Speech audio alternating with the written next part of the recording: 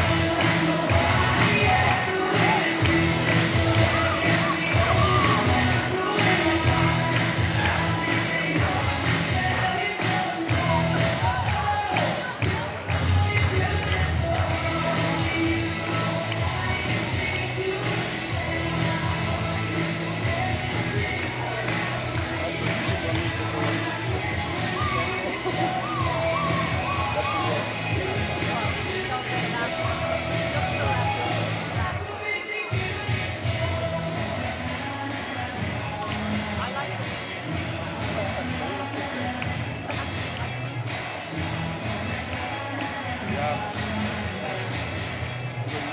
knows that.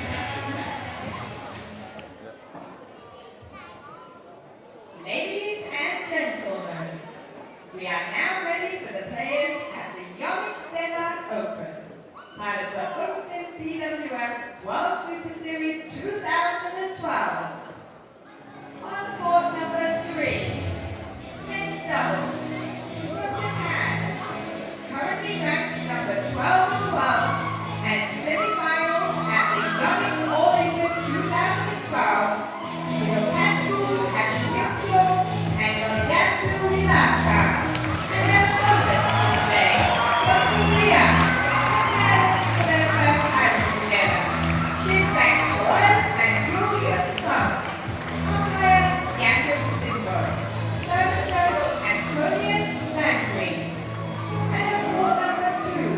Women's doubles from Thailand, currently ranked number 39 in the world and quarterfinalists at the China Masters 2012. Savitree Amitrapai and Sapsiree Taerattanachai. And their opponents for today from China, the pair for their first title together, Juliane and Tang, Jinhua.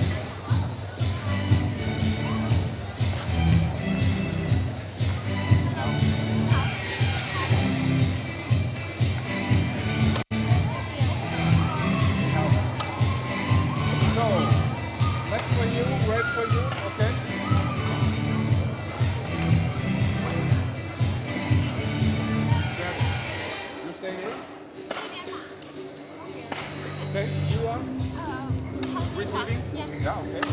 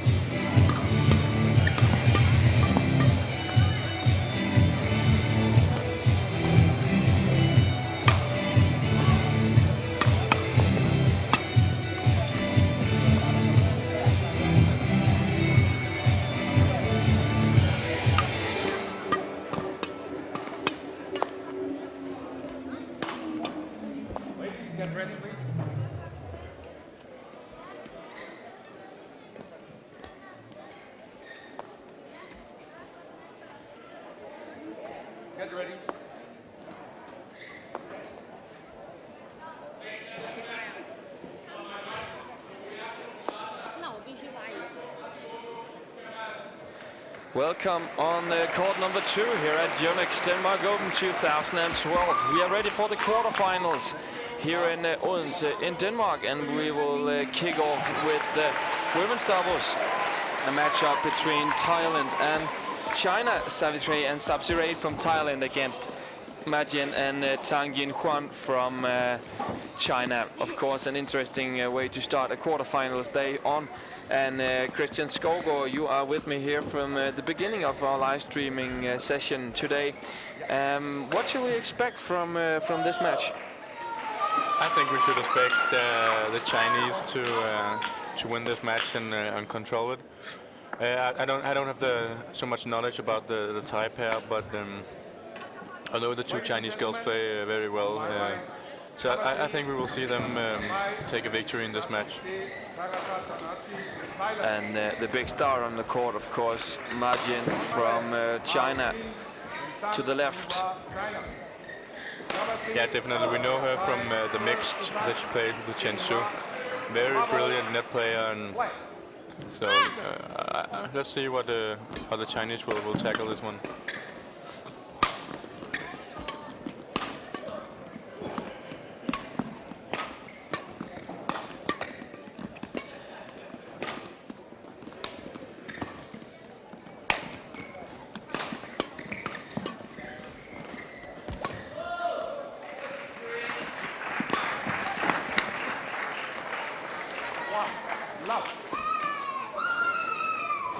And the two Thais playing in two categories, both of them. Savitree playing in the mixed doubles and in the women's doubles. Sapsiree in the women's singles and women's doubles. Majin, of course, also part of the mixed doubles tournament, together with Schenk, who we are going to watch later on tonight.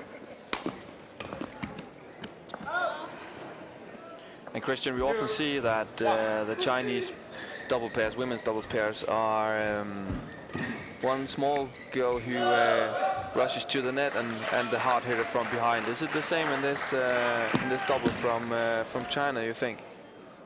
She's not that big. No, she's not. She's not that big, so it's not typical what we normally see, But of course, Majin is the one rushing most to the net, and Tang Jinhua is the one working hard, as we see in this rally now. So we all know that Majin is fantastic covering the net. So yeah, probably the best in the world. Yeah, she is probably the best in the world. So we will see her get forward most of the time. And a good start for the Chinese. Majin with the service.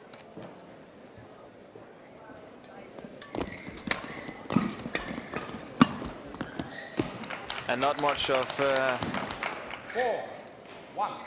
struggling from the Chinese, just taking the easy kills.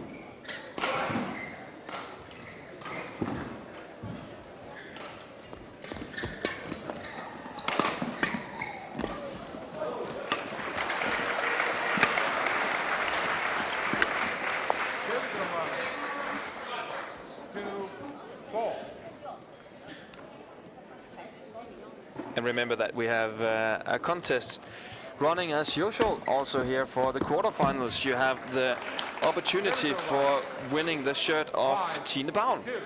Tine Baun, who's also in action against India's Saina Nehwal later on today. All you need to do is to answer to this question. How many times has Tine Baun won the All England? How many times has Tine Baun won All England? Answer to Denmark Open at badminton.dk. Denmark Open at badminton.dk. And Christian, first of all, it's impressive to win the All England at all. It is impressive to win the All England. And winning All England is also one of the biggest things you can do in badminton. So everyone is ready for that tournament, and winning it is just a great effort.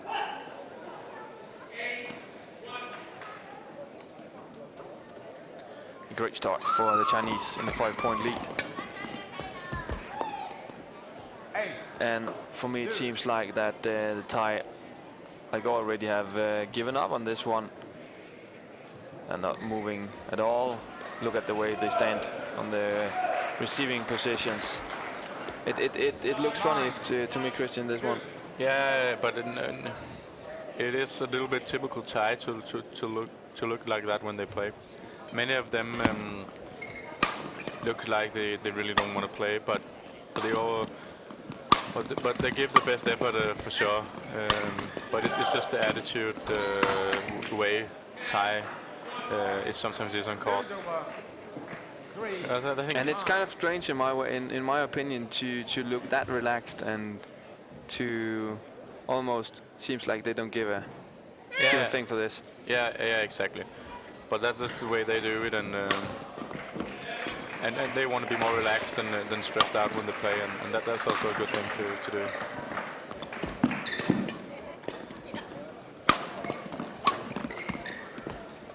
Oh, great defense by Madjen, but they're not ready on that one.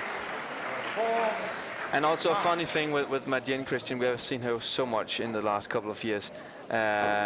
Madjen has always been a player who is shouting at her partner, who's looking angry at her partner.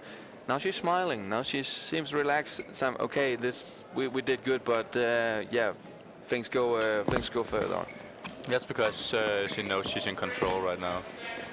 She's up 9-4, and they aren't really under pressure at any time, the Chinese, in the beginning of this first set. So she's relaxed, and she's taking it easy, getting ready for her mixed. Yeah, it seems like she just wants to get this over with, so she can concentrate on her mixed doubles later today with Juliane against Taerattanachai and Nadia Stasiba.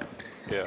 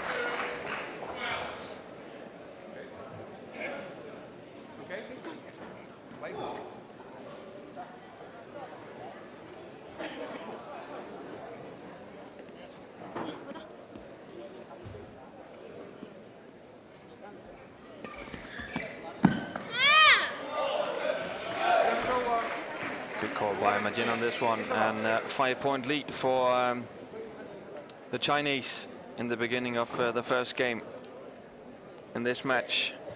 And as you can see in the bottom of the screen, remember that we have a quiz running today for the first 3 matches. How many times has Tine Baun won the All England? Answer to Denmark Open at badminton.dk.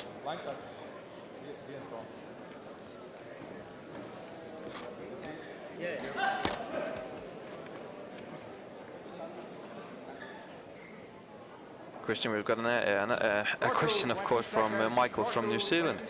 He's asking, we don't see a lot of men playing 2 categories when we talk about singles and doubles, but we see a lot of women doing it. Why is there a difference? 11-6.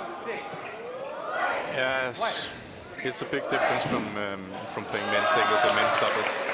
As we talked about yesterday, it's difficult to go and change the game up from men's singles to men's doubles, and also the other way. So not many guys are doing that, also because of the physical part of it. Men's single is very tough, and also men's doubles are very tough. But as we see in ladies singles, the best players they don't play 2 categories. If we talk about singles and doubles. We don't see any Chinese girls playing ladies singles and ladies doubles. No. That's only ladies doubles and mixed doubles. Also in the guys, we can play 2 categories, but it's just tough and hard physically if you want to be ready for the one priority you have. But it's not normal to play men's singles and men's doubles in the same tournament. But you can play two categories, mixed and men's doubles, for example.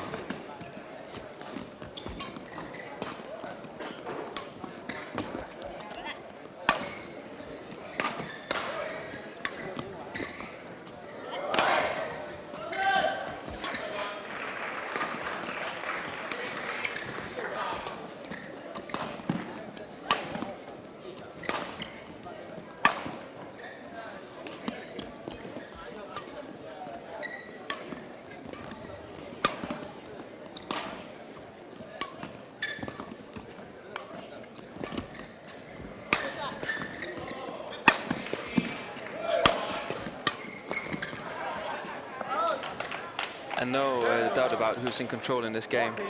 No, the Chinese have it in pretty good control. As we saw in the end of that rally, Jinhua the one smashing from the back line, and Ma Jin the one breaking it at the net. So I think that's the game plan. And if I was the Thai, I would probably try to move Ma Jin a little bit more, with drops and clears. But it is difficult because she's moving a lot forward. So.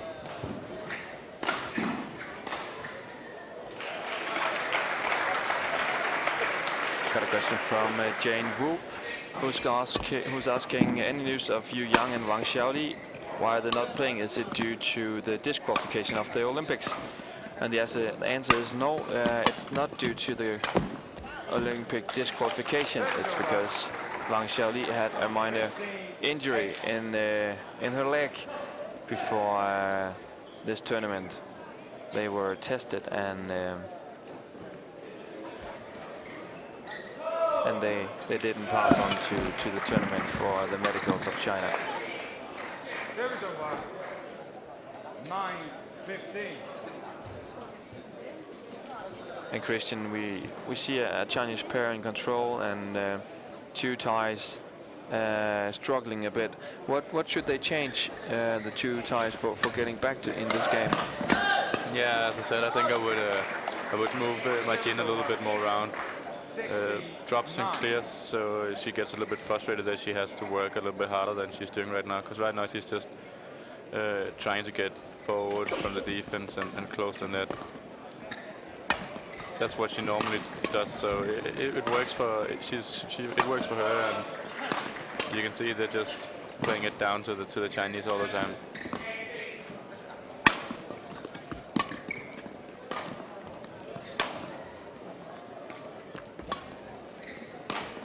And when you're looking at the two Chinese, they are not actually moving almost on the court. No. Same position, maybe Ma Jin is moving one step two forward and then two steps back, not moving at all. No. And that's what I think they should do. Move the Chinese more than they're doing. So they have to work hard for it.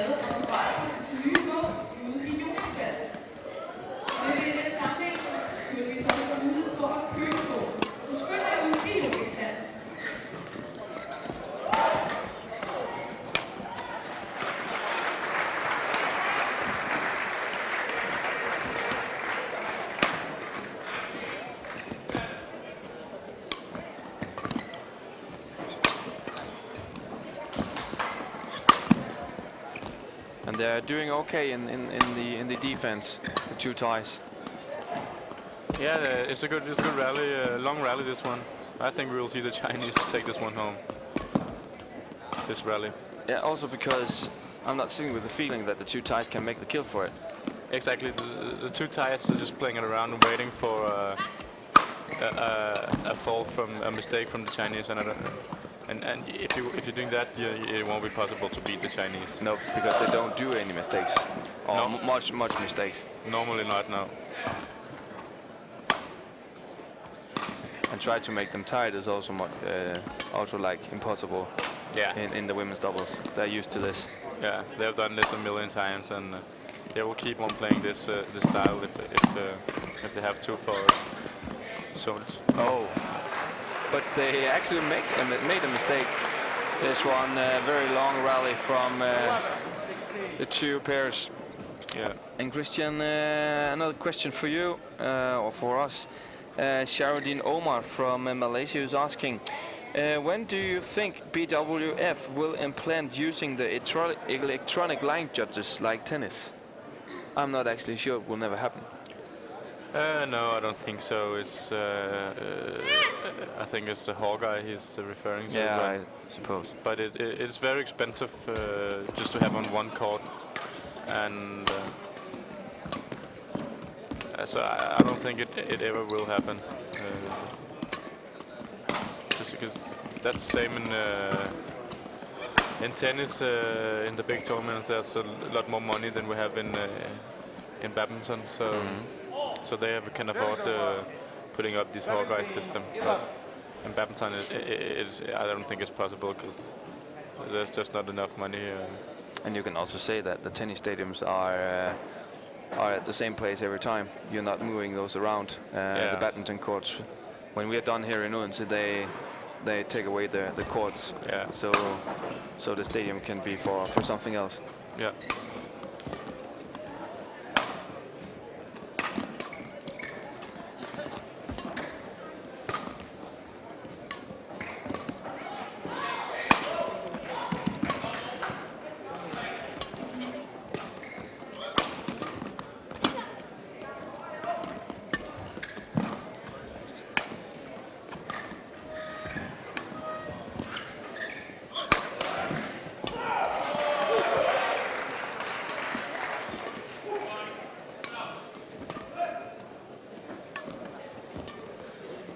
Again, we see a long rally, won by the Thais again. So maybe they should just start playing it over and hope for a mistake in the end of the Chinese. If we have rallies in 2 minutes each, the Chinese can make a mistake as easy as the Thai can do. Yeah, definitely. But I think it's just a matter of the Chinese wanted to attack a little bit more and put some more pressure in the Thais, so it's not possible for them to just play it around as they're doing right now.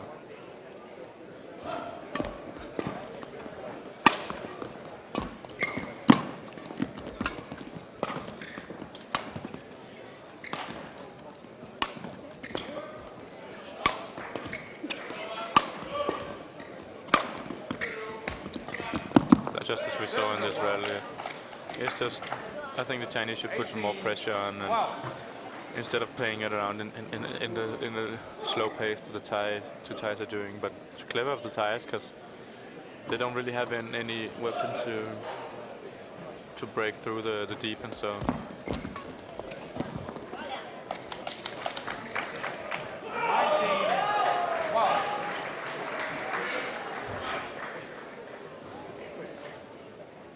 And it's a quite new couple.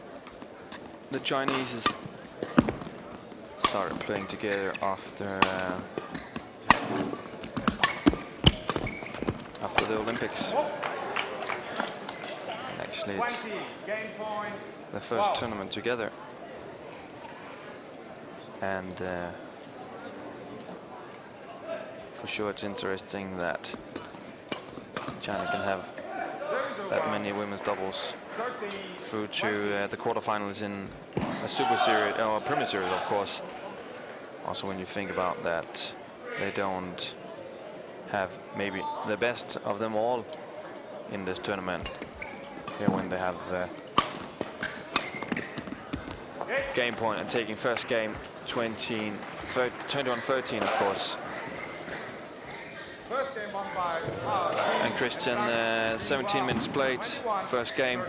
Definitely the Chinese in control. Do they even have a chance, the two Thais? I don't think they have a chance if they play like they're doing right now, because they're not bringing in anything extraordinary to the match. They're just playing it over and hoping somehow the Chinese will be tired or start making a lot of mistakes.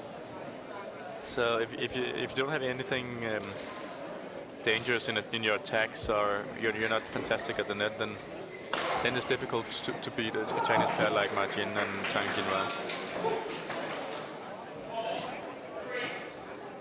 And some questions about the schedule for today. Next match coming up on our court, Liew, Daren Liew on Malaysian game.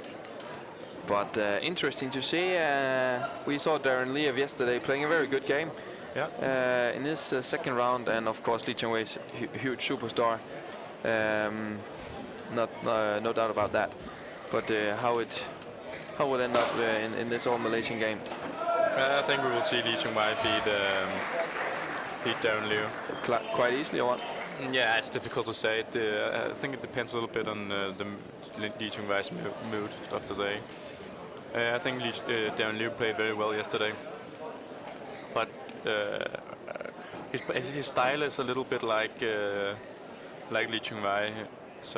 and Liew is just better at it. So I think we will see him take home the victory. And if he really wants to win Liew fast, then he will win fast. Otherwise, we will see a good match with some good rallies.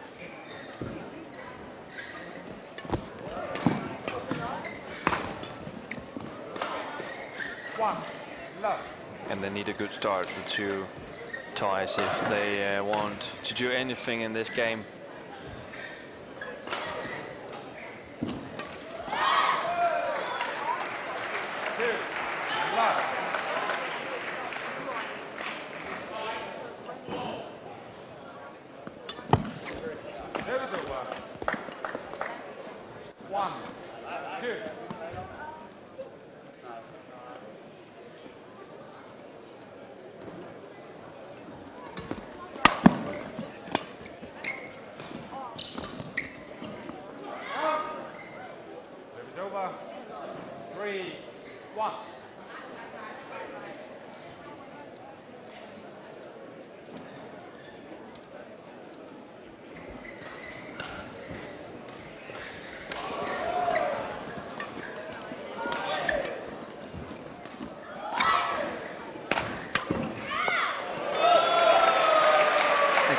That is the difference between women's double from China and many other countries.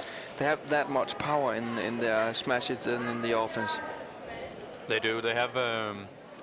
They are pretty powerful from the back line. And when you have a girl like Margina in the net, it must be more easy to kill it from up there. But maybe the Thai should step a little forward now and try to play some counter attacks. Yeah, unlucky. They're trying in this rally, and I think that's the way forward if they want to beat these Chinese.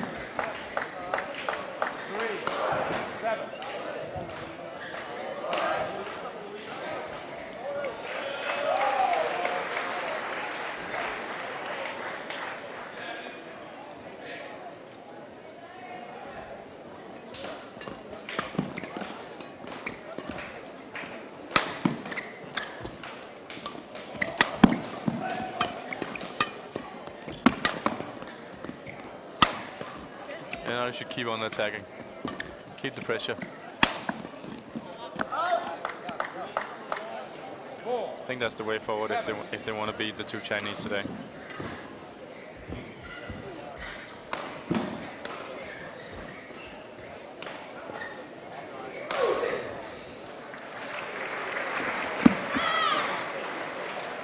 Service over.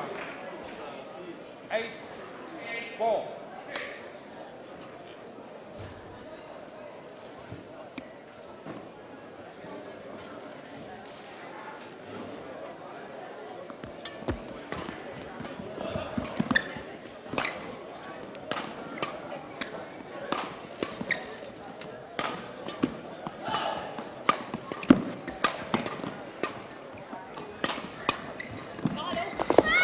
Good shot. 9-4. Line touch.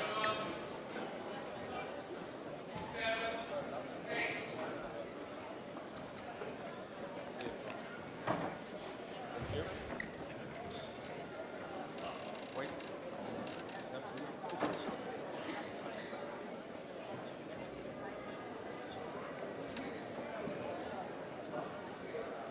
9-4.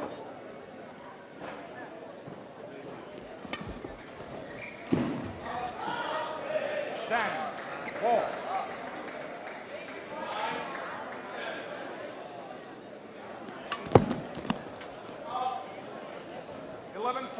Interval.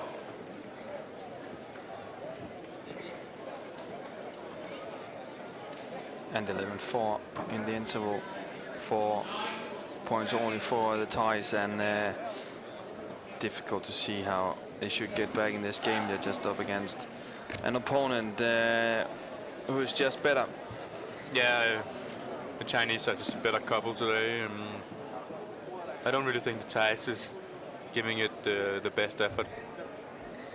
Seem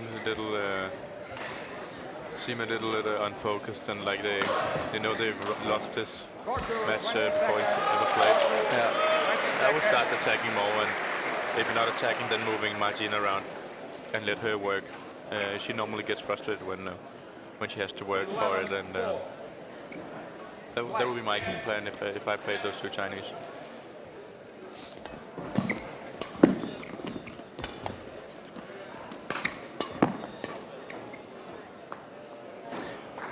Bad call from Savitree on this one. But at least you can have some attitude and watch, and it seems like you want to do this. I don't see it from the Thais. No, me neither. They look too relaxed for my taste, and yeah. Then as I said, it doesn't look like they're giving the best effort. 14-4.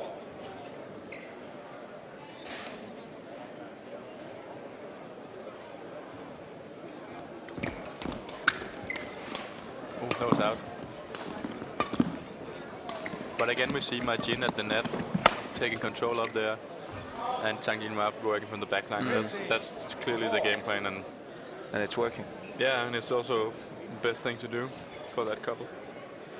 And when we watch a pair like the Chinese in this game, how will you compare them to Yihan, Wang, Xuerui, Chong, who are the two best couples in the world right now?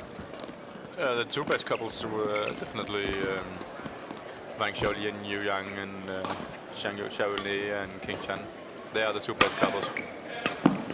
I still think that if the two Chinese they played against Wang Xuerui and Yihan, that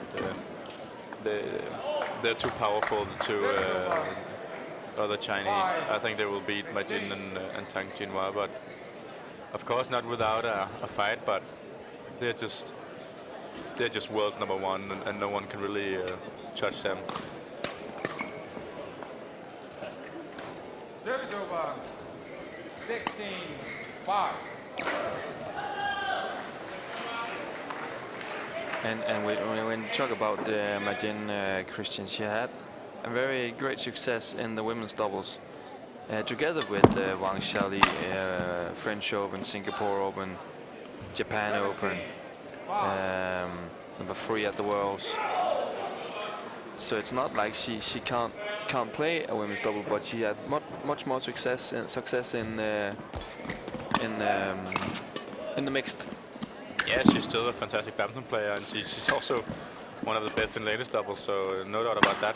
Actually, I think she played with Wang in June as well, because she won the World Juniors Championships when I was playing that in Korea. So she is 2006. Yeah, I think it was in 2006. Yeah. She won the ladies doubles, so she's able to play a very good ladies doubles, and as we see here, she's just a good badminton player. Service over. 6-18.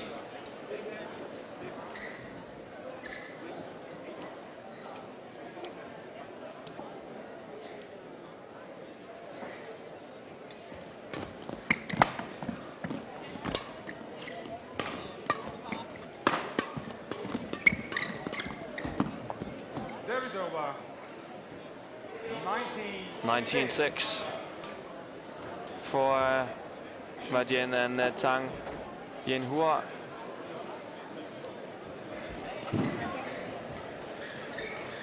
Shot there at the office for the two Chinese. Match point 6.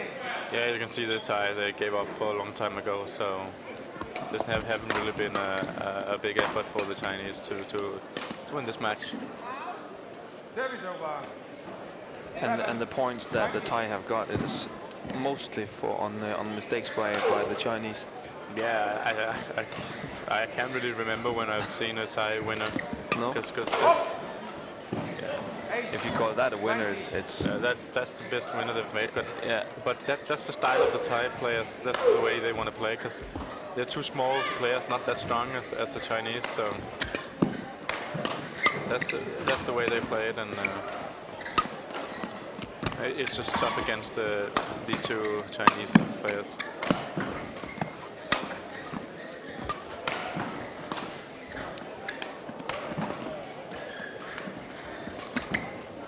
And you can also see that they are playing all the shots to Jinhua. But Jinhua continues working, and but I don't understand why they do that, because of course Majin is a bigger star, but and maybe a better player, but I would still play Majin around more drops and clears to her and make her frustrated. But they maybe talked about playing the shuttle over to Tang Jinhua all the time. And for sure it won't be today. They should try to do more of that, because Tang Jinhua and Majin is ready for the semifinals as the first here at the Yonex Denmark Open 2012, 21-13, 21-8. It's for the Chinese. And also welcome to you who's listening to us on the Yonex Denmark Open Radio, 95.3 megahertz on the FM. We'll take a short break. In a short while we'll be ready with the first big clash of today. First seeded Lee Chong-wei against Daren Liew.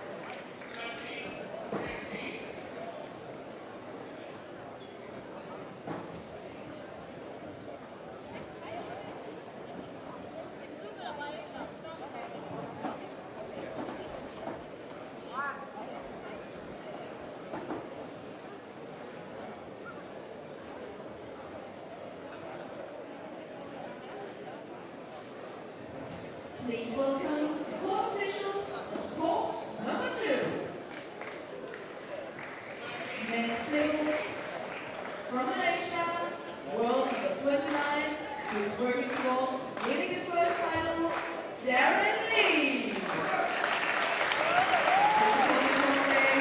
Two times Olympic silver medalist, current world number 1, Lee Chong.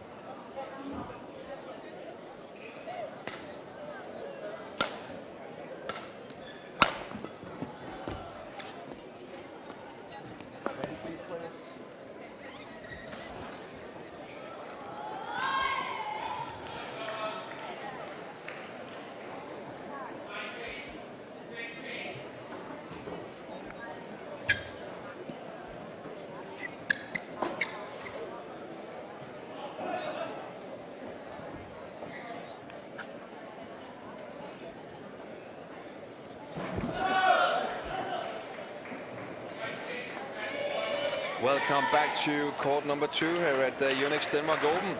We are playing this year's Premier Series in Odense as usual, and as usual also big stars on the schedule for court number 2. And Christian, maybe the biggest one of them all, Lee Chong-wei against his student from Malaysia as well, Daren Liew. Yeah, Lee Chong-wei is the biggest star from all right now, especially in this tournament. Him play against Daren Liew will be interesting to see how far Daren Liew is behind him. I think we will get a good match here.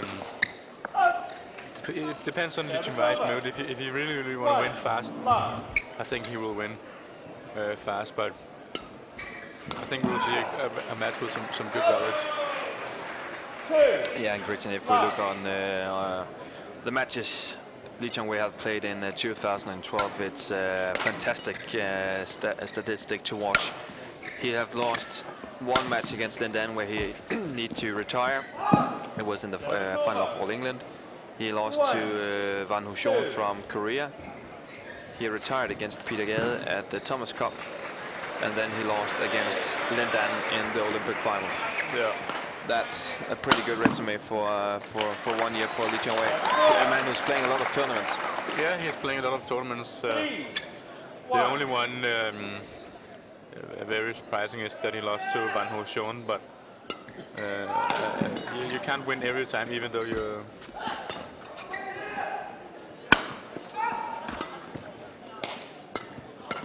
Yeah, come again, Christian.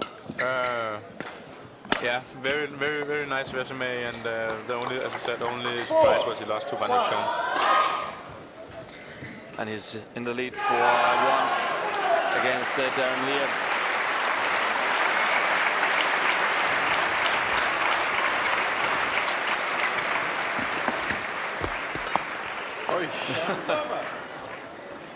Nice touch by Jinhua and Daren Liew.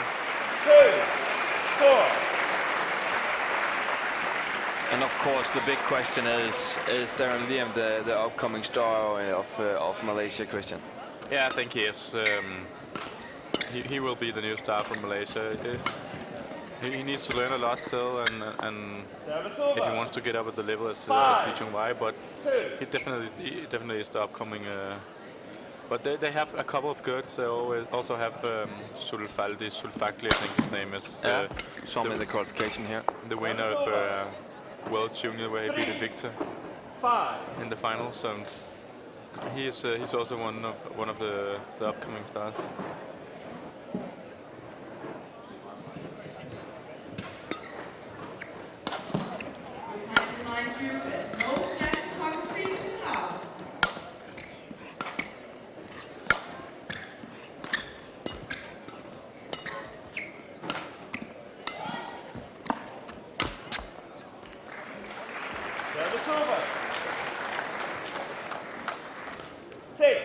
And they have been playing against each other many times in the training camp of Malaysia, for sure. Yeah, we must say they have, because you can see Daren Liew's style of playing is a little bit like Lee Chong-wei, so he's probably looking, studying him a lot to see what to do.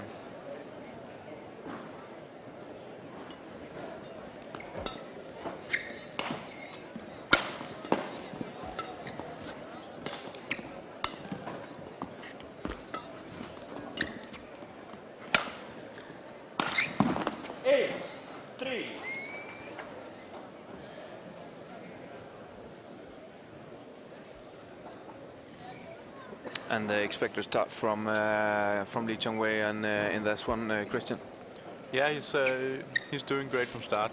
As we talked about, we were a little unaware if he wanted to really win. Women's doubles, currently ranked world number 7. But I saw him yesterday as well, and he played very well there too. So he looks like one who really want to win this Danish Open, Denmark Open. Christian, question from Yang from. I'm not sure where he's from anyway. Any speculation on whatever Lindan and Lee Chong-wei will play in the Rio 2016? Good question in my work. Yeah, it is a good question. I don't think Lindan will play 4 years more. I don't know. I can't really see why he should, because he already won 2 Olympics and won the Worlds a couple of times and the All England. I think he will. I think he will play until the Worlds in China and probably will have a good fight with Lee Chong-wei in the final. And my guess is that he will retire after that. Yeah. Lee Chong-wei. It's difficult to say if he can keep all the injuries away and still be at the level he is now. Then he will play 4 years more to win his Olympic gold. Now he has 2 silvers, and and without Lindan in the picture, someone extra or Amitrapai should come. But very good rally here. Yeah, fantastic rally.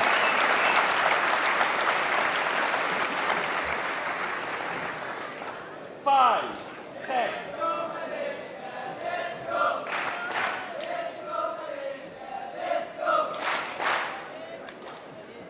Cheering for Malaysia, but who for who do you think? I think all the audience are cheering for Lijunwei. Yeah, They want to see him play. I think as well.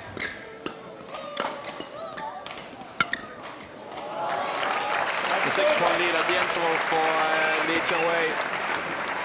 Yeah, you can easily see that he just has a higher level than Daren Liew has. He's playing when he really wants, he's playing at a pace that Daren Liew isn't able to play in. So he's been walking around and enjoying playing this first part of the first set and then making a little show for the audience. Yeah, and Christian, to be honest, what it's all about for him, the final against Qianlong on Sunday. That must be his main focus. Yeah, I think it is. He's just that much better than the others at the moment. But I think he's playing the winner of Binky Wang and Jan Jørgensen. So I think I can speak for the Danes. We really hope that Lijunwei wins and we can see Jan against Lijunwei of course, in the semi-finals. Of course. The Danes want to see their own on the home court against the best of the best. Yeah, exactly. No one about that. Who wouldn't that?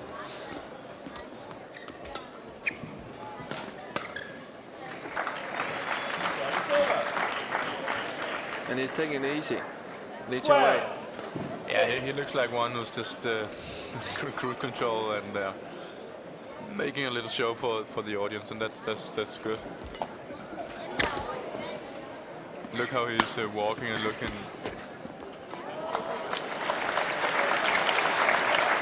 Taking it easy. He's just having fun and relaxing. He knows that this is. And it's amazing to watch because he's a kind of player that it's not very often that he's running around and running around. It's like walking and a bit of jumping around. Yeah, but it is, if you see Lindan and Lijunwei play, both of them are so fast, so they're walking to the middle, and then they are accelerating out to the shuttle.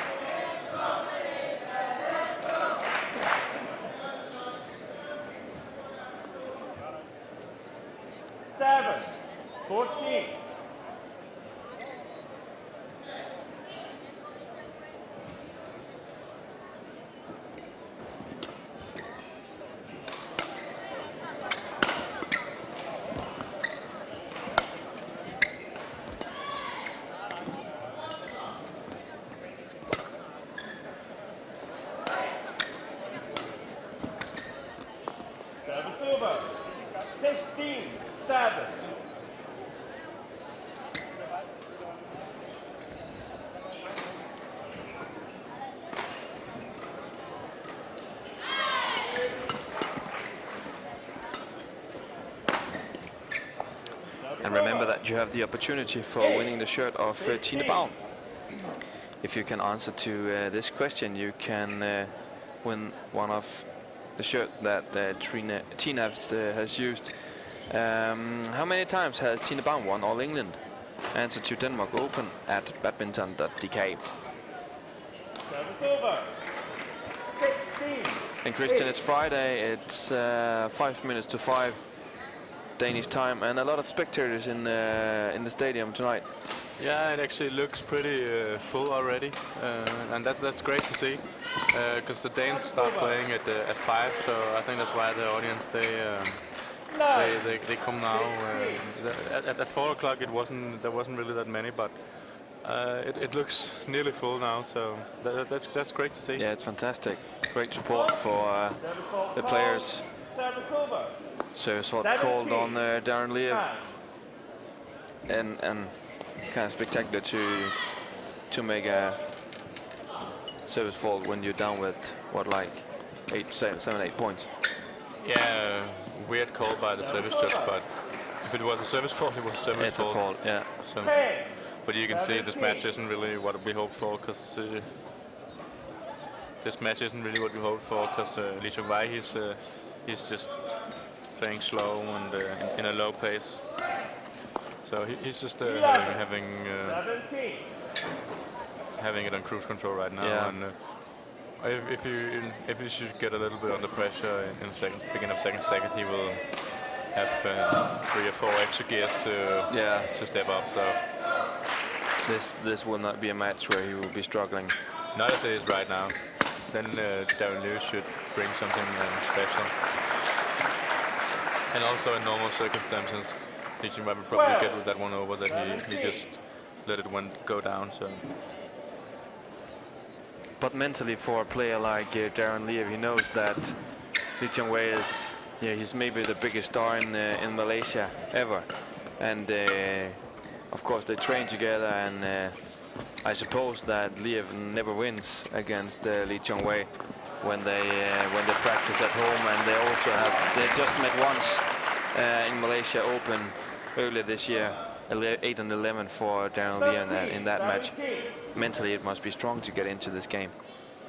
Hard, of course. Yeah, it must be very tough, but I think sometimes at training he will be able to win a set or win a match against him, but it is not that often. But as it is now, you can see Jinhua is just taking it easy and not giving it all, and Daren Liew is I don't think he's playing his best, but it's also difficult to keep on when your opponent is getting everything back. 19, 13.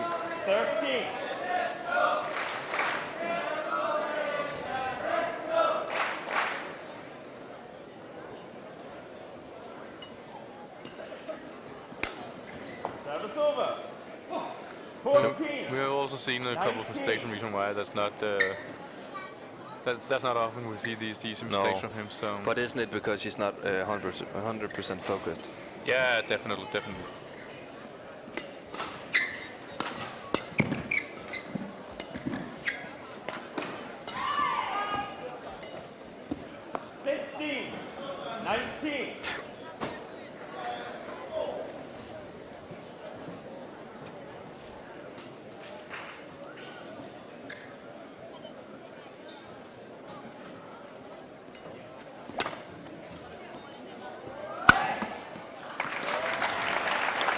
In this rally, we see when he wants to do anything, he just do it. Yeah, he as we talked about, he has so much more speed and so much more power than Daren Liew. So if he really wants to win the rally, he will win it. But yeah, Daren has 15 points, but it's not really 15 points that he's won. It's like Jinhua just gave him 16 points now. So. He's just giving some points away because he's not focused. And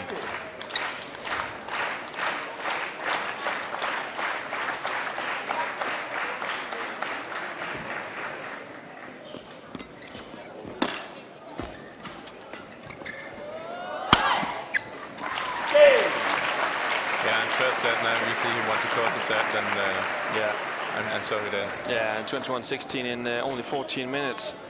By Lijong, and Christian got a question from Wilson Chia, who's asking how many rackets do a player bring on court during a match? Is there a minimum or maximum number of rackets set out by BWF? And it's from Wilson from Manchester, England. No, I think you can bring 100 if you want to. You can also bring one, so that's not a minimum or maximum. It depends on how many rackets you think you will use in a match. How many do you bring yourself? Yeah, but I normally bring my racket bag with all my stuff in it, so I don't know, it's probably around 10 to 15 or something like that. 10 to 15? 15 rackets maybe, but I never use 15 rackets a match. It's just because they're in my bag. And how many rackets do you use in one match? It's difficult to say, because it depends on if your string breaks or what happens to the racket. For those who plays with very high tension in the rackets, normally they use a couple of rackets, but you can also just use one if the string doesn't break. I have used in one match. I've broken 6 strings in 6 rackets. So, and I've also played many matches without breaking any string. So it's difficult to say what happens. How do you react when you break a string for the 6th time in one match? You just think it's a problem with the racket. It is annoying, and when it happens the 6th time, because it's normally it's a for sure it's a secure point for your opponent. So yeah. It is very annoying, but it happens, and you can't really do anything about it. So it is exactly 6 losing points every time it happens, mostly. Yeah, mostly, but because the rackets are so have so much tension in them, so it's difficult to play with a broken string. I hope we'll deal it when I play 100%.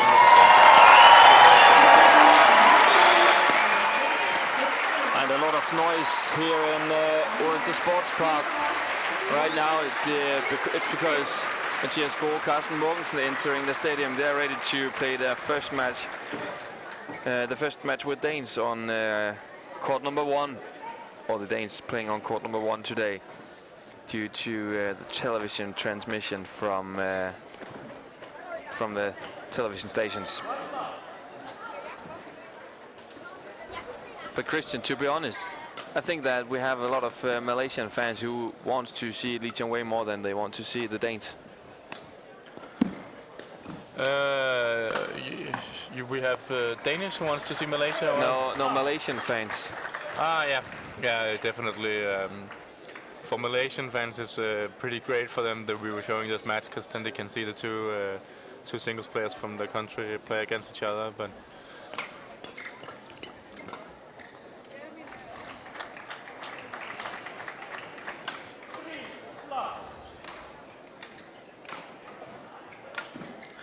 and exciting to see if he's just turning up the heat, Lee Wei, or he's just saving himself for. Oh, fantastic shot! You can see he's walking look at that. back. So he won't turn up the heat. I think he will play like this in the rest of the match, and probably win with around the same score as he did in the first set. Maybe a little bit less, but not much. No. It depends on if he really want to get over with it, but if he plays 35 minutes or 40 minutes, 45 minutes, it doesn't really mean anything to him. No. So he's just in here for winning this match and going on to the semifinals. And he'll be fit anyway for tomorrow. Definitely.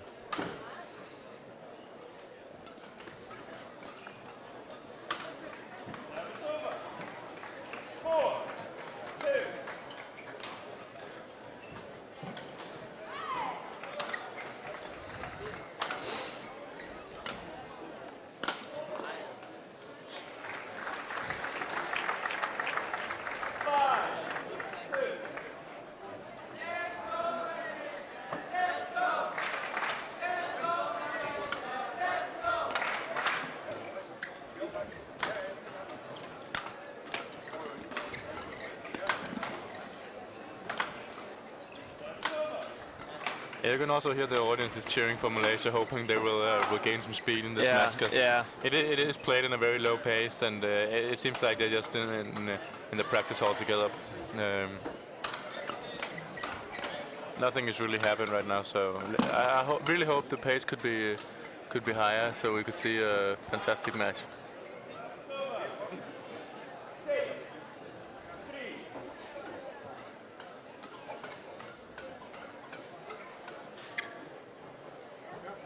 A 6-free lead for Xuerui.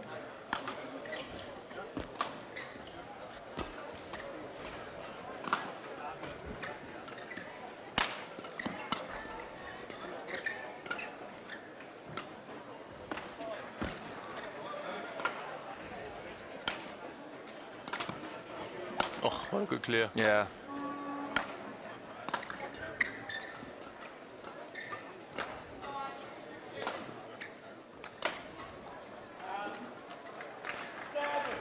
And if the rally gets longer and longer, it's Liew making the mistakes here. Yeah, normally it is. It's Liew who's the one hanging behind all the time, and especially when Xuerui puts on some tempo.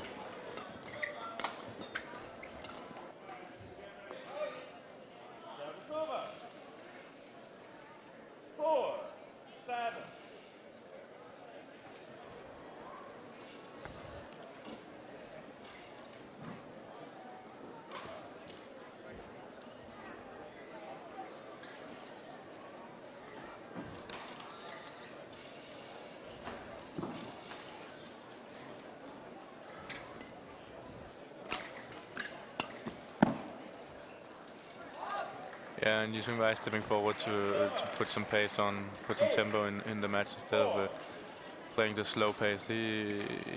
When he's doing that, it's hard for Daren Liew to keep on. Oh, great smash.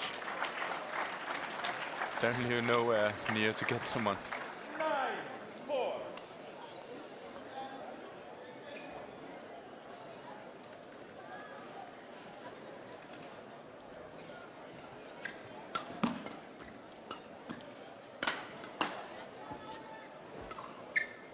Xuerui is picking up the pace a little bit now.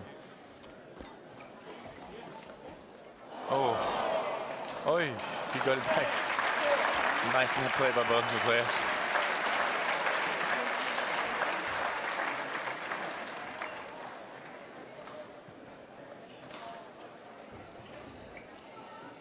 Yeah, I think Daren Liew should try and do something now. He's just playing it around and not taking any initiative. He should take some initiative and try to put pressure on Xuerui. And I know it's difficult because he's so good at getting it back. But if he wants to get anything out of this match, it's now or never.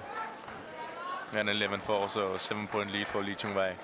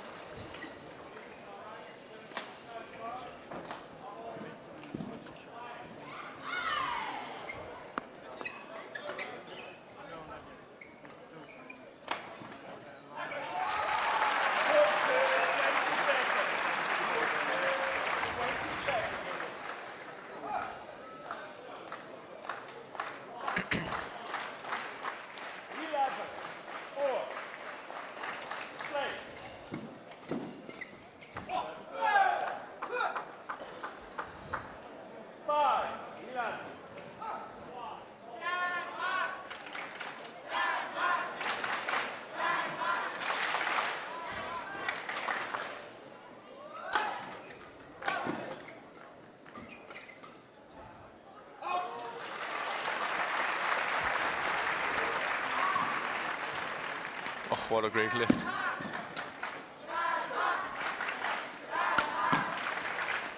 I think he has to keep on now, Daren Liew. Keep the pressure. Oi.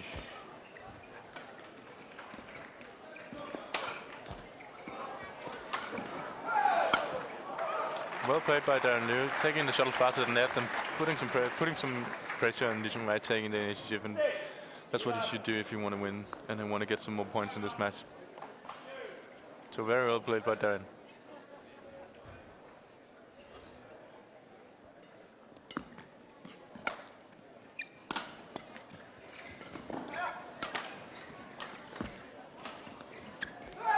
Again, close to the net, but good to see Daren Liew is trying now. He's taking some initiative.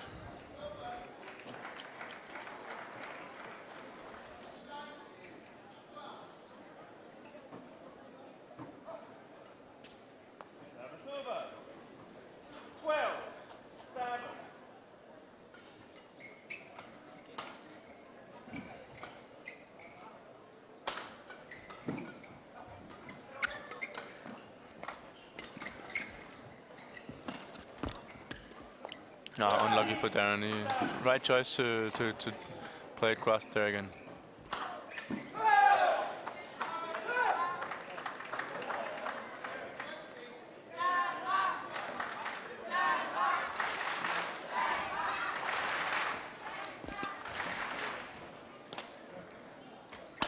And keep the pressure. Keep on.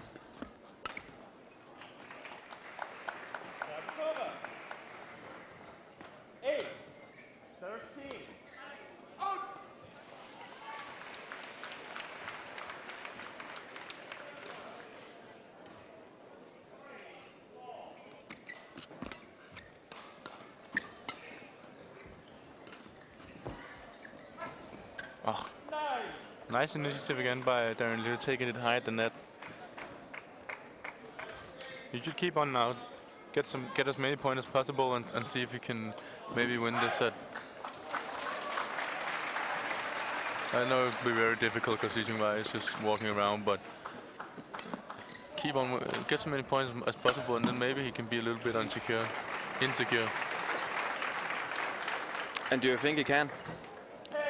No, I don't think so, because he's in control. But if Daren Liew gets as many points as he can when Lijimai isn't playing at 100%, then it's easier for him. And you can see he already moved fast on that service return. So I think you will see Lijimai win the next couple of points and build up the lead again.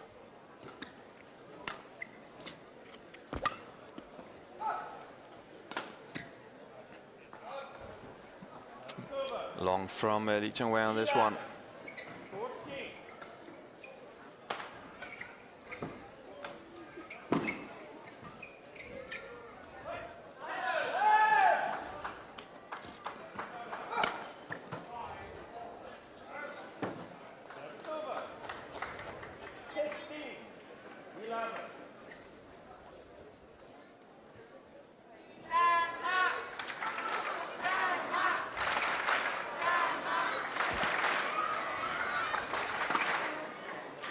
No problem on this one for Chong.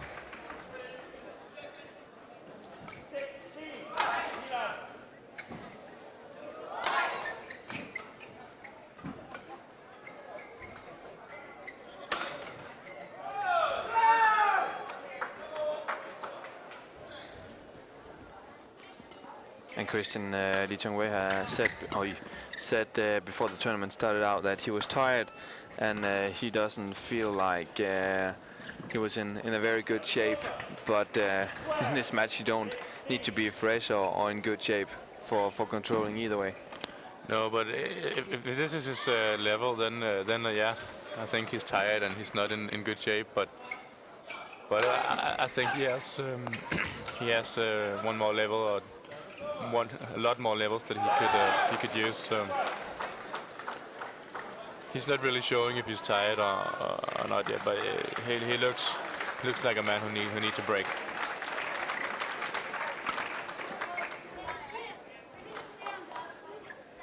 It's good. Great lift, yeah. Close to the line.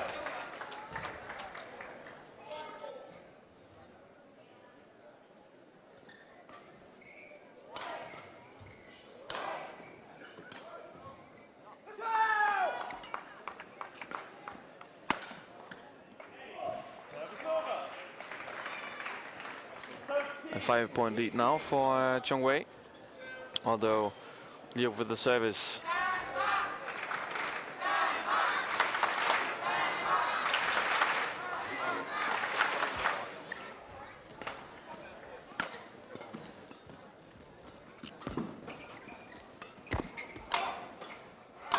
Yeah, called long. Yeah, unlucky for Daren. Yeah, good idea though. Yeah, he has to take the chances of the net. Otherwise there's nothing to do.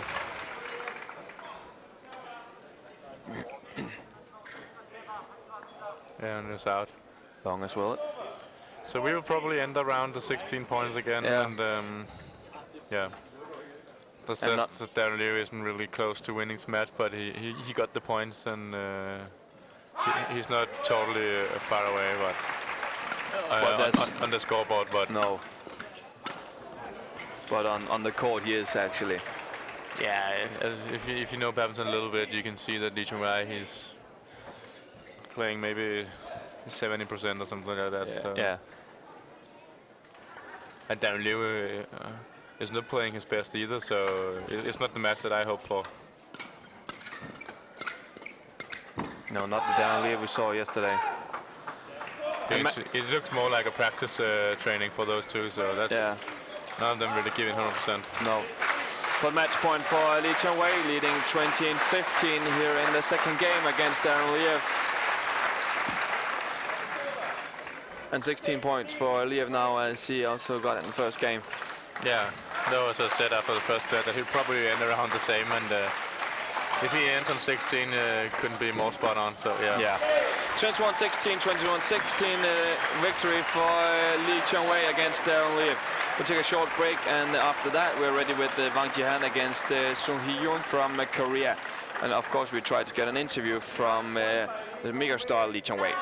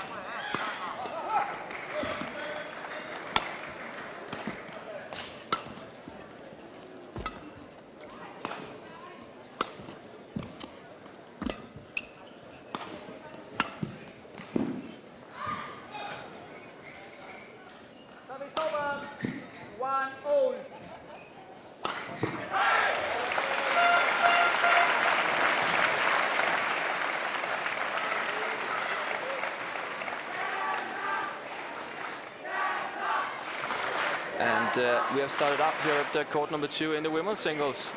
Wang Yihan from China against Hyun from Korea. And a 1-point lead here from the beginning for Wang Yihan.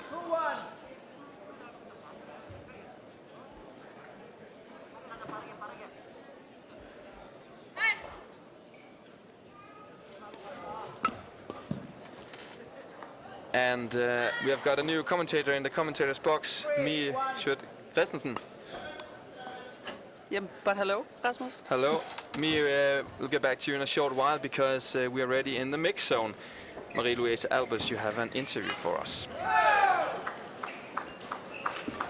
Liew from Malaysia, one of the top favorites to win this tournament here at Denmark Open this year. He's here with me now just to answer a few questions.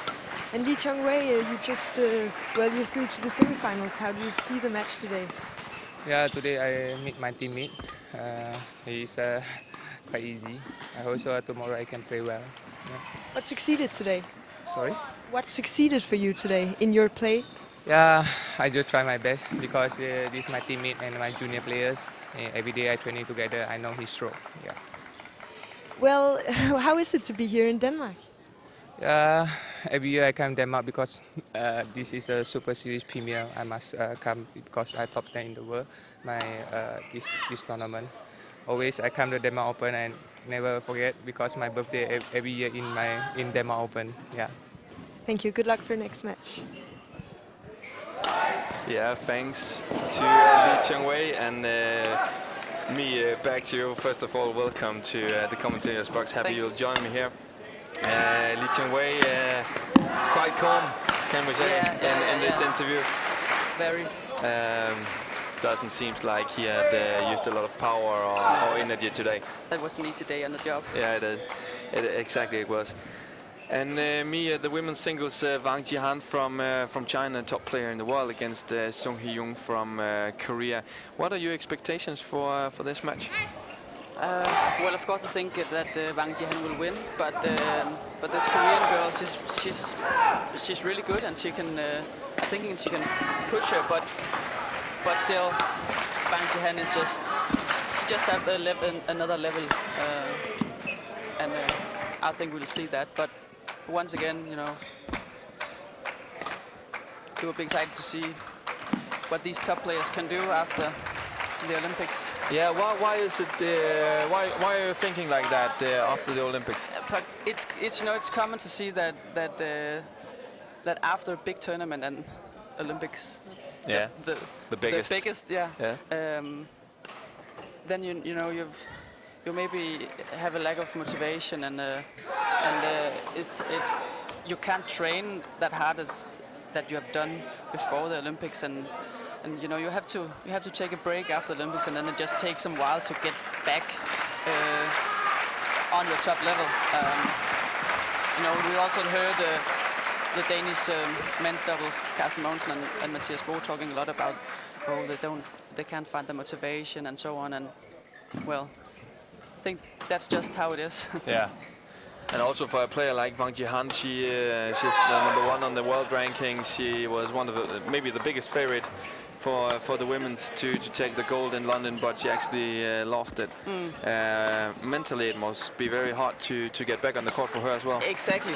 But now when she didn't win it, then you might say that she could have an even bigger motivation to show that it was not the right result, and then she has to show that I am the best, because, well, number world ranking for quite a long time now. Yeah, quite a long time. So. And we see that she got a 2-point lead, 6-4 against Sung Hyun. Sung Hyun, who have played some of the matches, both of the matches actually, on court number 2, beating Porntip yesterday and Yao Yi from Netherlands in its first 2 matches. Not the hardest tournament for Sung Hyun until now.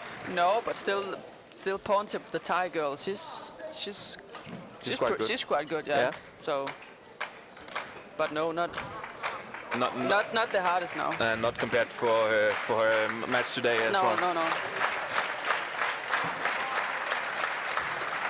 And me, yesterday we got a question regarding you. One of our viewers were asking, what are you doing right now? Well, I'm still playing, but I'm playing for Team Skilskør Slagelse in the national league.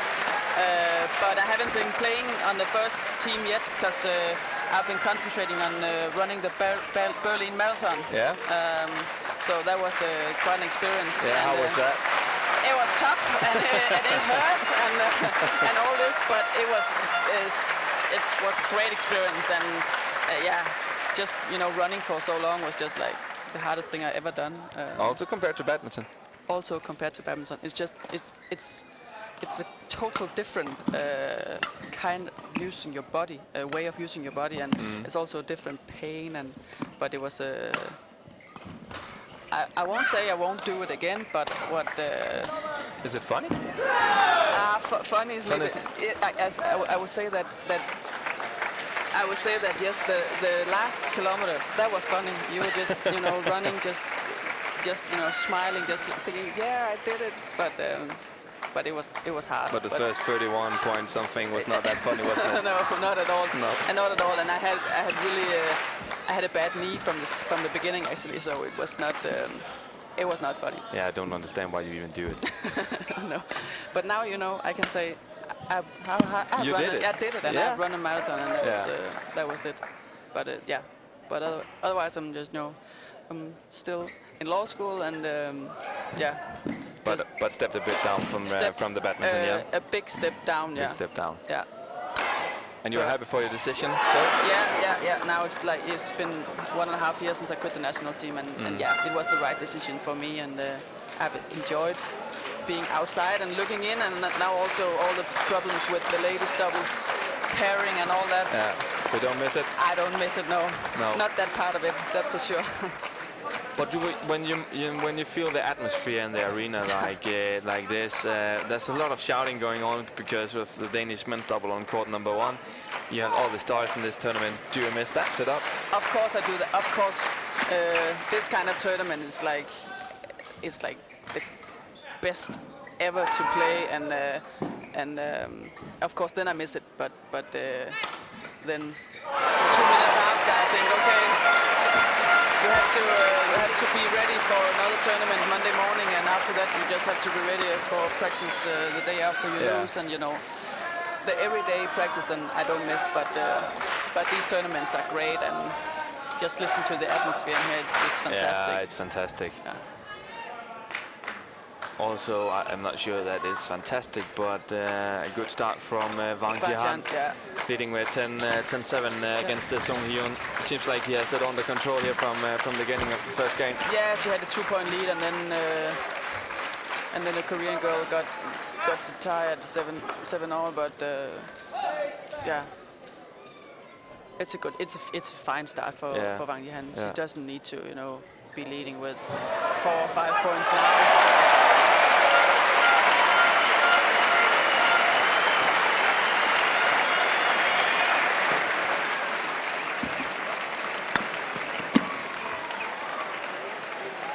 And remember that we're running a quiz today, as we have done the first coming days. If you want to win the shirt of Tine Baum. Answer to this question, how many times has Tine Baum won All England? Answer to Badminton Denmark Open at badminton.dk. And interval lead 11-8 for Wang Yihan. And Hyun is known for her style of running, and that must also be the thing she should do for beating Wang Yihan today. Of course, she has to try to use her advantage, and if that's running, yeah, then that's what she has to do. But still, she still has to do something, because Wang Yihan can also run. You know, she has to put some speed in her game, and also try, if she has the chances, then try to take the points. But yeah, for sure, she just has to, you know, her game plan must be just to play as long as possible and see how it goes.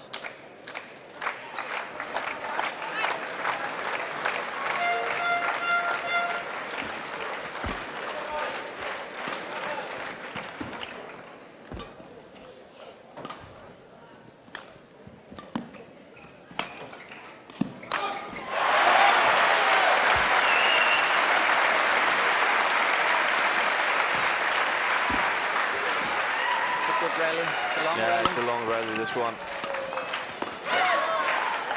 and that's what she's good at, keeping the pace, and then yeah, like this, she has to check the chances whenever to get one. But it's really good rally, and also have to take it, just have to use or take the advantage that Wang Yihan is a tall girl, so these stick smashes are very good, and that can, you know, if you just keep the pace and play the shuttle around, and then if you can get in with these stick smashes, then it. An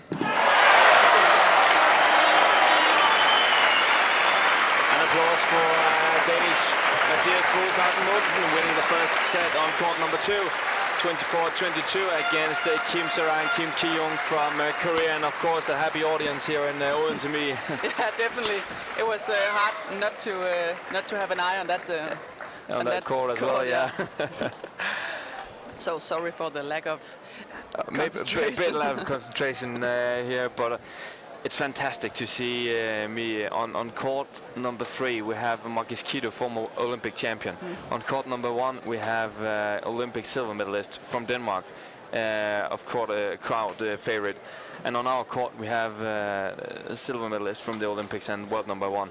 It's a fantastic schedule for today on those all 3 courts. Definitely, it is, and it's really nice to see that all these big stars and all the medalists from the Olympics are still playing, and it's coming to Denmark. Of course, I know the rules are that they have to be here if they're top 10. Yeah. But still, it's good to see, and. And it's hard to find a free seat actually in the sports park when we're looking around. And yeah, it's perfect.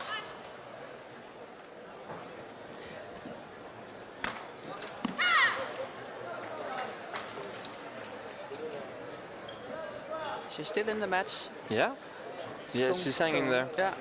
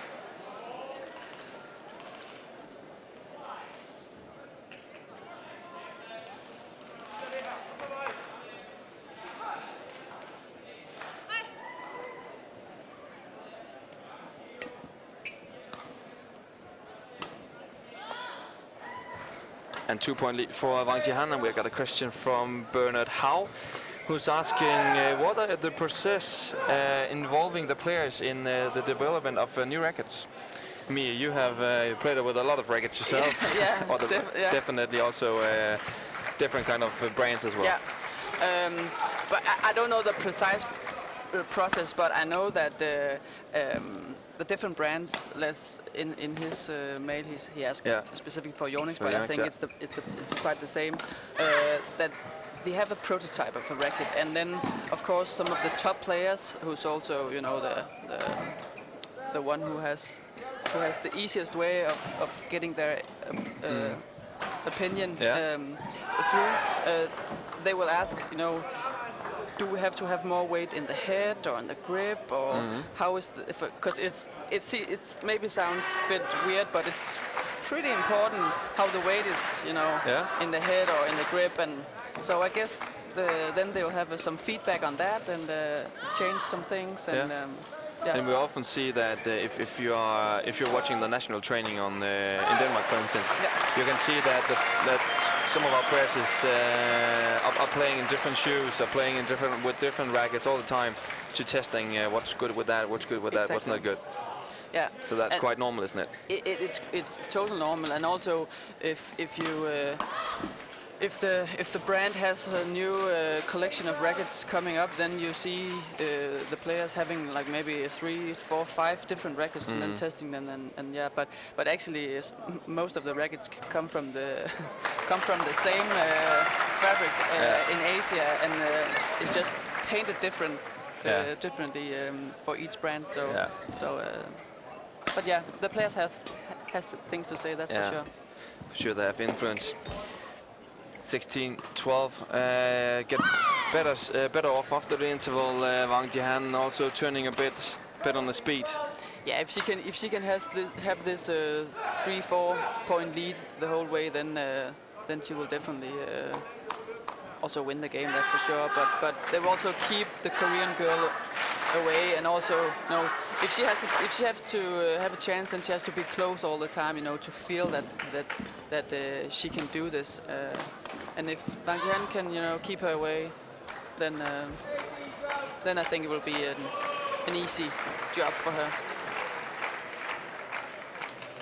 And 18-12 for Wang Yihan, and in the break between this match and the upcoming match in men's double, we will make a quiz only for the Danish viewers we had, because Mia, you are sitting with the book of Peter Gade, a signed copy of the book by Peter. Very interesting to read that book from maybe the biggest star ever in Danish badminton. Have you read some of it yourself? It's been out in the newspaper and so?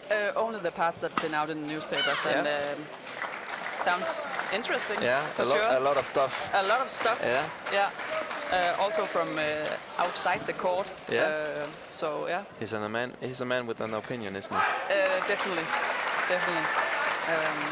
But yeah, exciting. And I think it's the right time, to write a book. And could not be much better for the publishing. No, exactly. So got in sale on a Tuesday, I think it was, this week. Peter announced his new book. So yeah. Perfect timing. Interesting. Yeah. And we'll start that contest out before the men's doubles after this women's single. And a 6-point lead. She's controlling now, Wang Yihan. Yeah, she is. She's not making any. She's making the Korean girl work for it, and she doesn't make any easy mistakes. And yeah. And another question from Alex Tai. Who's the best or the Danish legend? Best legend in Denmark, in your opinion? There's a lot of players picking up. There's a lot of players. Well, when I was young, the biggest stars was, of course, Camilla Martin and Peter Gade. Yeah. But I also remember, of course, Paul Høyer. But in my opinion, and if I have to look back on who I thought when I was young was the biggest star and so on, then I must see Peter Gade. Yeah. Yeah. And he's a living legend, isn't And he? yeah, he is. He's been, you know, now I would say I'm a grown up now, but and he's still there, and he was Yeah. the one, you know, when I was a young girl and I was watching badminton, and then he was the guy from who I wanted the autograph, you know, and so for my pick it must be him. Yeah. We had a question yesterday for me and Christian Skov. One of our viewers was asking, what are your favorite memories with Peter Gade? Do you remember your favorite moment with Peter Gade? Yes, you I do. Yeah. Yeah? Tell us. I was 15, I think, and I was on this camp, summer camp. It was an only girls summer camp. You know, the Danish coach Tanja Berg, she was of the opinion that to make girls wanting to try different things with techniques and so on in training, then they had to be only girls. And then they had all these top players coming and to be coaches on that camp, and of course only girls. But one day, and here's the memory, Peter Gade was there as a guest star, and he had this one training session where we had to do trick shots. Yeah. And I loved trick shots, and I also had, you know, tried some of his trick shots and so on. So and then he came around in the court, just, you know, giving us feedback and so on, and just the whole, you know, experience with him coming around giving us feedback, and we were like 14, 15 years old, and he was the big star, and you know. That's my best memory. Do you think Peter will remember that? No, not at all. I think he's been around to like hundreds of different camps as a coach and a guest star. So no, but you know, it was an all-girl camp, and we were just, you know, fired up, and we were just having so much fun, and then having him come at that camp, and we could ask him questions and take pictures and so on. Did you get a picture with him? Of course I did. Of course you did. Yeah, and I got it, you know, you know, posted in like 30 times 50 50 like centimeters, for like poster for my room, and you know, it's a bit embarrassing to tell this story, but you asked my best memory. And that was fantastic. But me, then some few years later, you turned into the national camp and national training center of Denmark, and Peter was there as well. How was that? Actually, well, I was like 18 at that point, but that was actually just like normal at that point, because, you know, of course in the beginning it was like a bit scary to come there and have to practice, and also because I was practicing with Camilla, Martin and Tine Baun, because I was single players at that point. So it was exciting, but also a bit scary to be there all of a sudden, because that was your dream for so long. But Peter he's a nice guy, and he was just, you know, saying hi, and if there was something wrong, then okay, then you can ask him a question. And, you know, he's a great guy. He's down to earth. Exactly. And he also, it's just his nature to want to help young players. So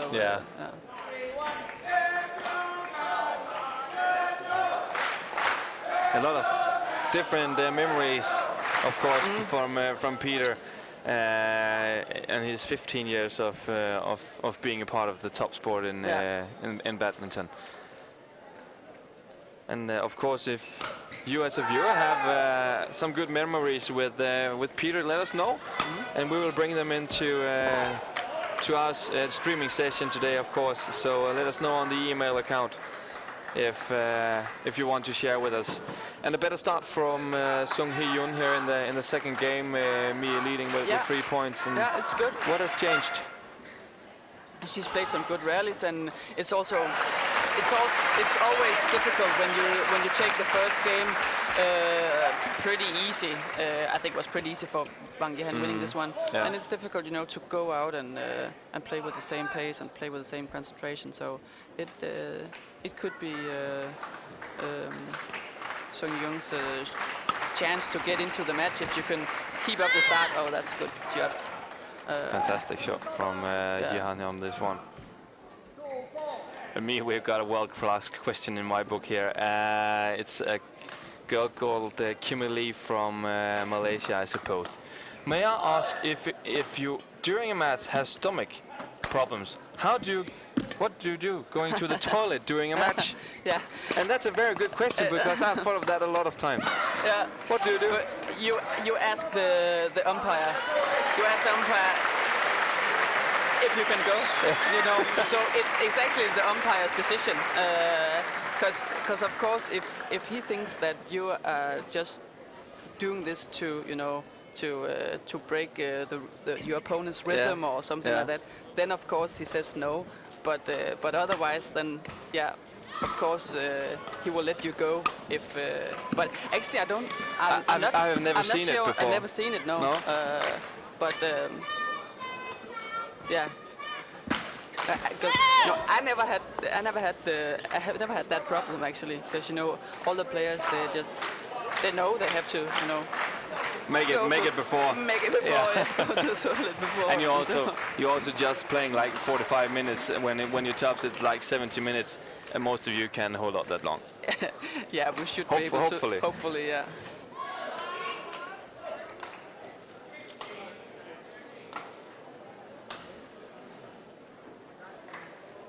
It's not like in tennis when you play like 3-4 hours. No. Then I can understand that it could be a problem. Yeah, definitely.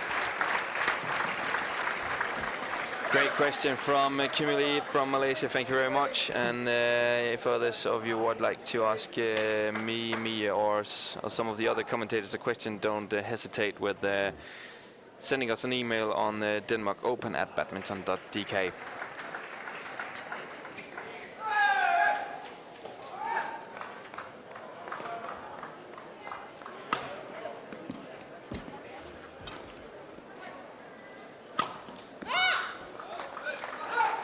Great rally from Wang. Yeah. Easy point, but got some good strokes. Yeah, and we know that if she pull off those kind of strokes, she's almost impossible to beat. She has a very good attack, and she's a tall girl. And physical, very strong also.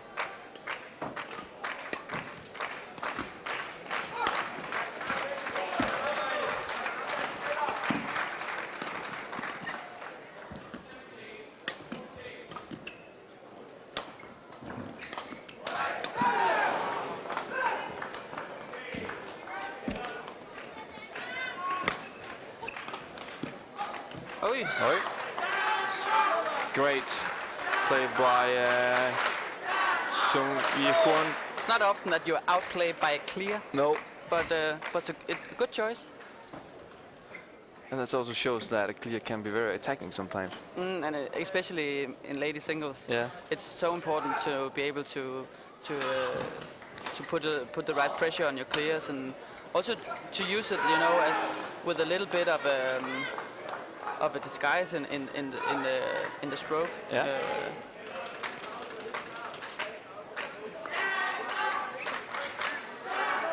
Great with the clear, but not a very great service from Ahsan on that one.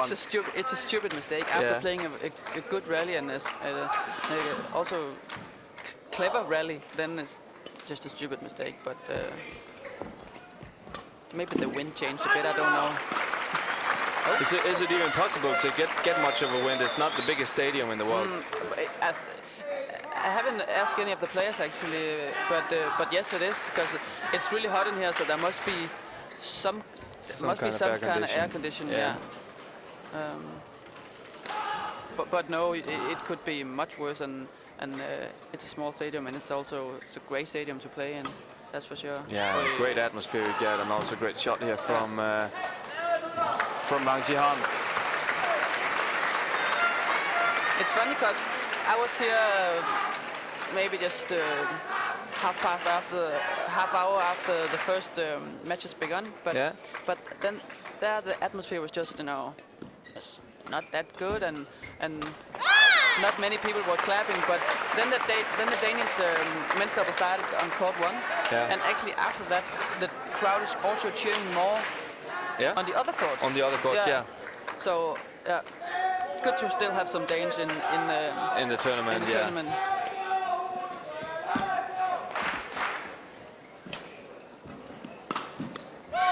Good smash. Yeah, she has some great attacking skills, Sung Yi-hyun. But it's also important that she gets to move Wang Jihan before she attacks. And then again, she had a couple of great clears and then a drop, and then she can attack. And I think that it's important for her to play Wang Jihan around before she's trying to attack. That's a bit far out. Yeah, far out from Wang Jihan. Maybe a little frustrating. Yeah, and she had a very good start and a very good first game. But here in the second, it seems like she has lost the control of it. Yeah, that smash was a signal of a bit of frustration, but well, she won the first game easy and got a bad start, and she just have to get back in the game. Into the net by Sung Yi-hyun, leading with 10-8.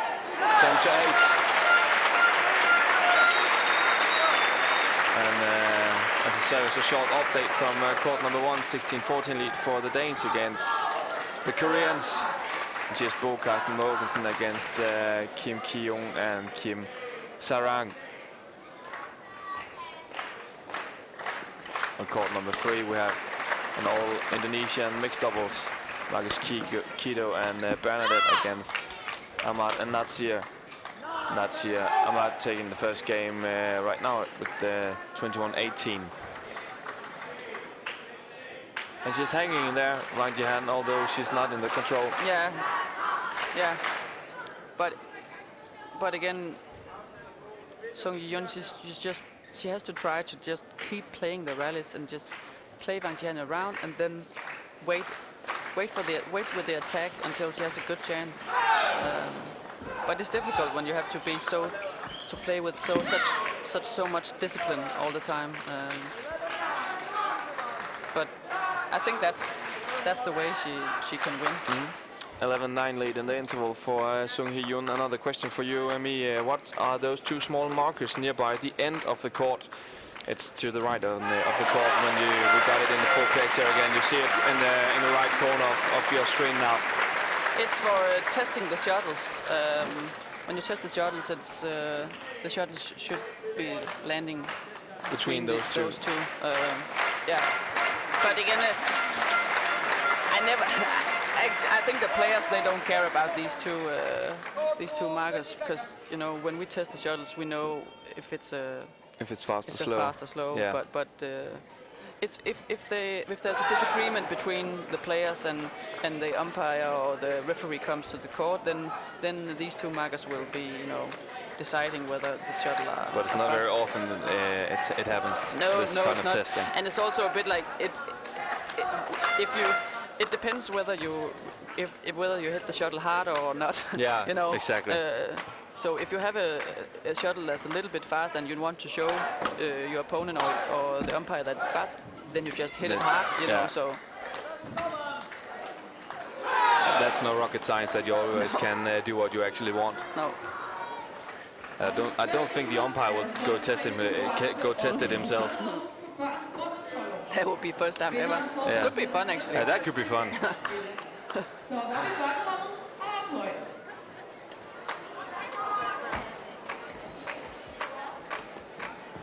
Oh, great effort at the net from Sung Yi-hyun. And we're getting a lot of questions today. One regarding the local lad, Victor Axelsen. Do you think that Victor Axelsen will be better than Peter Gade? That's a difficult one. That's a difficult one, yeah. He has the chance. He has a very high level and a young age, just like Peter. He has the skills and all that. So I think it could be a question if his body is fit for it. He's a tall guy, and he'll have to struggle a bit with that. I think it might not happen, and let's hope it doesn't happen. But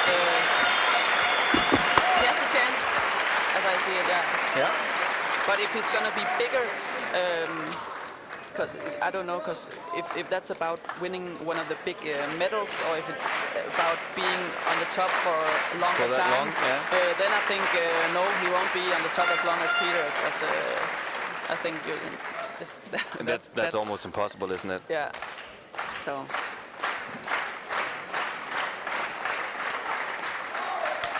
Question from Ashal Aurora from India, who's asking, is Sanna Naval playing the Yonex Denmark Open? Yes, she is. She's going to play Danish Pittina Bound later this afternoon. And all the noises for Mathias Bo, Carsten Mogensen, match point against Kim Sarang, Kim Ki-young from Korea. And me, let's just take a short break because we can't hear anything anyway.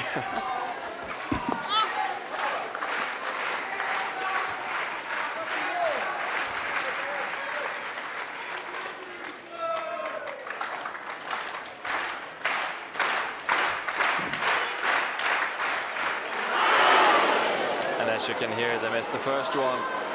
The two Danes, Wang Yihan, make the equalizer on our court number 2. it's a good smash. Yeah, she's good at the smashes down the line. Yeah, she has some really good smashes. Also, it was a short lift from Wang Yihan, Yeah. so it was the easy one, but it was a good stroke.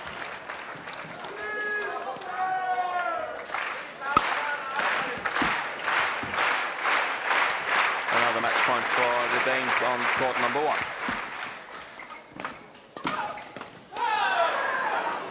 And all even on court 1, 20-all. So we also saw that 2 in a row here for Sung Hee-yun. It's a question about if she can close it down, Wang Yihan, because she is a better player. Definitely. than Sung. Yeah, she has to step a bit up now and has to put a little more pressure in the game and a little more speed in her legs. As I saw it, she was trying. This last rally, she was trying to get some speed in her legs,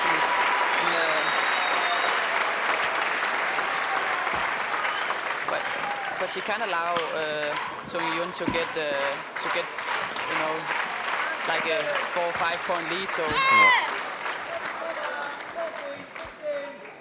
also a little shouting from Wang Yihan, just showing that I'm there. Yeah.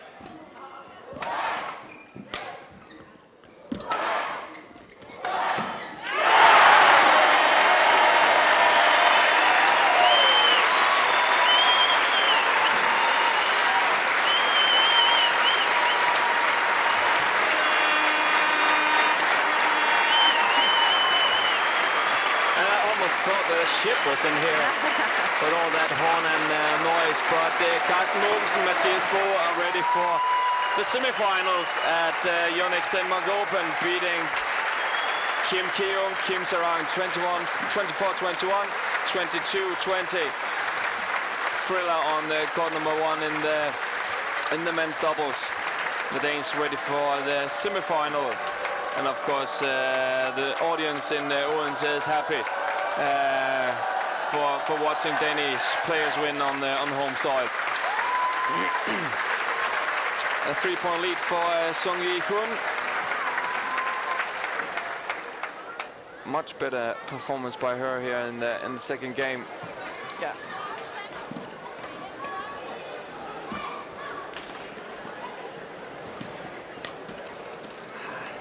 She's taking some chances now. Yeah, she is, and she's also making the mistakes. Yeah.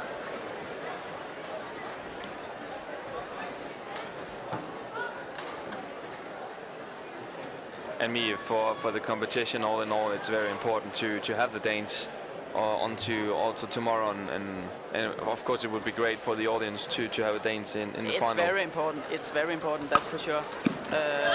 You know, if you watch around the the arena now, people are getting up from their seats and walking out, you know. So I suppose they're going for a drink because it's very hot in here. yeah, but it's also it's important for the tournament and for the atmosphere that there are some Danes in the competition. And actually, it's a shame that the Danish audience is not that good at cheering at other players than Danes.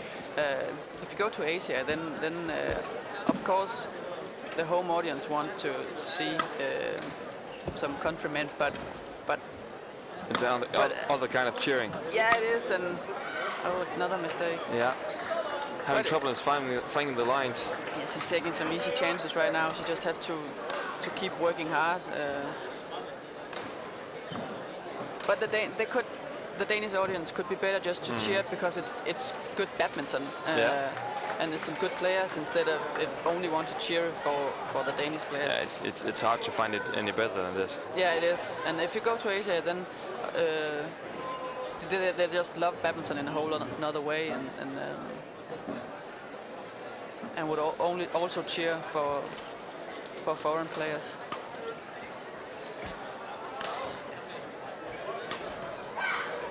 And the game point for Sung Hyun. Too many easy mistakes. Yeah. It's not good enough right now for Wang Jian. And it's herself losing this game. Yeah, for sure. She'd made like 4 or 5 easy mistakes in the last 7 rallies, so she has to step up in the third.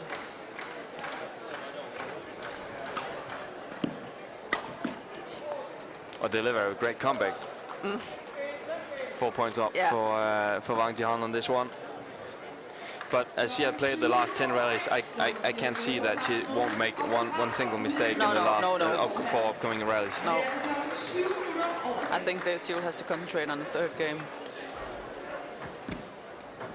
But again, if Sung Hyun will get a little bit nervous, then nah.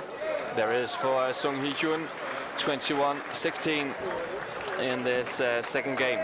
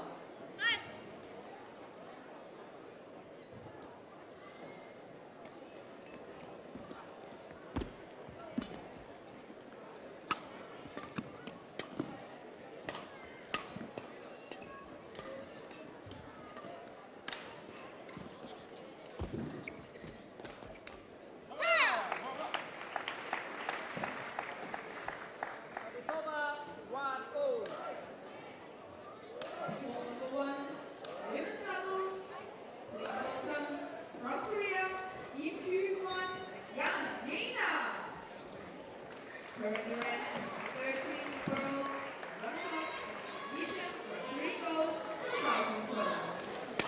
And the opponents today, from China, Bao Jixing and Chong. Currently ranked 3 worlds, winners of China Masters 2012. Umpire is Endo Xuerui, service judge is Rijal. Service over to 1.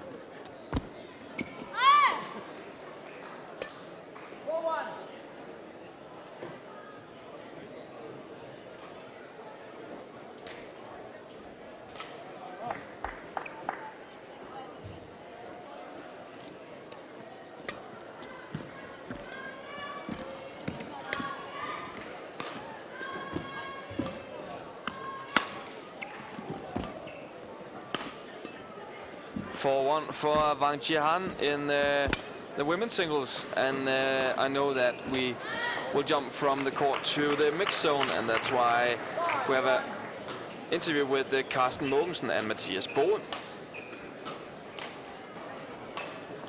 Carsten Mogensen and Mathias Boe is playing better and better at this Denmark Open, and now they're through to the semi-finals. Matthias and Carsten, what succeeded for you today? We played a little bit better than they did. It was a close match, but I think in the end we were quite cool in both sets, so we managed to close it in 2 sets. So we're very happy right now and looking forward for tomorrow's match. And you looked a bit more comfortable on the court today. What was the difference? We moved our legs a little bit faster than we have done the other days. That's a very important thing for us because if not, we're not fast enough to match these Koreans on court in speed. So we knew that was a key point for us, and we tried to do that and finally succeeded in the end. Yeah. The atmosphere here today was incredible, with a lot of people cheering for you. How is it to have so many people cheering for you here at Odense? Yeah, of course it's very good, and we tried to enjoy it all the way. The crowd was amazing today, so hopefully there will be the same tomorrow. Good luck. And of course the Danes are happy for this result. They're not being that good in the first 2 matches against the 2 English pairs that have met, but as we could see from our position, also delivering a good match again today. So can we expect them to go the whole way now or what? I think this match was very important for them. Also, as you said, that they didn't play that good in the first 2 matches, and maybe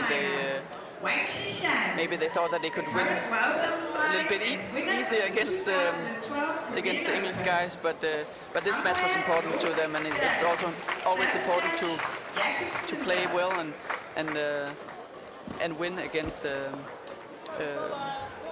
couple of like the Koreans. And I think they're boosted now, and I think they can go the whole way. Yeah. And Kien Kit Ko, Bu Yong Tan, or Bodin Isara or Manipong Yongkit in the semi-finals. Tough opponents once again for Mathias and Carsten. Yeah, they could hope for a bit of surprise and hope for the tie. For the ties, yeah. Yeah. And me on our court, what's going on? Well, she was not at all on court in the second game, Wang Jihan, but now she's there, leading 8-2. Yeah, she got a good start, and I saw some good winners, some good stick smashes, and it's I think it's a typical game when typical match where she's a big favorite, Wang Jihan, and she takes the first game pretty easy, and then has some trouble getting getting the things going in the second, and yeah, and then she's there from the beginning of the third, and she knows that she has to, and if she can get a good start, she also knows that sorry, Too much water. that maybe Sung Yi-Yun will stop believing that she can push her. It's okay if you turn down the mic a bit. I'll take it from here. Sung Hyun, 3 points now against Wang Jihan. I hope that you will survive this. I'm not actually sure right now, but important for Sung Hyun to get back in this game, but tough for the Korean. We had this book signed by Peter Gade, and this will be a contest only for our Danish viewers because the book is in Danish.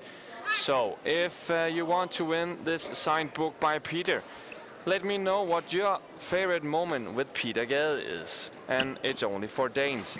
So, just for a short while, we'll turn into Danish, because if we have some young viewers who's not that good in English, we will also give you the opportunity for winning this book. Så hvis I har lyst til at vinde en signeret bog fra Peter Gade, så send os en mail, og det skal I gøre på denmarkopen@badminton.dk. Og I skal fortælle om jeres bedste øjeblik med Peter Gade. Det kan både, hvis I har mødt Peter selv, det kan også være, hvad I har set på fjernsyn, hvad I har set til Denmark Open. Giv os jeres bedste bud på jeres bedste Denmark eller Peter Gade øjeblik, og så er jeg så med i konkurrencen om den her signerede bog fra Peter. Peter Gade, vinderen har altid ret, hedder bogen fra Peter Gade. Fik du skrevet notater til min historie før? Fordi så er jeg i konkurrencen nu, kan jeg se. Du er ikke med i den her konkurrence. Ej, du må ud og købe den selv. Nej, hvor er det ærgerligt. Ja, det er ærgerligt.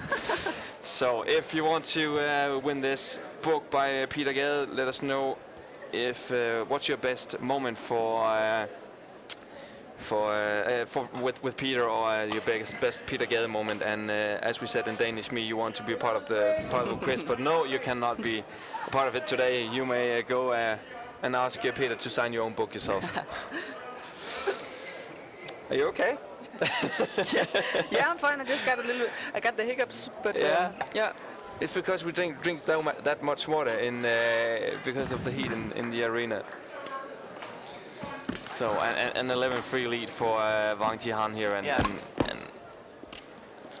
it's tough now for Sung Yi-Yun, that's for sure. But and I can't see why could she just do it in 2 games when she play like this. Exactly. I will also think that after the game she will be angry with herself for not winning, because it's stupid to use energy on playing the 3 games when she might as well have done it in 2. So yeah.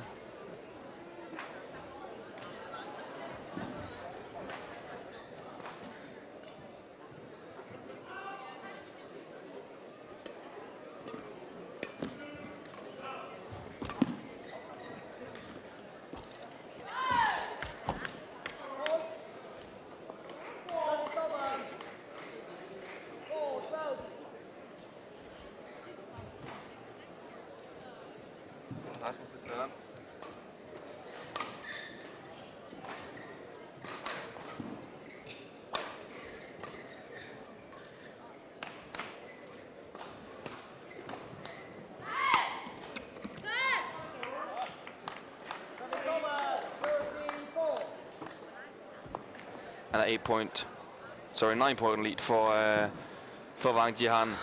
She's really playing good right now, playing some really sharp strokes, and it looks easy.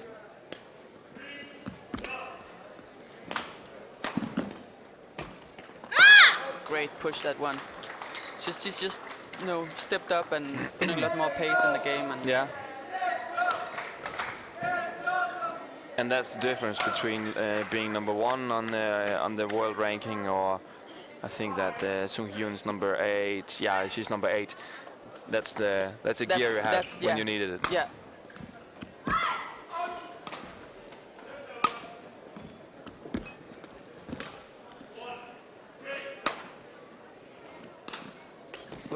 Yeah, great. Yeah, great. Starting with a great lift to the baseline for Sung Hyun.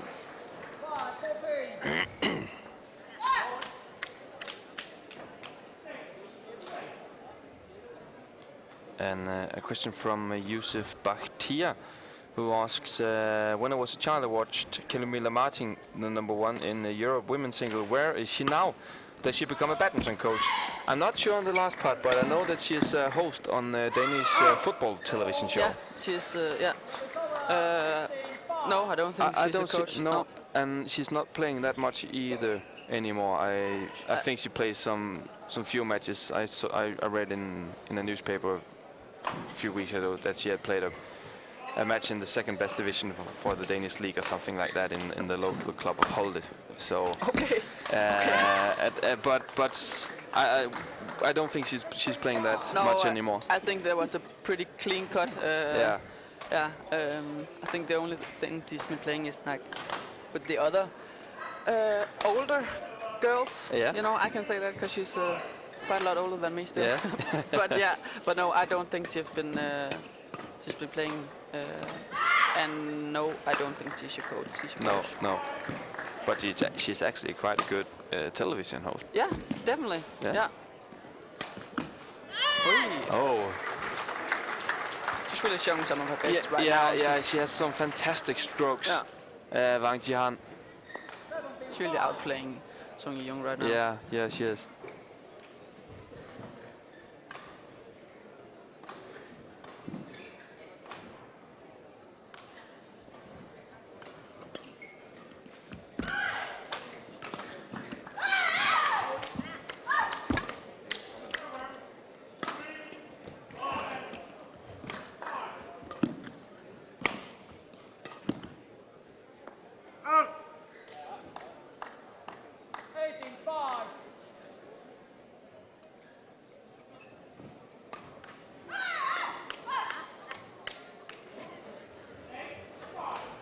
And 3 points to go for Wang Yihan.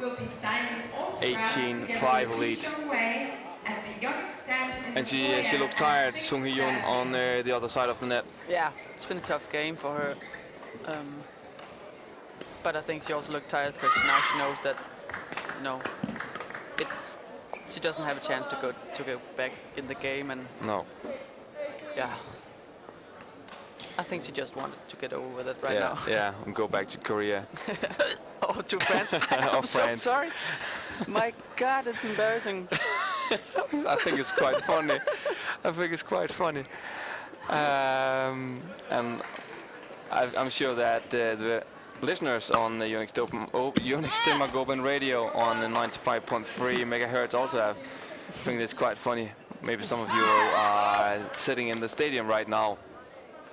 If you are, you can come and watch me having the hake today. 2 points to go for Wang Yihan.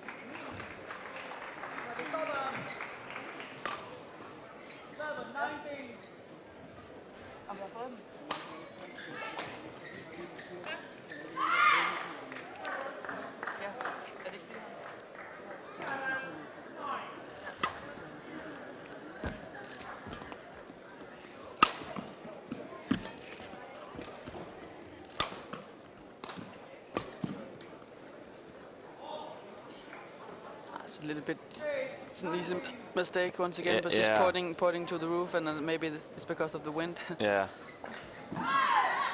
But it's also difficult, you know, to keep your concentration when you're of course. when you have an 11-point lead. Yeah. No doubt about that. She has it under control.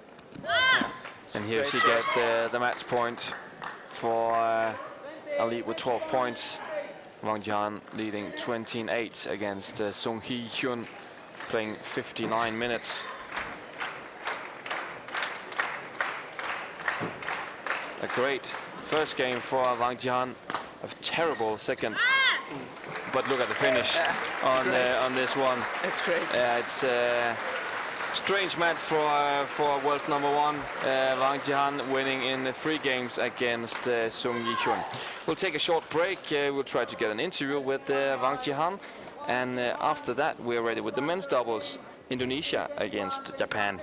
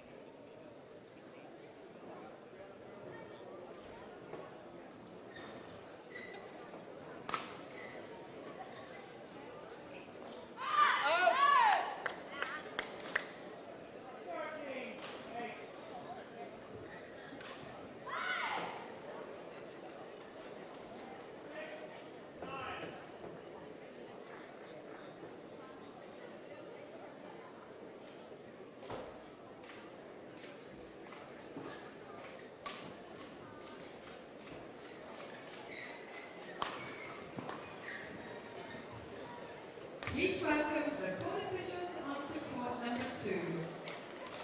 Men's doubles from Indonesia, Mohammad and Hendra Setiawan. They are looking for the first title together. And their opponents for today, from Japan, Hiroyuki, Endo and Kenichi Hayakawa. Currently ranked number 8 in the world and runner-up at the 2012 China Masters. Umpire Ahsan. Service judge David Craig.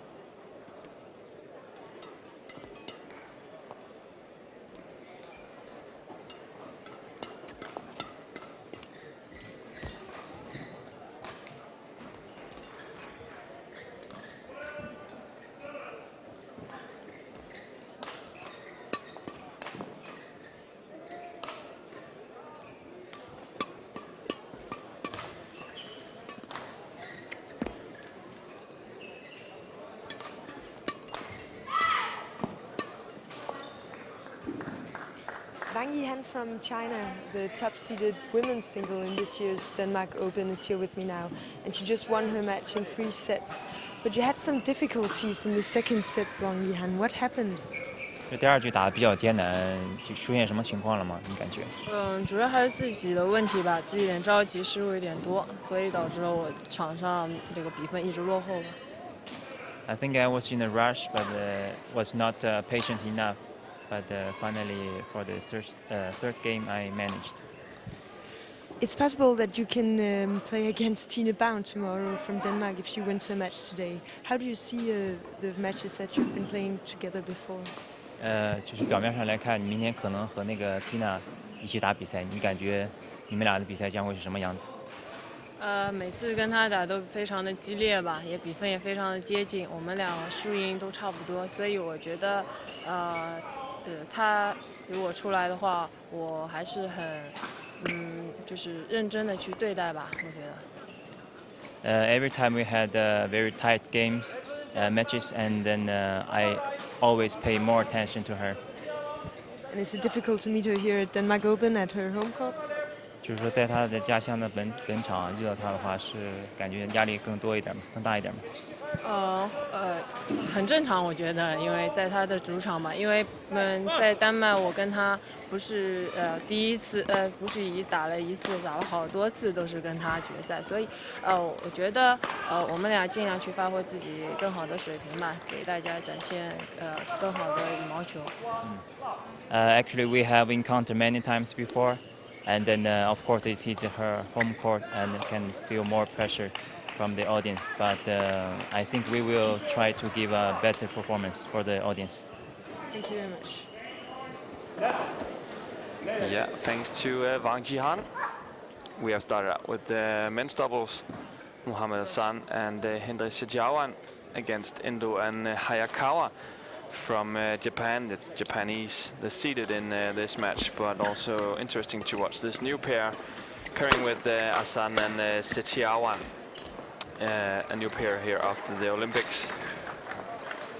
Actually, I must say, I think it's great that we get these interviews with also the Chinese players and all, and it just, you know, it makes it it's a good add-on, isn't it? Yeah, it's so great because you don't know much about these players because most of them don't speak that much English, and you know, so it's so great. Yeah, we have had Majin the last couple of days, and I was very surprised because she was talking and laughing and having a good time, and as we also talked about the earlier days here, we often have seen her like angry, like very district, very controlling on the court, but now she was the total opposite, and I think it's great to see that side of a player like her. Yeah, it is, and also because I know that many Danish players, but also audience viewers has this opinion about the Asian players that they don't show any emotions and so on. But I think in that the last couple of years we've seen a turning point, and a lot of emotions is shown on the court, and if we can get to know these players better, then it would be very important for the sport also. You know, we need stars. We need stars, and if you don't know them here in Europe or in America or wherever, then it's difficult, you know, to sell the sport also. So it's very important to get to know the Chinese players because they are the best players. So no doubt about that. We have to get to know them a little bit more. Yeah. And just a short spot in Danish. Har I lyst til at vinde Peter Gades bog, så send dit bedste Gade-øjeblik. Hvad husker du specielt Peter Gade for, eller hvad har du set, som du mindes, når du tænker på Peter Gade? Send en mail til denmarkopen@badminton.dk, og så har du altså muligheden for at vinde en signeret eksemplar af Gades nye bog. Vinderen har altid ret. Prik, prik, prik. Og de der 3 prikker, de er måske ikke helt uvæsentlige i den her sammenhæng. A 6-free lead for Endo and Hayakawa. Interesting to to see the pairing with the Indonesian. We have seen Setiawan a lot of times with Marcus Kido. They have won the Olympics together in 08, I think it was. A bit special maybe to make new pairings, or what do you think? I actually thought he had quit or was going to, but interesting to see that he wants to take on a younger partner, and yeah, he's a great player. You know, this typical Indonesian type, looking a bit lazy, but still having some fantastic strokes and just a fantastic technique, or touch. But also Ahsan, he's a great player, and yeah.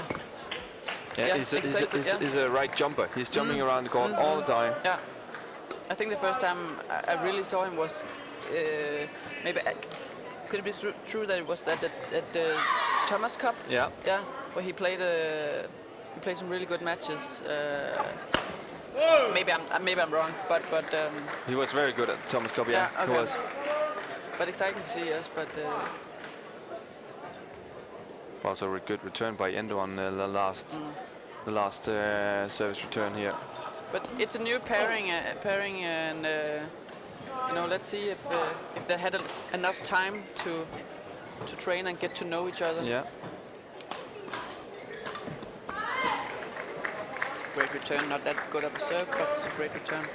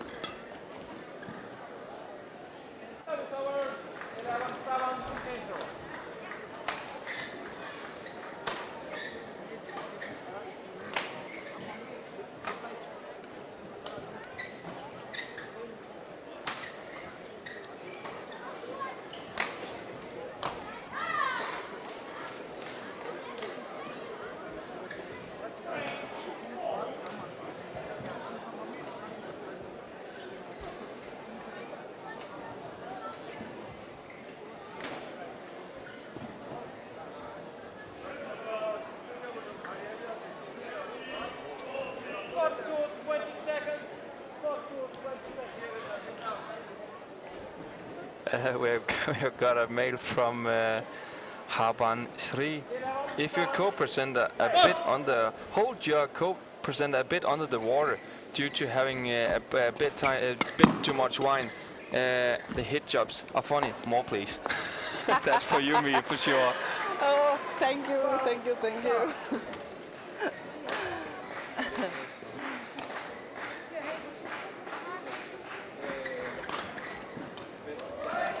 Harry, I can say to you that no, I did not have any wine this afternoon. No hangover. No hangover. That I can assure that. Thanks, Rasmus. So no hangover here today, for sure. Just too much water. Yeah, exactly.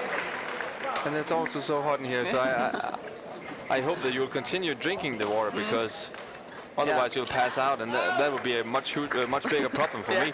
Exactly. But thanks for coming on that, Harry. Thanks. Yeah. Great.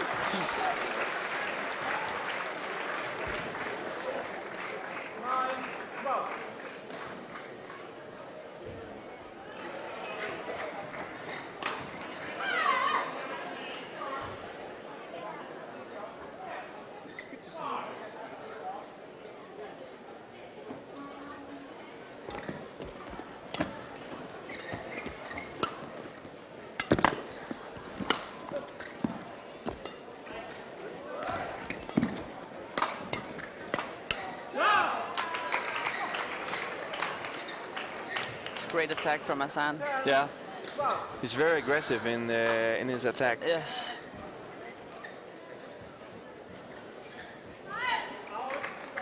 And Setiawan controlling the net awfully. Yeah, it's a good matchup actually with these two. The one jumping around on the backcourt, and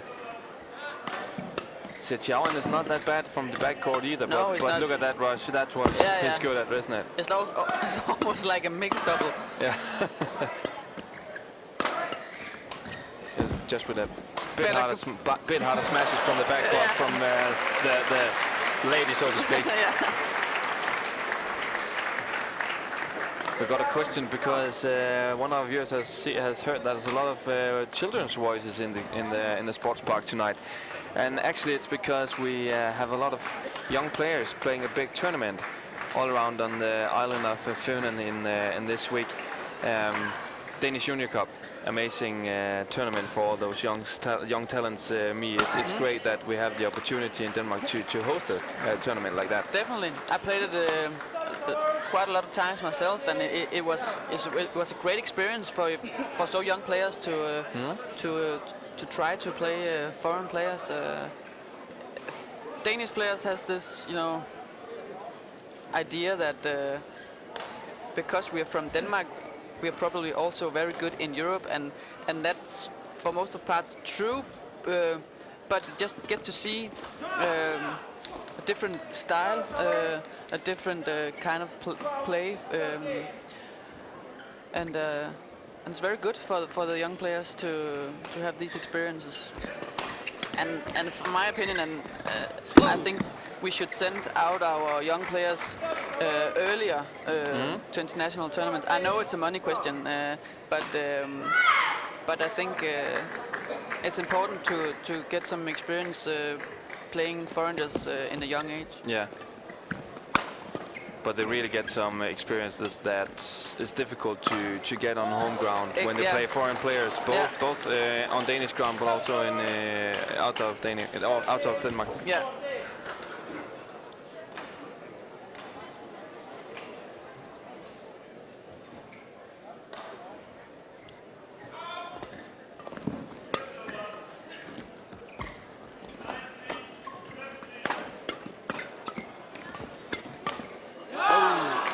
Great defense from the Japanese guys, but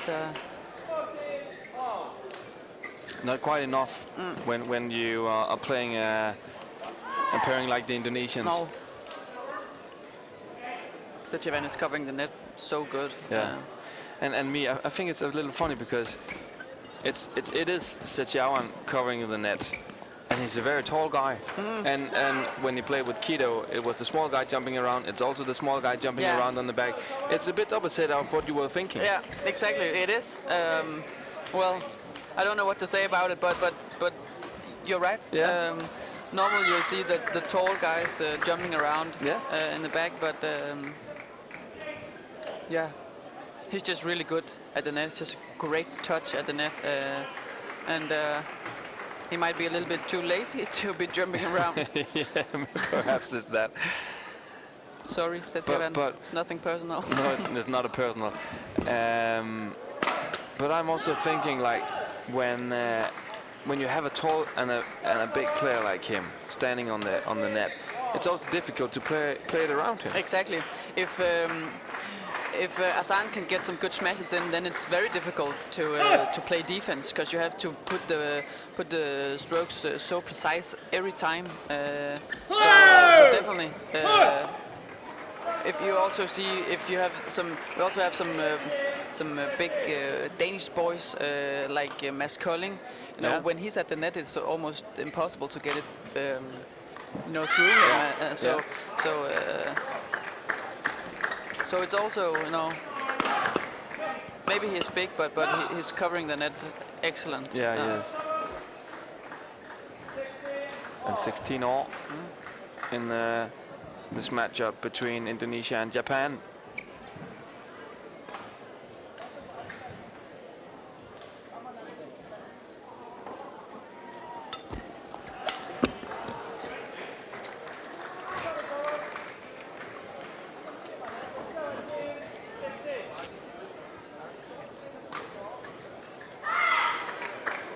And when you look at Setiawan, he's not actually that prepared No. in the service No, situation. not at all. But yeah, smack. but look at that. Yeah.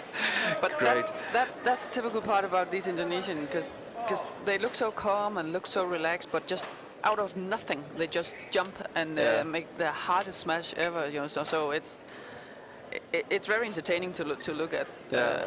Almost every time. And it's the same when we saw him with Kido. Yeah. You were actually not quite sure if they were even on the court. No. But all of a sudden they won the Olympic medals. Yeah, So exactly. now Ahsan and Setiawan leading with 18-17.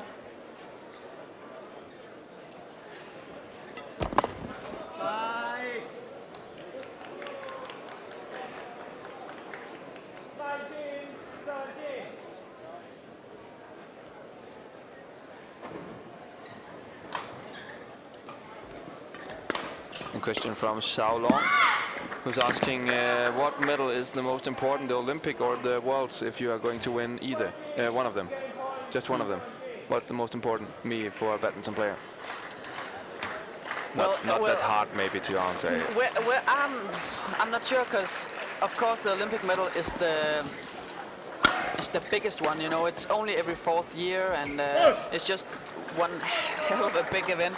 Sorry, Yeah, pardon my French. but you're right. But I think maybe the world medal is harder to win, because there are a lot more players there, and not quite the same, qualification. System. Yeah. Yeah, because so, you have more Chinese players, for instance, in the men's singles. Exactly. Just to pinpoint one of them. Yeah. And also you have these Olympics. They have to be a pair from each continent and so on. So I don't know. It's two total different kind of things. Kind of championships. Yeah. First game for Ahsan Setiawan, 21-18 against Endo and Hayakawa. Maybe a minor surprise here from the Indonesians. The talk about the Worlds and the Olympic medals. We also have seen a lot of very good players not being part of the Olympics, doing very well in the tournaments afterwards. That also tells a bit about the strength of the whole circuit of badminton, doesn't it? Yeah, definitely. But the problem with the Olympics is that there is a limited, seats. There are not that many players there, and of course there's a lot of players that are also better, or at least as good as the ones who are participating. So of course you will see players not playing the Olympics doing good afterwards. Yeah. And also because let's say in Denmark we have like 2 spots in the mixed doubles, and but of course we have to have somebody playing with these 2 pairs at training. So of course if you have to spar with the Olympic players, then your own level will increase. So that can also be so the 2 best pairings are bringing others up, so to speak. Yeah, exactly. We got another question about one of our former stars from Denmark, Lamon, and now the last name Simbangando, who asked what kind of Paul Erik Høyer Larsen, what is he doing right now? Is he coaching? And no, he's not coaching. He's actually become a president. Yeah, he's president for European badminton. Yeah. So another high post for a Dane in the international badminton. We also have Thomas Lund in BWF, also on the high seats. Yeah, it's great. Yeah, it's fantastic for Denmark to have leaders of badminton, also political. Yeah. And now you must correct me if it's wrong, but he has also been some kind of handball club or football club, hasn't he, Paul Erik? Yeah, something to do with the handball club, I think. Or was it football? Football, I think. Football, yeah. Yeah. So I've also been out of badminton for a couple of years.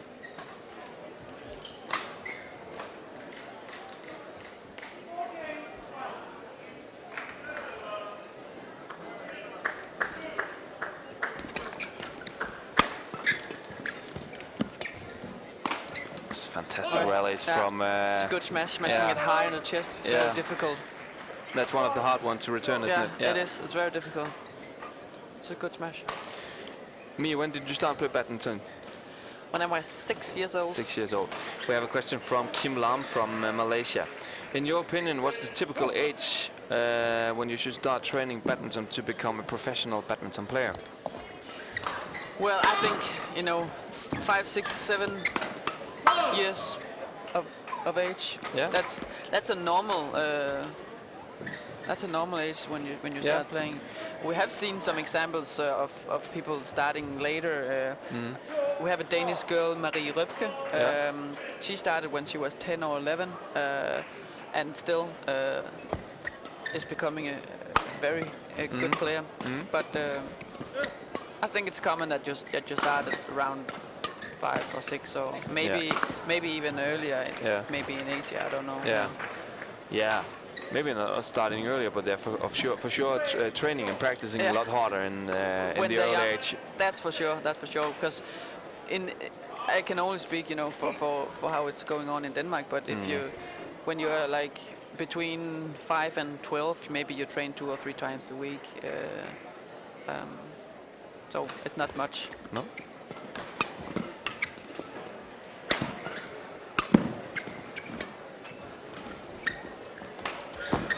Oh, great. So cool, just taking the speed out. And, it was a great rush to the net from the Japanese guy, but Ahsan just stayed cool. And it's hard to do anything about it on that one, isn't it?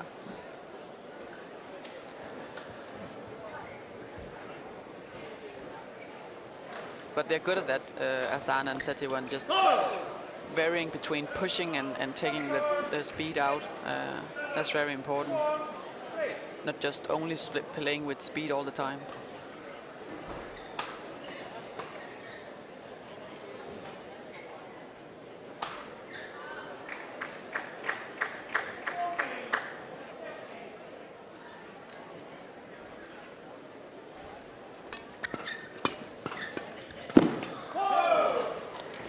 It's a great push.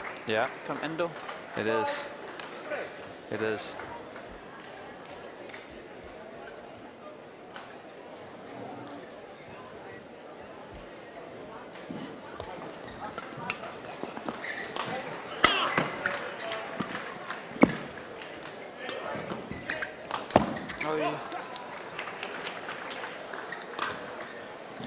And quite an interesting question from Gary Bates. When Peter Gade retires, should he be officially recognized by Denmark for serving for his service to badminton and his charity work for a long career? In England, Nathan Robertson and Gail Ames have awards from the Queen, and Malaysia, Lee Chong-wei has the title as they took. Would Denmark do something similar to honor Peter Gade? And that's a very good question. I'm not sure. It's not that common to do like that in Denmark. No, it isn't. So I don't think so. No. We have the Order of Dannebrog, the Order of the Danish flag, actually. But it's not quite normal to put people in it, as far as I know. No. But for sure, if we should put a Danish badminton player into that, it could be him. It could be him, yeah. That's a good question. Yeah, it is. And if our Queen are watching our live stream, she could probably do something about it. And if you does, please call me, because then I would like to know it.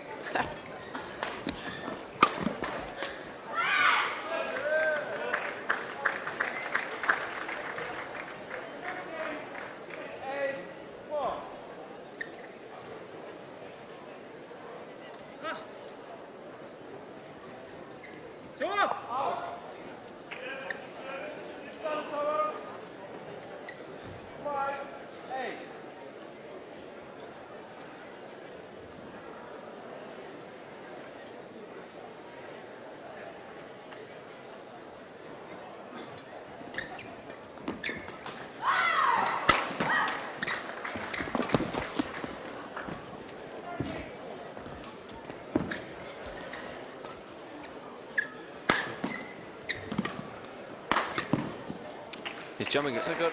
He's jumping. Endo, he's jumping quite a lot, but it's a good rally.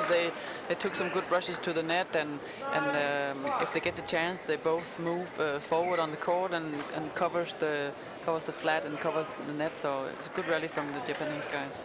I've just been searching for people who are having the cross of Dannebro in Denmark, and I have no badminton players so far, so I don't suppose that we already have one. But an interesting talk, actually. Yeah. What they do in England, Malaysia, and so on. And I think that Lin Dan probably also had some kind of title in China. Yeah. He might have, yeah. Yeah, he might have.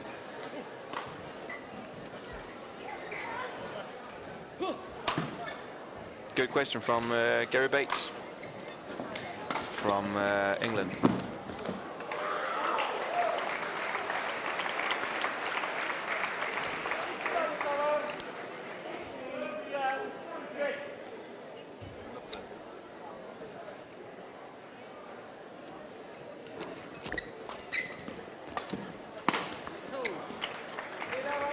And they've been playing a bit better, the two Japanese guys. Yeah, they've been taking some good rushes to the net and covering the front court very good. Because the Indonesians, they play a lot of shots to the net and also like playing flat. So if the Japanese guy can move forward and be covering the front court more, then it looks good. I mean, we're getting a lot of questions about our Danish players. Of course, Peter Gade is a very, very huge star all over the world. But also Tine Baun is a lot of question, and I just pinpointed one night from Habib Alka from India, I suppose.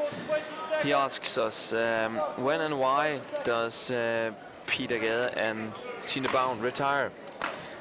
Well, Tine is playing All England as her last tournament, and Peter Gade is playing Copenhagen Masters as his last. Yeah. So in about a half year for both of them. Yeah. Yeah. And an exciting match that Lin Dan is coming. Yeah, playing it's fantastic. Peter Gade. Yeah. Fantastic. It's a good show. Yeah. And the reason is due to age. Yeah. I suppose. Yeah. Want to get started with new things in life. Yeah. Both definitely. of them. Yes. Tine told me the other day that she is planning starting a study in February and building up a new life. Yeah. Probably also with some kids or something. Yeah. Sounds like it. Yeah, definitely. And Peter Gade already has 2 girls. Wanted to be family man. Also with some kind of job. Yeah. There's been some talking with the Badminton Denmark Federation that he should be some kind of talent coach. Nothing figured out yet, but but getting closer on that one as well. Yeah. That would be good for Danish badminton, keeping Peter here. We've seen some former players, going abroad, being coaches there, and of course that's fine if that's the best. Decision way for them. But still, if we keep him in Denmark and keep him working with the talents, that would be great. Yeah. Maybe just wait a couple of years for him to enter the national center. Training. No, he's a great player, and he's a great both technical and also tactic. So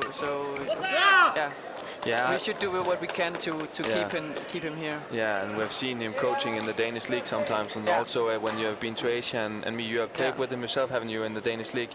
I came the year after he quit. Yeah. But he is also a very good coach on the court, actually. Yeah, he is.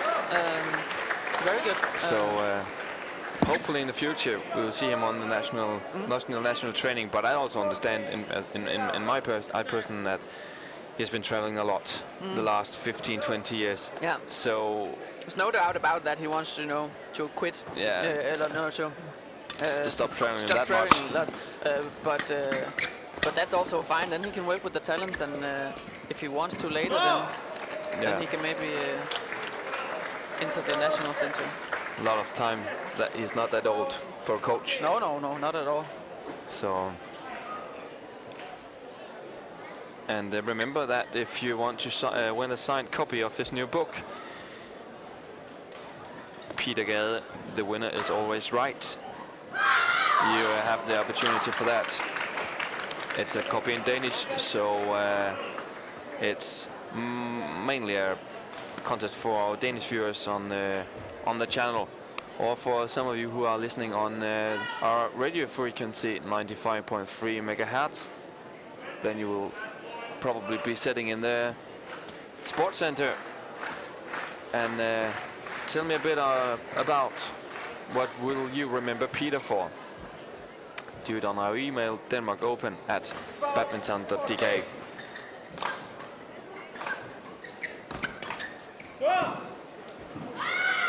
Getting back in the game now, the Indonesians. Yeah, they were are behind like 4 or 5 points, but getting back now. And we also saw it in the first game, Indonesian hanging a bit behind, but slowly getting back in the game. Yeah.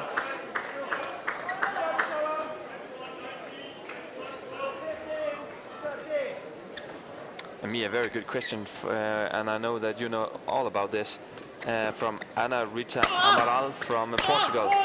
Which is the hardest to play, singles or doubles? You have tried both. Yeah. The easy answer is, of course, singles, because you have to cover the whole court and you move a lot more but yeah, so yeah, that's the easy question. But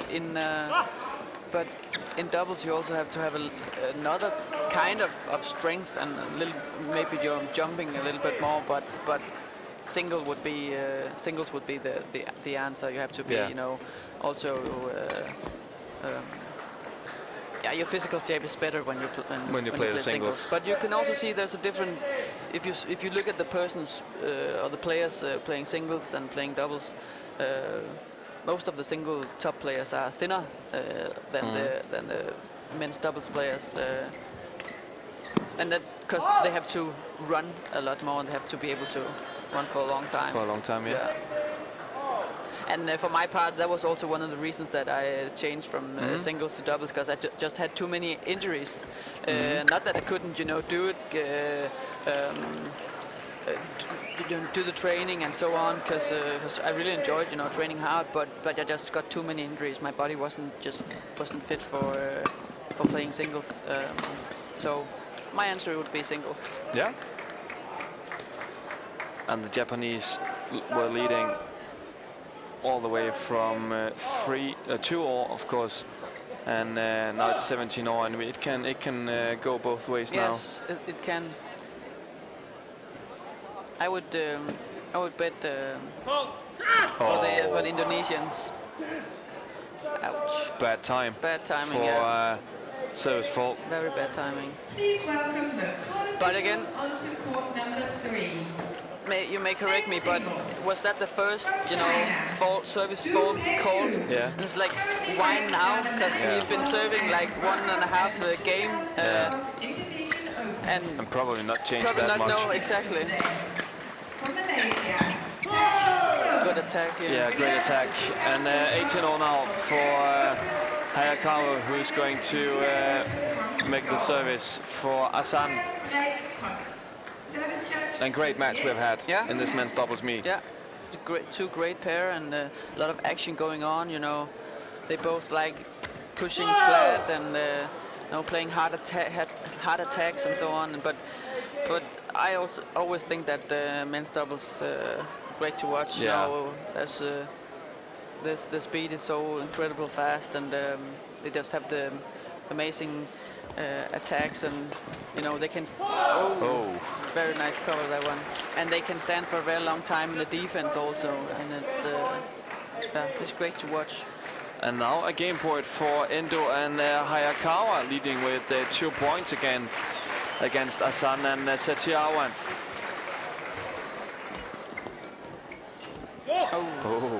He was there. Yeah. He had it, but it was just played very, very close. Very close. Setiawan with the service. 19-20. Oh, great service from Setiawan. Oh. Oh, look at, oh, yeah, that's a nice defense. Oh. What a rally.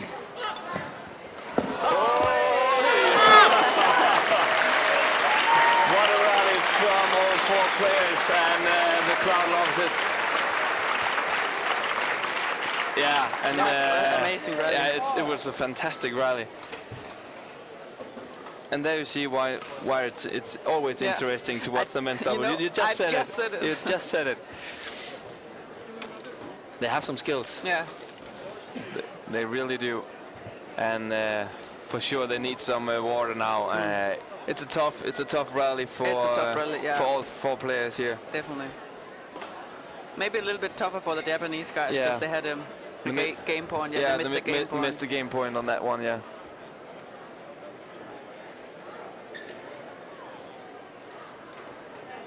But the routine of Setiawan is so important in this situation. He's not shaking with. Oh, he's calm. Yeah. Now they got the match point. The two Indonesians had 2 game points against them for the Japanese. Now a match point for Setiawan and Ahsan. Oh. Not that many mistakes he makes on the net. No, and he was also he was there. He was covering the right side and just a bit too low actually. Yeah.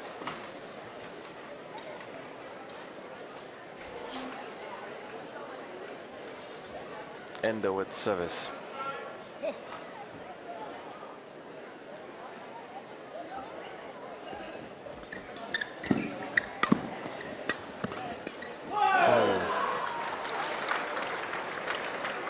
Now they have it once again.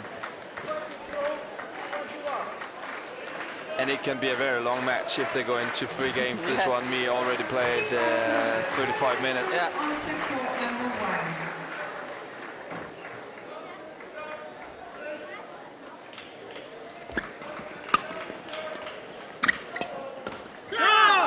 They can't just finish it. No. That was a great chance. Yeah, it was. It was.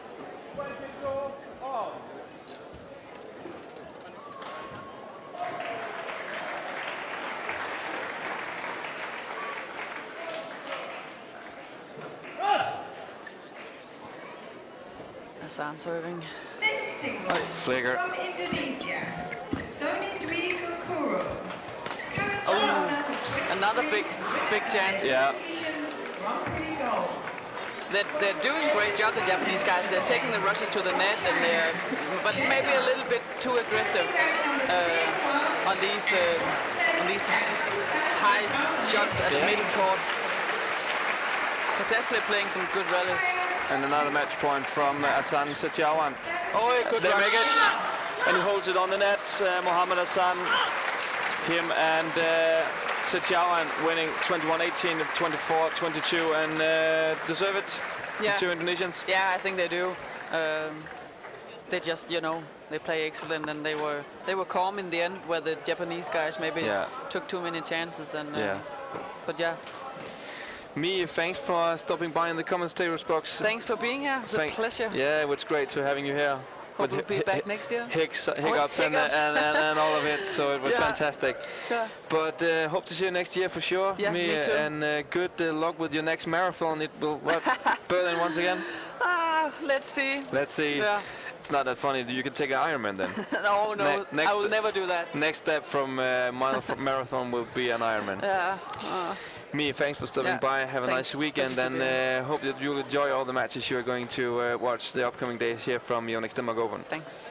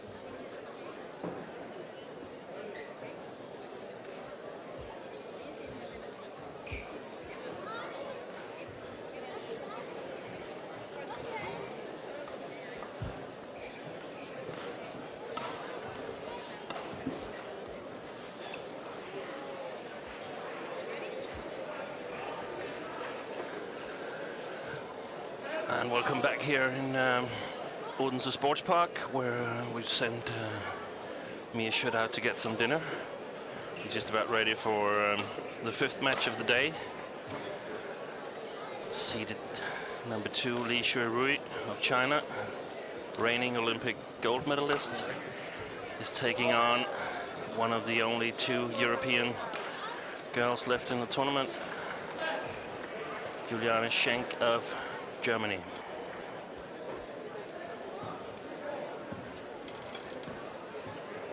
Ladies and gentlemen, on my right, Juliane Schenk, Germany.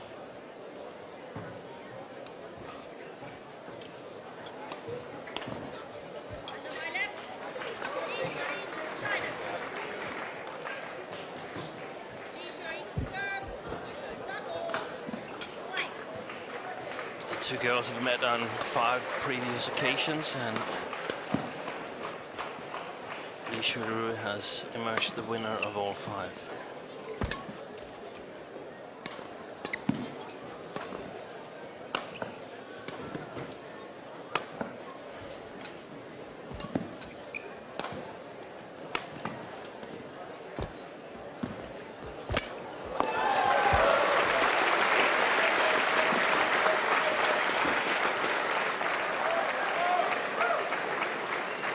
Both players, of course, have an excellent basic game, really good touch.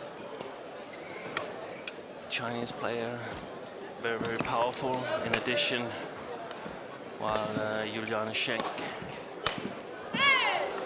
relies on her excellent drop shots.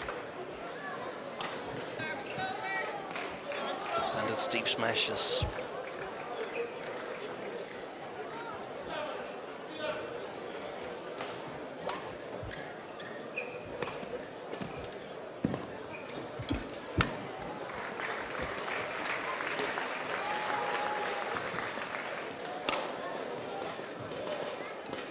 Last time the 2 players met was in Indonesia Open, Premier Series, just before the Olympics. Xuerui won that match 21-16, 13-21 and 21-16. So, of course, the Chinese player heavy favorite to win this match and proceed to the semi-final of the Denmark Open Premier Series.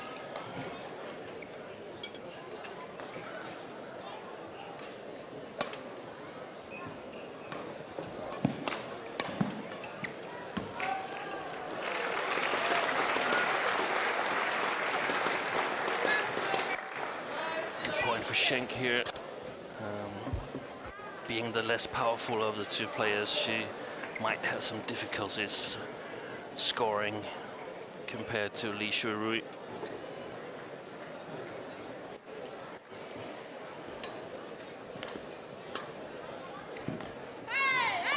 Excellent cross lock from Xuerui, catches Juliane Schenk wrong-footed.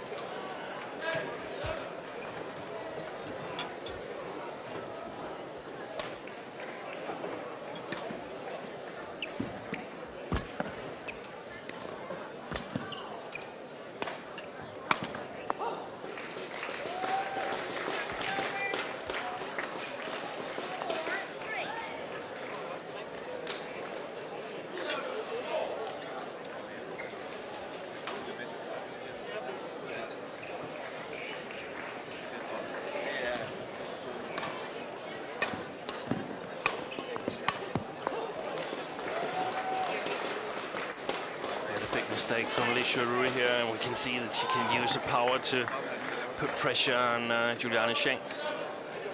Strong offensive strokes, and difficult for Schenk to either get it to the back of the court or an accurate shot to the net. That's going to go long.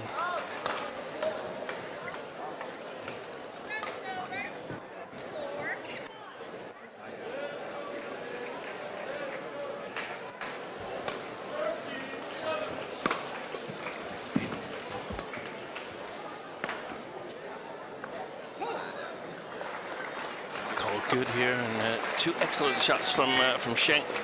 First the smash down the line and then the cross net follow-up, but still no problem for Xuerui to retrieve it, so probably needs more good shots after each other to win the rallies.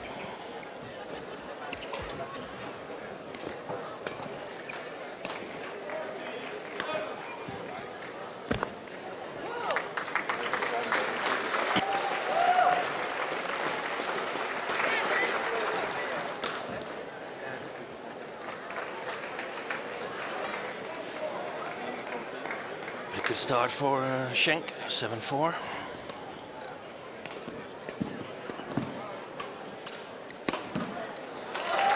Really nice smash here.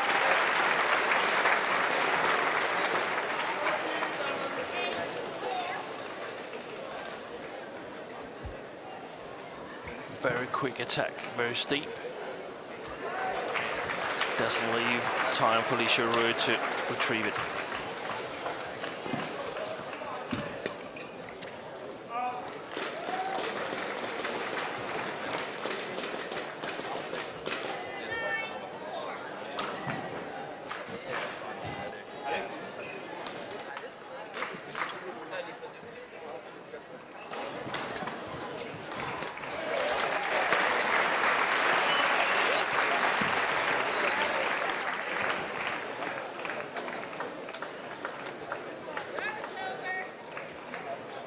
Shot from Schenk here, a bit too short.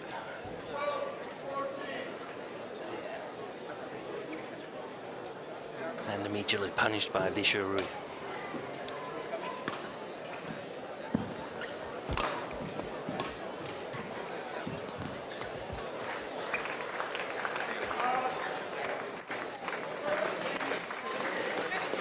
Good call from Schenk.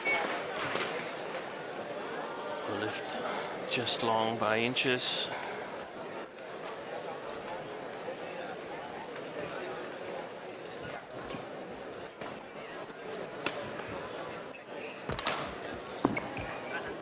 Fantastic shot from Xuerui.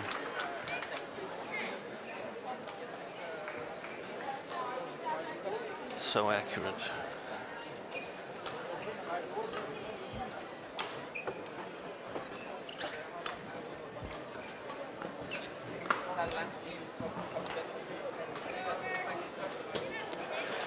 And a 5-point lead for Juliane Schenk here at the interval.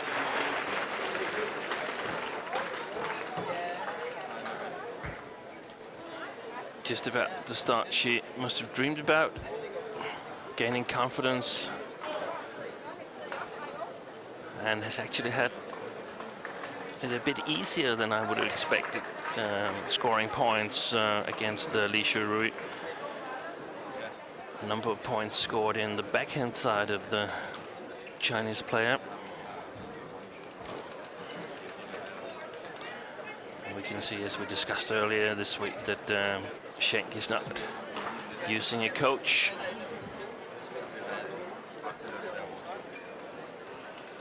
Not many players choose to play without coaches, but we see some of the independent Indonesian players also playing without getting any advice between the sets or at the intervals.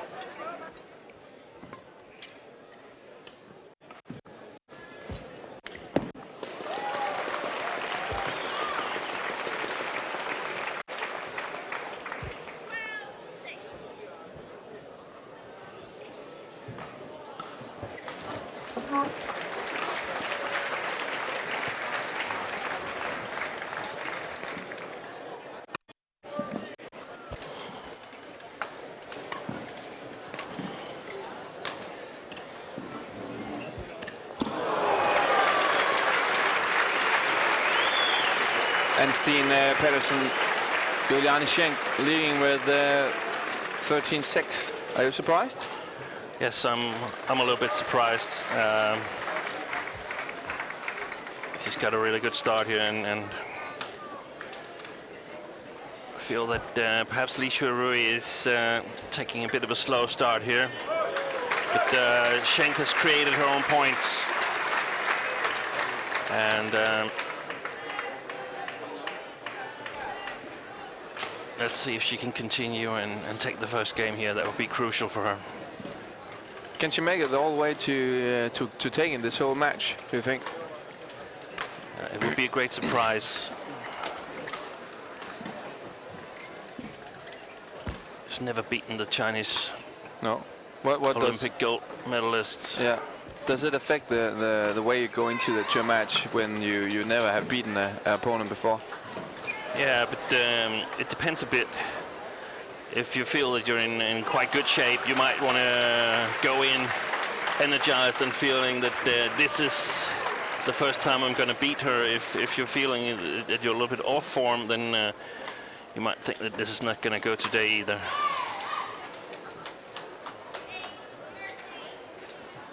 It's very important for Schenk not to make a lot of these quite unforced errors easy points for Xuerui.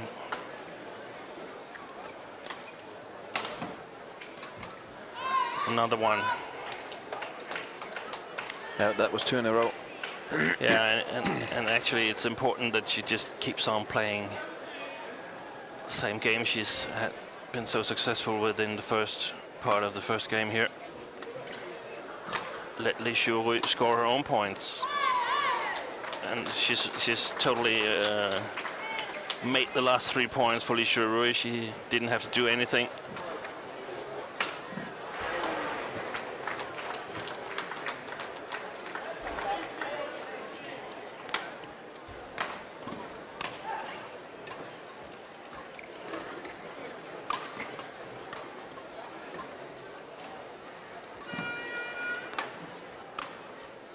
Still playing too short. Yeah. And this is one of the situations where it might be quite nice to have a coach sitting on the chair behind the court saying, "Hey girl, relax. Dry yourself up. Back to the basic game, get some length on your shots."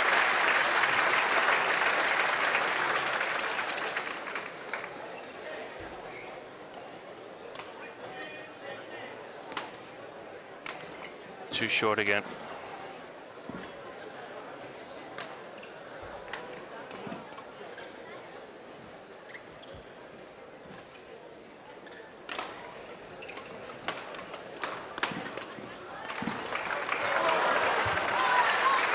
Called good. Lee clearly not satisfied. No overruling this time. 14-11 lead for Juliane Schenk.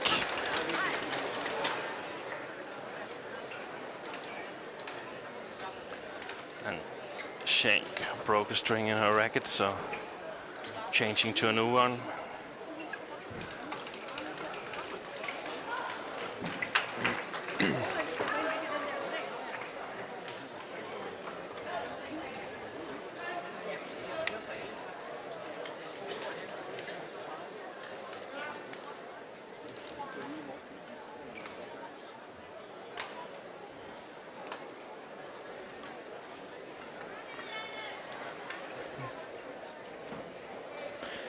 Come on, Juliane. A lot of Danes have been shouting during the first game. Denmark supporting Germany for once.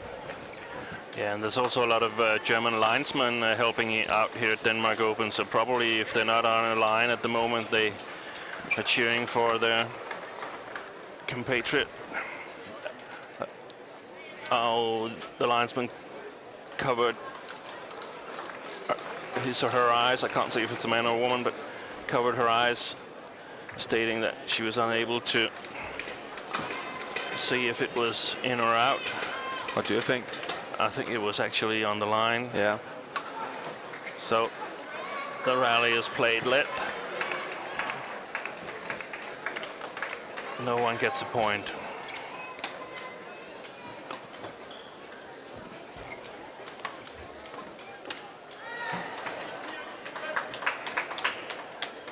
Another miss from Schenk, and I feel that she's been a bit too eager here since she got to 13, making a lot of offensive mistakes.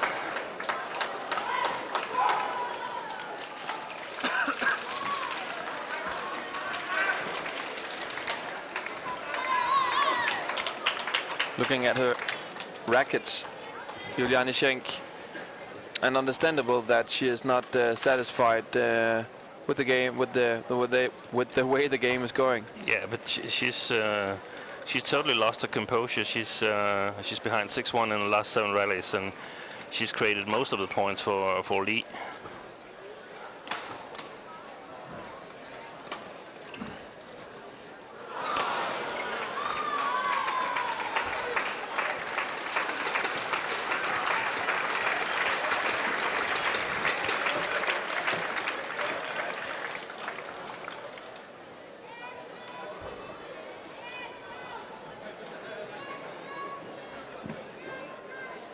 Remember that we have a quiz running for a shirt from Tine Baun. If you want to win the shirt of Tine, then you have to answer to this question: how many times has Tine Baun won All England? Answer to Denmark Open at badminton.dk. And Sten Pedersen, I'm sure that you know the answer to that. Yes, I do. But it's always special to win the All England, either if it's 1, 2, 3, or 10 times. And she'll have a chance to add one more title. Yeah. In her last tournament. Last tournament in March. Great place to finish her career, isn't it?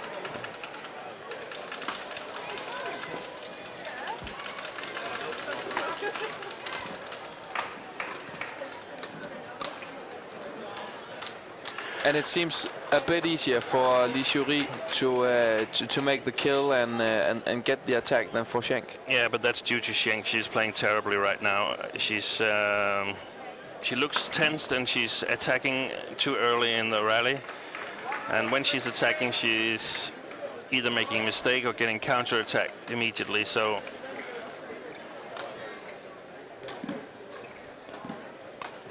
way too short there. Wide. I mean, she was leading 13-6. Just playing nice and easy. No point in just increasing the pace and risking drawing Xuerui up in a pace that she hasn't shown any sign that she wanted to play in so far.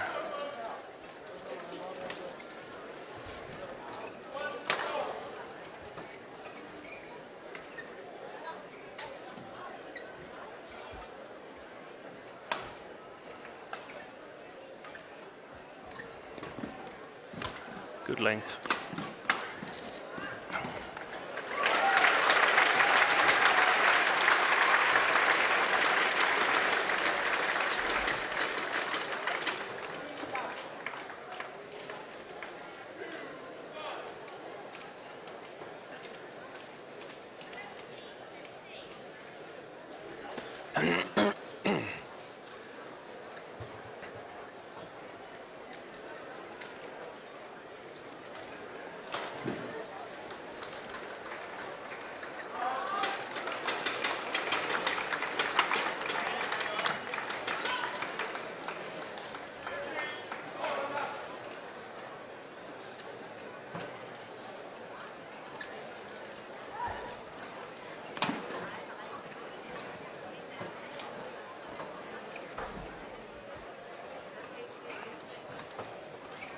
And again, one of these mistakes where Schenk is totally controlling the rally. There's no need to take a chance like this. Just build a bigger chance.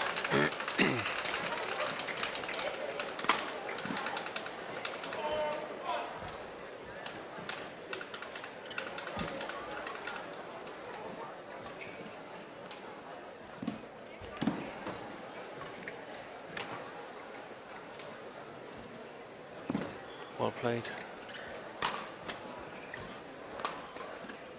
No. Yeah, she built it up for herself, right? Yeah, she once again outplayed herself. The rally was actually going okay, but chose the wrong spot to try and attack.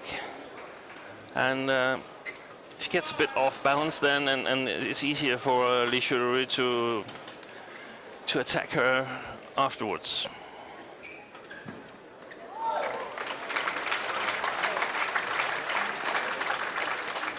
too short again.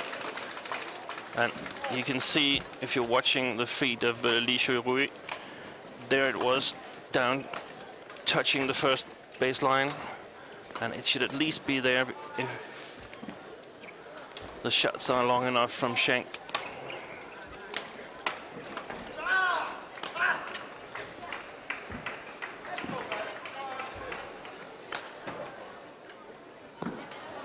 Yeah, called white. And the problem for Schenk is that no. Did she overrule? Yeah, she overruled it. I think it was white as well. I'm not sure if the linesman called it or not. But he called it white. Okay, and then it was overruled by the umpire, and the Chinese coach sitting just next to the linesman and in a quite good position. He was, of course, not happy. And what I was saying is that the problem for Schenk is that Xuerui is within striking distance here. She needs to work hard, 5 or 6 rallies to win this game, and I'm sure she can do that. So it was actually very, very bad to lose this 7-point lead that she had early on. Yeah. But then again, still 2-point lead and only 2 points for a game victory here in the first game. Schenk with the service.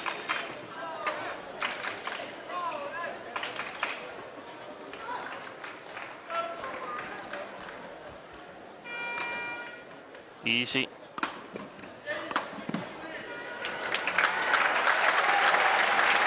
Two-time smash for Schenk and a game point. And really well played, and that's being it's so easy being a commentator because now we can just say well played. But yeah, that's perhaps what she's been working on with all the smashes that didn't work. Great support for Schenk.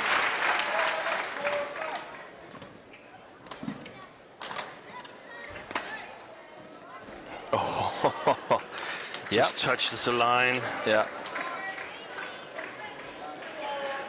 I think she loses her balance a little bit too much when she's trying to hit these hard smashes. Because if she was in better balance, she could just start running immediately, because there's no doubt that this would be a short pickup from Xuerui. Still 2 match points left. Sorry, game points. Game points left. Becomes 1. Another one blown. Yeah. It's like she's not confident playing longer rallies, and I think she should be, because she's won the majority of the longer rallies. Yeah.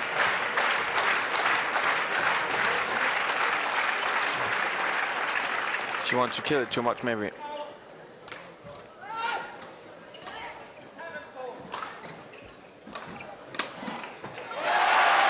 First game for Juliane Schenk from Germany. 21 minutes played, 21 points for Schenk and 19 for the Olympic champion Xuerui from China. And Steen Pedersen, while we have the interval here between the first and the second game, a question from Dmitry Shatilov from Novosibirsk in Russia. In the last couple of years, Denmark Open has been played in Odense. Is it a permanent place forever, or does it change city? First of all, it's not a permanent place. Other cities in Denmark have a chance to bid for hosting the Denmark Open.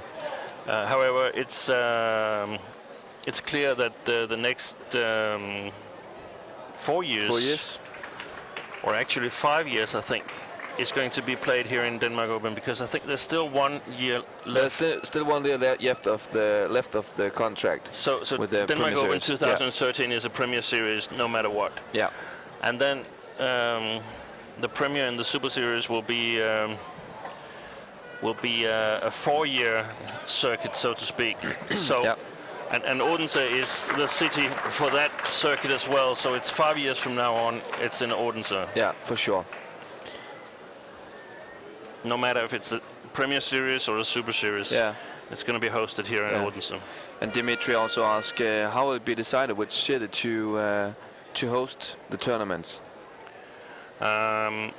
In Denmark, I think it's by application and to Danish BA, and internationally, it's the Badminton World Federation deciding which countries are able to host the Premier Series and the Super Series and so on. So they award the tournaments. Yeah. And one game lead for Schenk now. What should how should she proceed? A bit more patient in the way I see it. And the linesman unable to see that, again covering his eyes. She have had some problems on the lines today. There's been 3 decisions on the lines and everyone was against her. If the linesman covers the eyes, then the umpire can make the call if she's able to see it. Or what then? If otherwise she can call it let.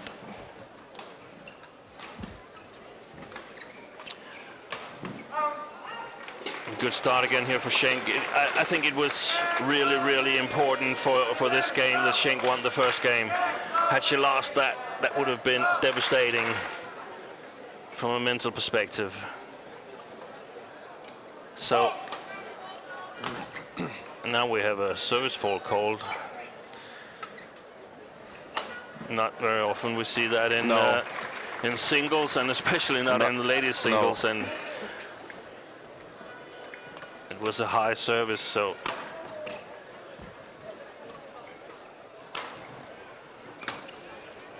perhaps not really necessary to interrupt the game. Oh, great deception. And once again we see that if Schenk is a bit more patient, willing to play a little bit longer rallies, she has a good chance of scoring the points. Perhaps even winning this match. And wouldn't it be great to have a European player in the semi-final? It would, of course it would. And actually we have the opportunity to have 2, because Tina Baun is playing against Sana Neval later on in the afternoon.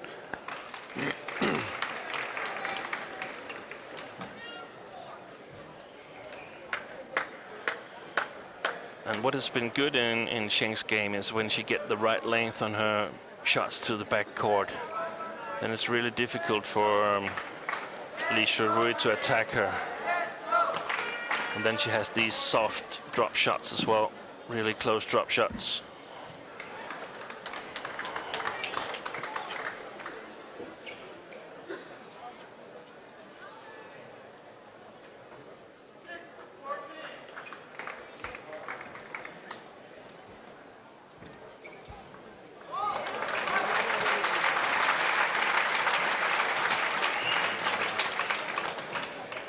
Too short.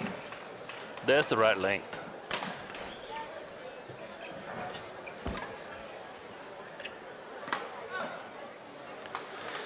And the lift is too short, and an excellent smash. Not on the line, but inside the line from Xuerui.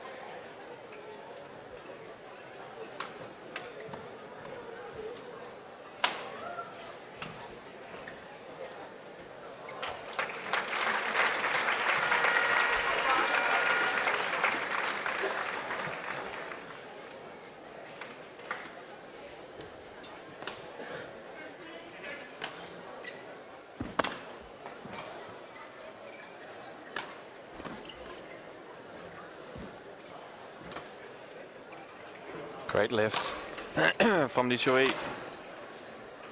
Oh. And the shot stops from Xuerui. She has been very comfortable with using that shot a lot. Yeah, but still, Schenk looked a little bit puzzled there. I don't know if she was surprised that it came back on her side. Sometimes she sort of lose sight of the shuttle when it's close to the tape.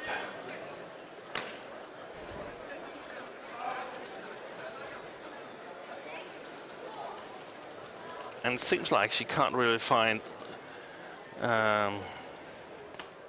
exactly the right game plan at the moment. She tries a lot of things. Wide. Good call.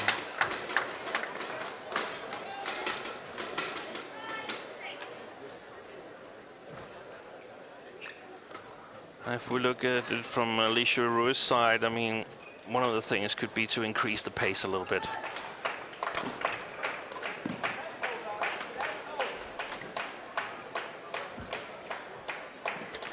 Remember that you have the opportunity for winning a signed copy of the new book of Peter Gade. Peter Gade, the winner is always right. It's a book in Danish. Please notice that. On for sale since Tuesday this week. And then, yeah. And another long rally, and Schenk is victorious in that one. Right now, I feel it's terrible that there's no coach sitting behind her. Yeah, she could use it. Definitely.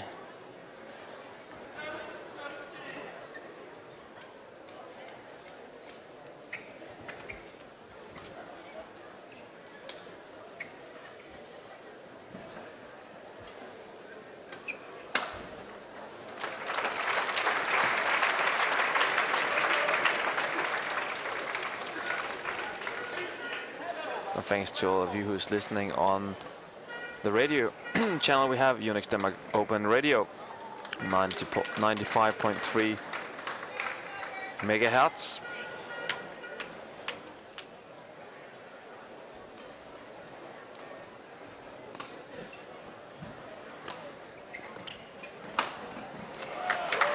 Great backhand stroke from Juliane Schenk.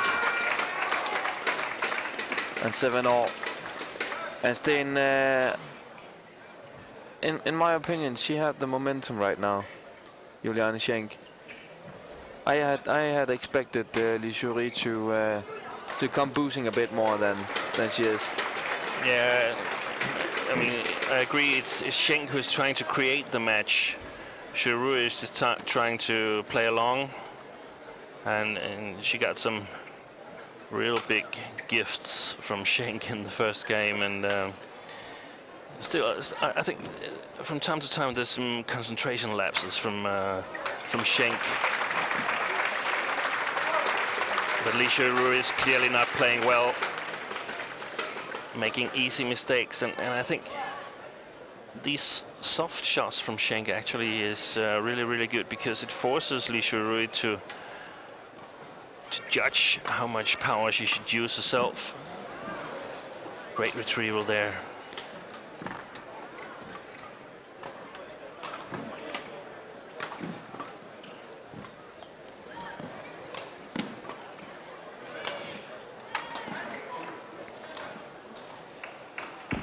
No. That was really lucky from Schenk. Yeah. Terrible shot.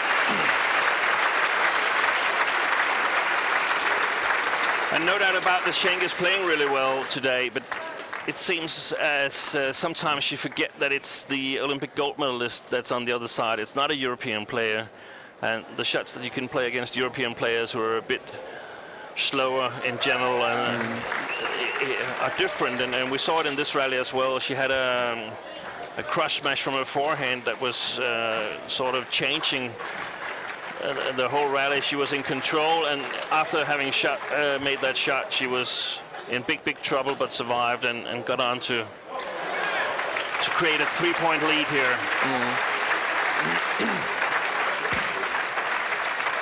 And we have seen Xuerui making a lot of mistakes in this match, also having some problems and unlucky on the lines.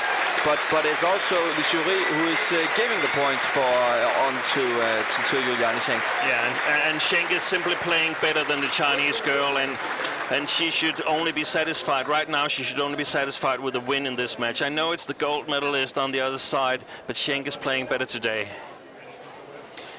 I agree with you, Sten. Tough to say anything about that.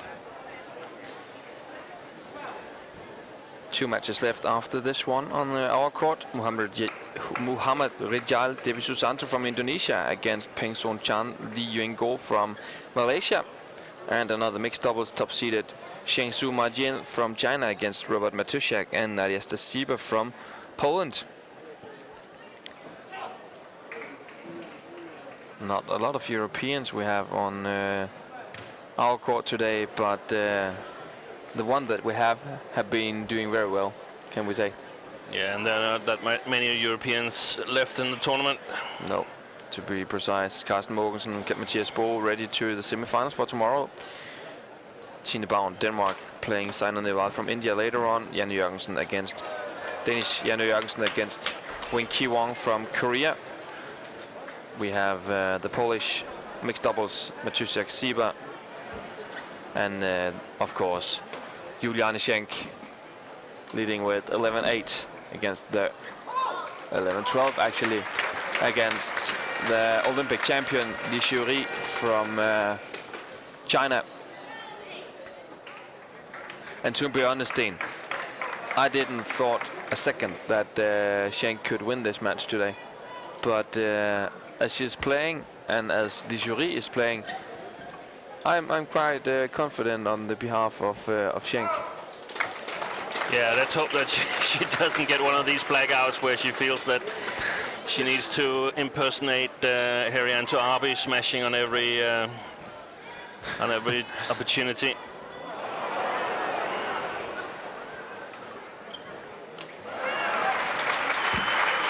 Oh.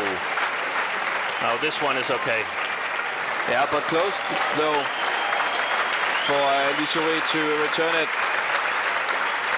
But and sometimes you get a little bit scared there because she got it, but she didn't get it over. It was in the net. She still won the point, so it's okay. Just hit it to the body next time again and don't make any easy mistakes.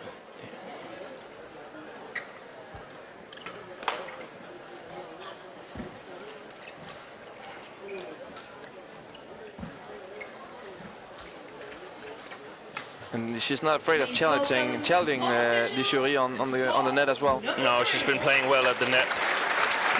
Women's doubles, from Indonesia, Anneke Augustin, Nietzsche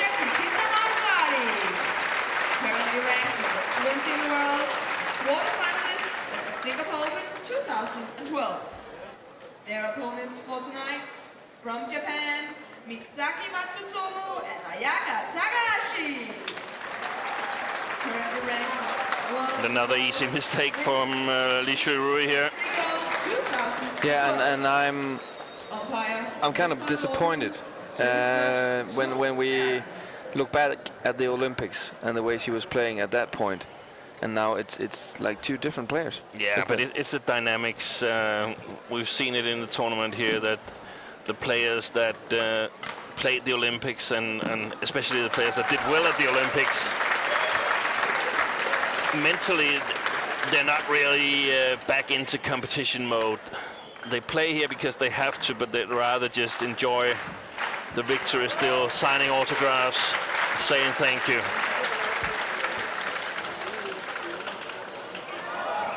Oh. One of few goals, Schenk with a 2-feet jump.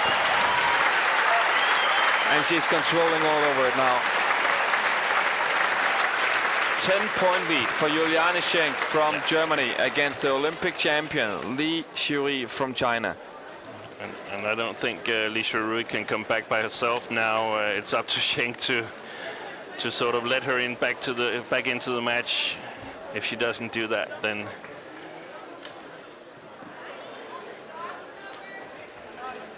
she'll win it. But there was one easy mistake here, so of course you start thinking a 10-point lead. I'm close to beating the Olympic gold medalist. But that was then, and today Juliane Schenk is the better player of the two. Yeah, she is. And we have seen some great comebacks in this tournament, Steen, already. This will also be one of the great ones if Xuerui should get back to this.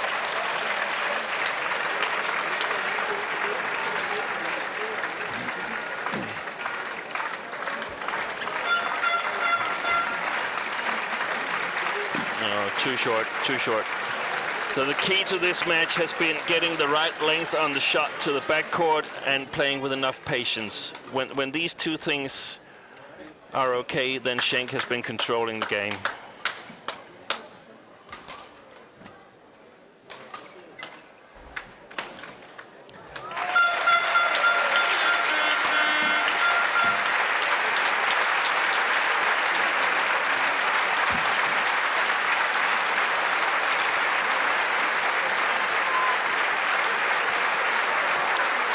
That was 4 in a row for Xuerui.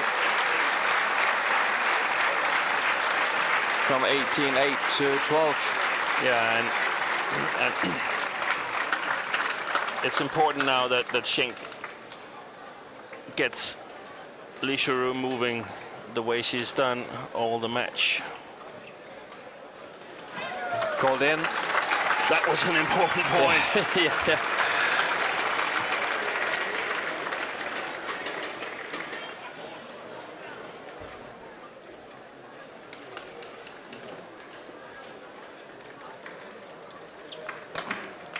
Wide. And match point for Juliane Schenk from Germany. She has 8 match points against Olympic champion Xuerui from China.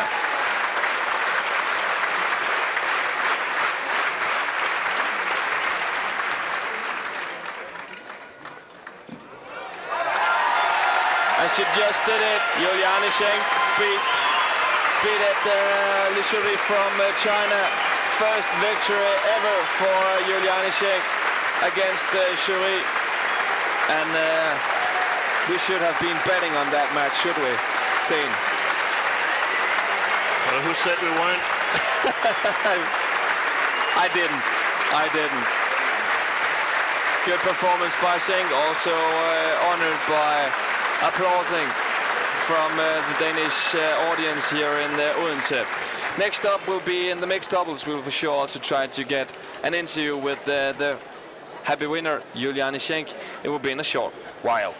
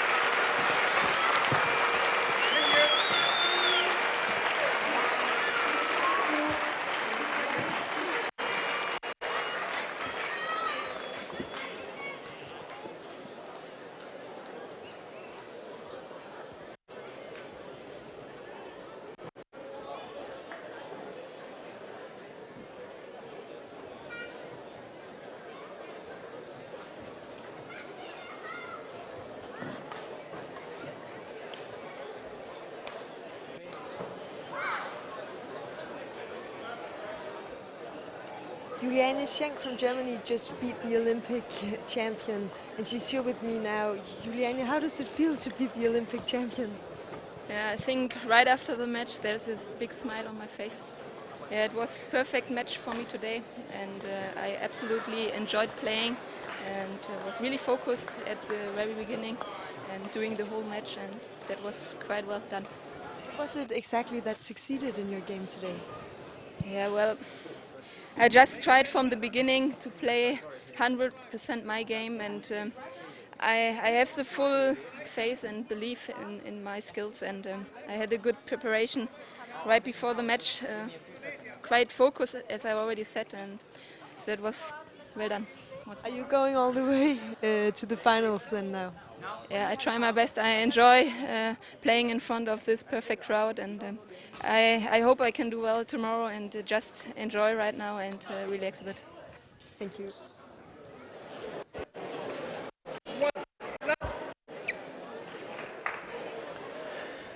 And after that interview with Juliane Schenk, creating a big upset, beating number 2 seed in the tournament, Xuerui, we're back here at court number 2 with a match between the yellow shirts, Liew and Peng from Malaysia, seeded 5 in this tournament, and they're up against the Indonesian side of Mohammad Rijal and Debbie Susanto.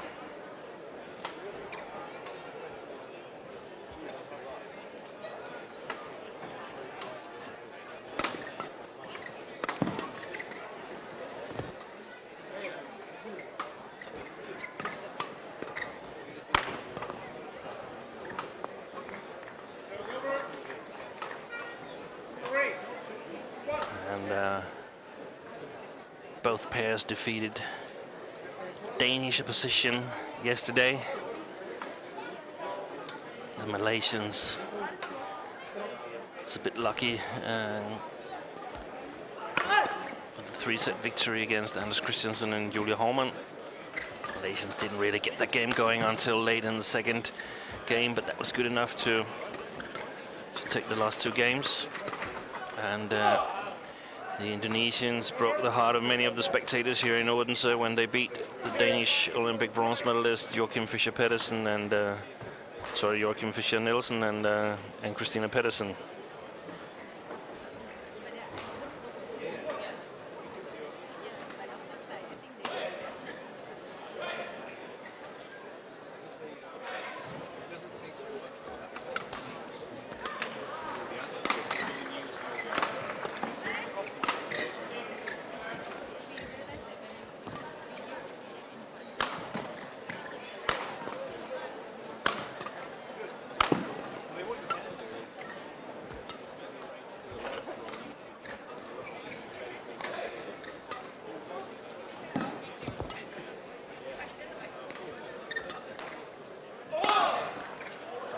Oh, what a fantastic rally here. Defense and offense changed a number of times.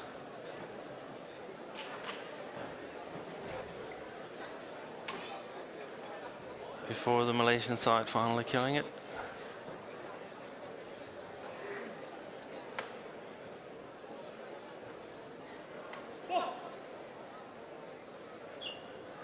Sometimes we see that when you're really close to losing, then the day after you play a little bit more freely, surviving the scare, and that's the case. That could be the case for the Malaysian side of Chen and Go.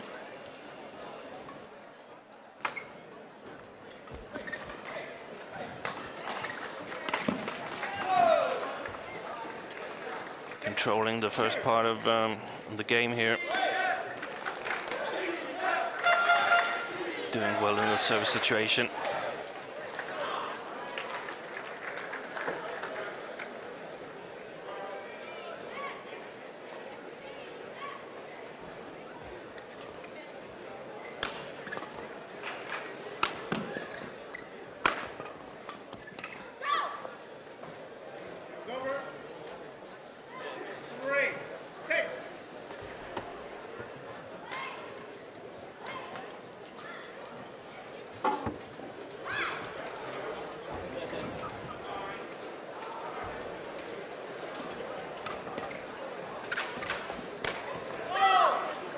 Excellent shot by Rijal. Broke a string in his racket while executing the smash.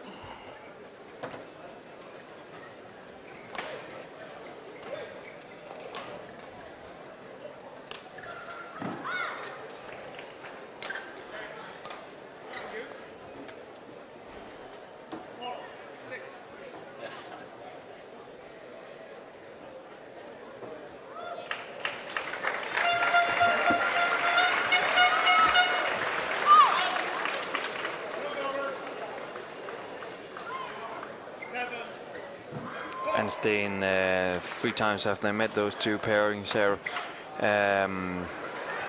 2 victories for the Indonesian, 1 for the Malaysian. Should we think about that during this game? Sorry, Rasmus, I wasn't really paying attention to you because the net almost fell down on one of the adjacent courts. So I wasn't paying attention to you, and I didn't hear your question. It's the match with Saina Neval and Tine Baun, who's just commenced, and the net is significantly lower than it should be. Yeah. Perhaps it's a good thing, making it easier for the players to make some attacking shots. Or although they should just play like tennis, if they can get it over. Let's move at least my concentration back here to court 2. Yeah, Steen, I was asking, should we have it in mention that the Indonesians have won 2 out of 3 games against the Malaysians until now? Yeah, it depends a little bit. I'm not sure who won the last game and in which... The Malaysian did in Indonesia. In Indonesia. Just before the Olympics. Yeah. And the Indonesians weren't going to the Olympics, so not necessarily any significance in that, but they're off to a good start here. But I also must say that yesterday I was a bit impressed by the Indonesian pairings of Rijal and Susanto. I think they're a bit improved since I saw them last time. Service fall called here on Debbie Susanto.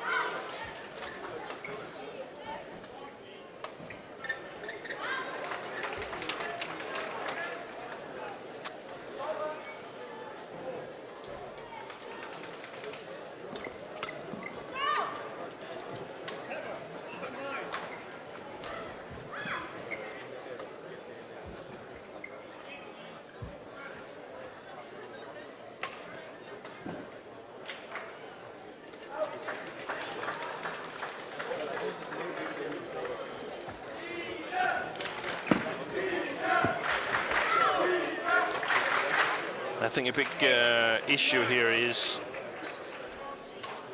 which of the 2 girls is able to take the net, is able to dominate the front court.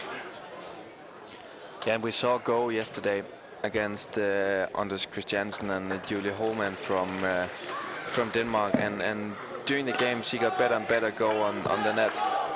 Yes, exactly. So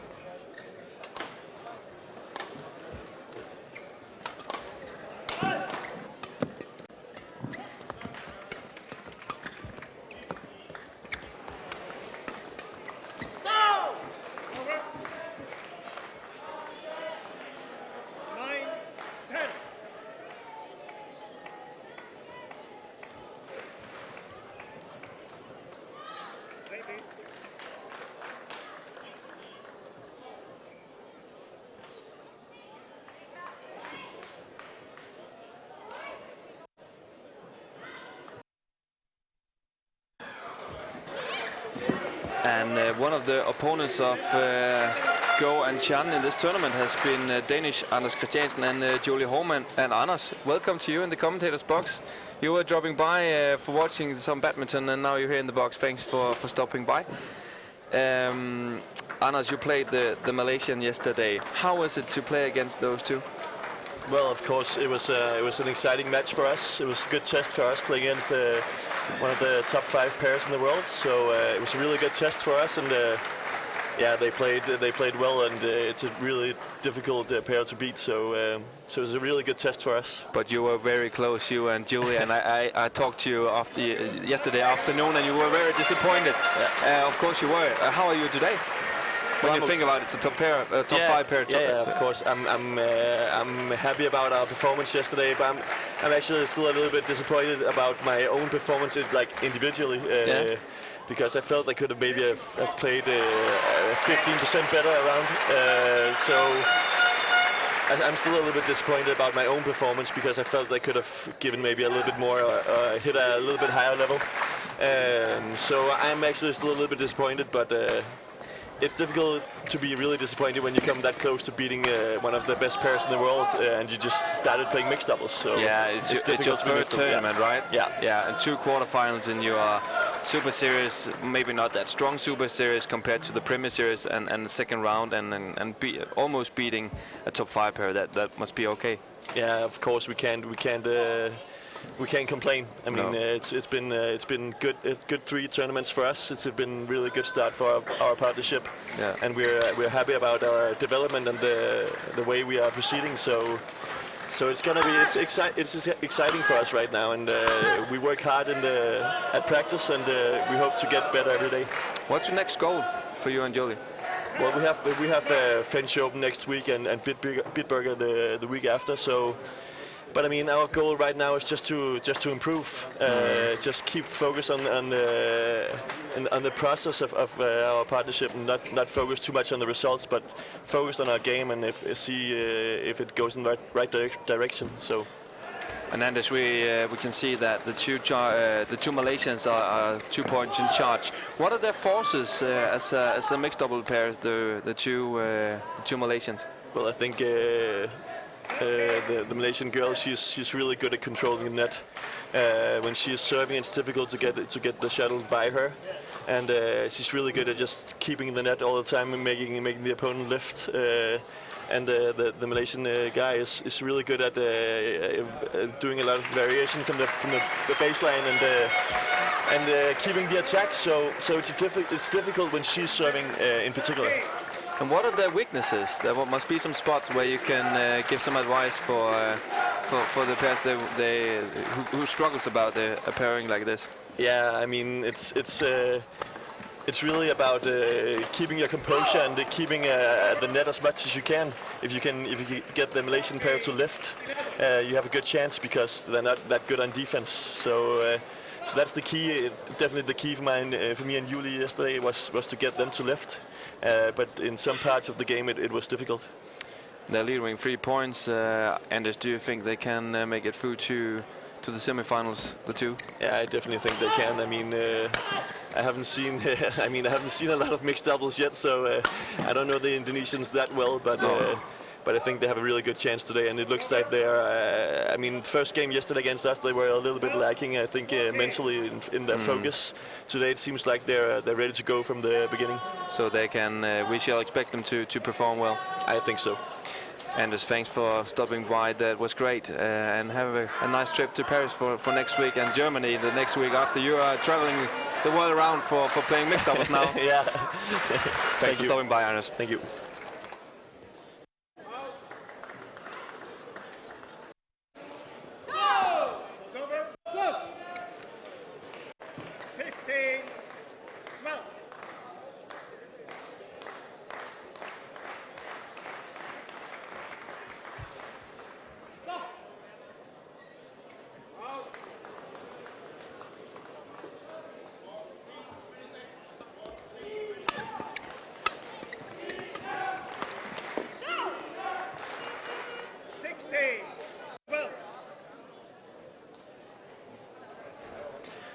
A 16-12 for Chan and Go against Rijal and Susanto.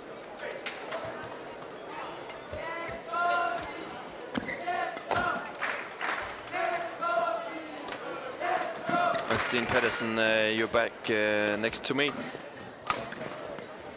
Malaysia we talked a bit about it yesterday. About they've had some players getting into the big scene now. Among others, Chen and Go. What's the future, would you think, for badminton in Malaysia? We have Kian Ketkoa and Byun Hong Tan, who plays the men's doubles. We have Lee Chung-wei. They are all kind of old players, so to speak. And I don't think that we see that many young players from Malaysia right now. No, there's some discussions going on in Malaysia at the moment. I know they're looking to hire a sports director or a chief coach, coaching director, and Park Ju-bong's name has been mentioned. The Japanese national coach right now. He's been in Malaysia before, and it seems that the Malaysian association has realized that the young players are not doing as well as they hoped they would. However, I must say that the young Malaysian men's singles players have played quite well in this tournament. Yeah.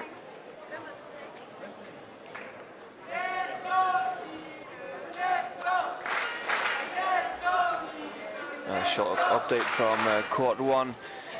If some of you are thinking the support of the Danish audience, try to support Tine Baun, who is playing against Saina Nehwal.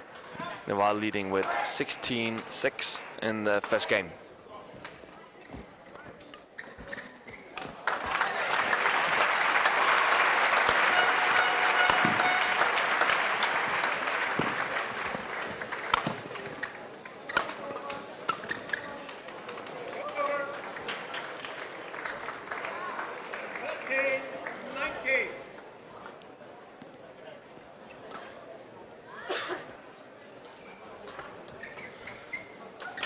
And we have picked the winner of the book from Peter Gade. And the book goes in direction of Copenhagen to Albert Navarro. Albert is writing that his best memory with Peter Gade is from the last World Championships, where Peter get into his knee on court after defeating Chen Nguyen from Vietnam in the quarterfinal. And Albert is writing, it was a thrilling match where we were very close to, he was very close to lose, and he was showing that he was exhausted during the third set. As the commentators of the match said, mind over matter. And Sten, I suppose that you remember the same match as well, the quarterfinal against Nguyen from last year? No, I actually didn't see the match. You didn't? No. I did. And there was a thrilling moment as Albert is writing to us. Albert, congratulations with your new book. It's signed from Peter, of course, and we will ship it to you when the tournament is over. And hopefully you'll have some hours of good reading in the next week that will come to you. Thanks for all of your mails on the quiz from of the book of Peter Gade. And 21-15 for the Malaysians in the first games. I'm not very surprised. They've just been better. Yeah, it seems that they've been controlling. They've been better at. They've been better in the defense. They've been better at changing defense to offense compared to the Indonesians. Mohammad Rijal haven't really been able to create some opportunities for Devi Susanto at the net. So quite a convincing victory here in the first game.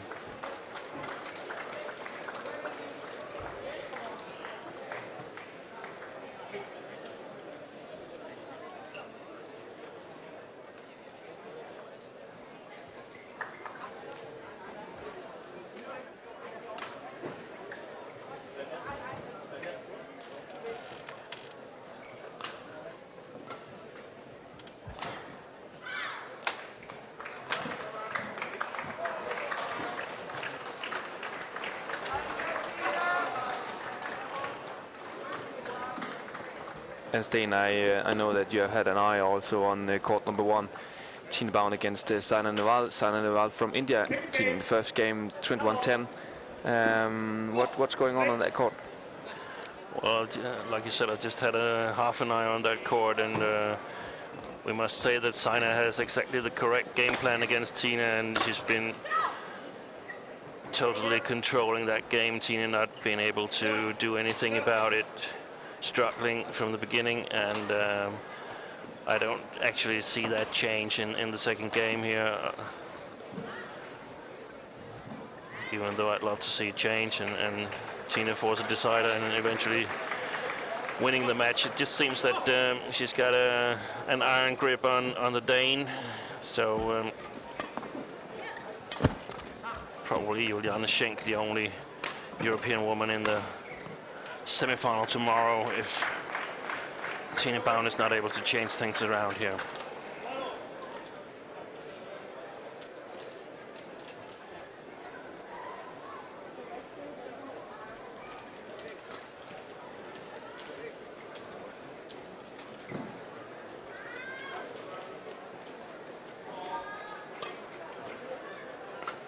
It was announced, of course, before this tournament that Tina was quitting after the All England.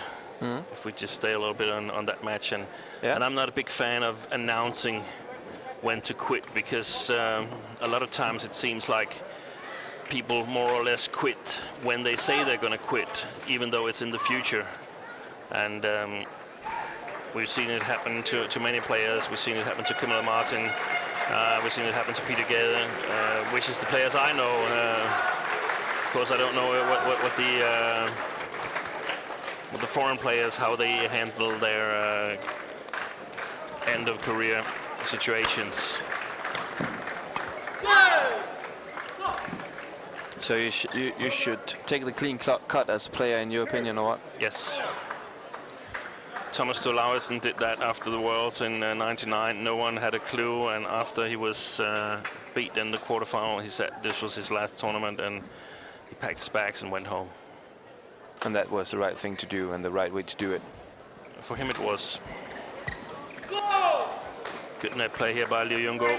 Yeah, and she has been controlling the net almost every time we have seen her on the court. And what is it that she can? What is it that she's so good at?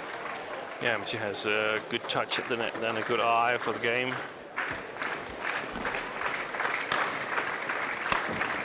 Excellent play here by Chan Peng-soon.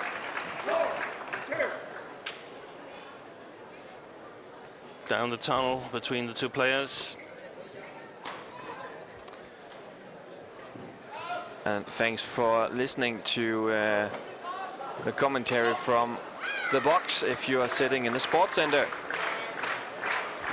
We have a special prize for you. Special kind of quiz for you if you would like to be a part of it. The first one who comes to the commentary box gets the shirt of Mads Conrad Petersen. So if you're listening on 95.3 megahertz here in the sports center, go to the commentators box, and if you are the first, you are the winner of the shirt of Mads Conrad Petersen.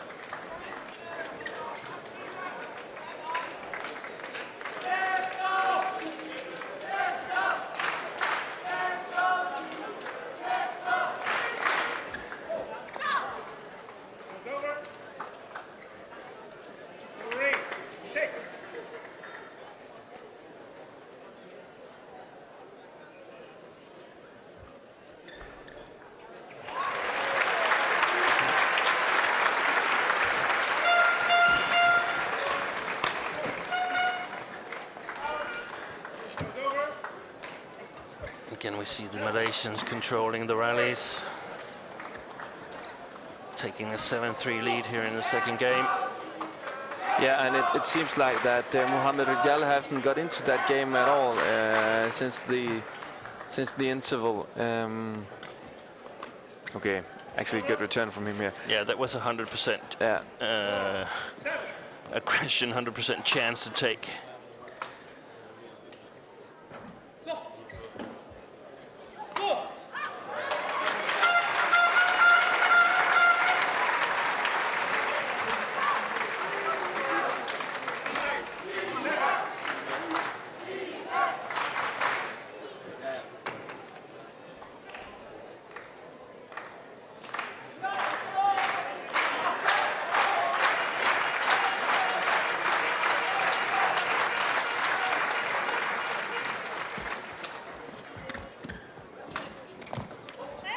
Very high on the net. Yeah, and making a deception as well. Liew really, really alert.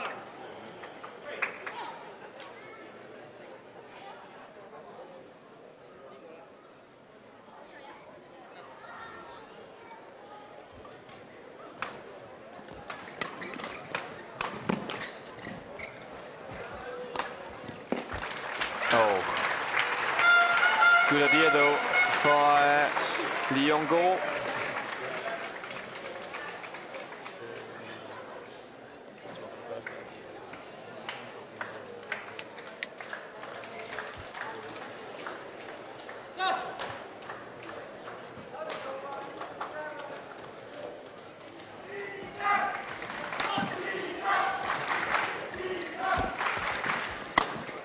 See that Debbie Santos isn't that much into the game. She's moving away from the shuttle. So it's only in really clear attacking situations or in the defense that she's actually involved in the game. Otherwise, it's Liew controlling it at the moment. And the Indonesians, they need to come up with a plan to change that. Yeah, and how should they change it? I think I'll try to move Liew away from the net a bit more, flicking her.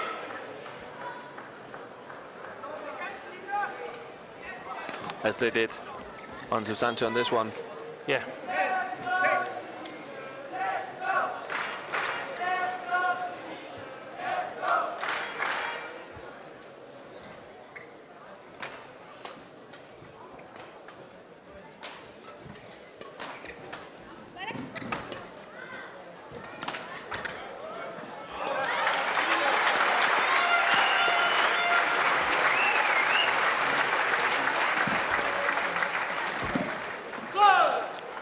Once again, we see that the Indonesians doesn't get anything out of the attacking situation. The Malaysians are able to change it around and actually counter-attack and win the point quite easily.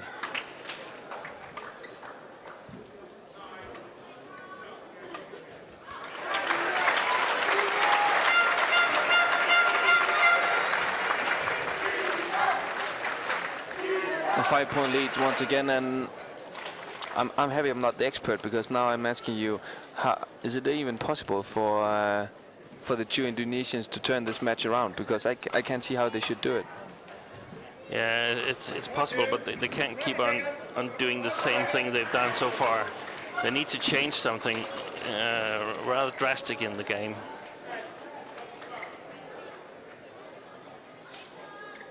And I hope that they've discussed how are we going to win from attacking positions. They need to come up with a plan for their attack. Once again, we see the efficient flick serve. 12-6 for Gan, Chen and Go.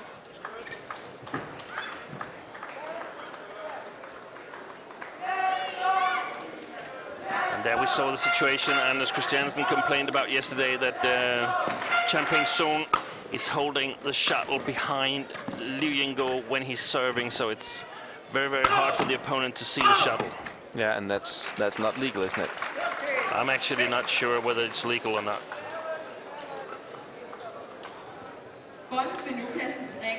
The way I see it, it should be illegal. I mean, you should be able to see the shuttle you're going to return.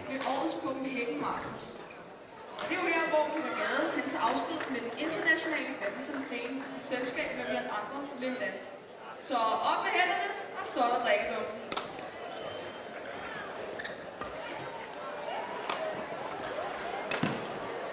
a small event in the hall at the moment. We have a sponsor throwing out bottles, and I was not actually listening to all of it, but it was something to do with the tickets for Copenhagen Masters, I guess, wasn't it? I wasn't listening either. For the last match from Peter Gade against Lindan. A lot of small events going on in good affection for Rijal.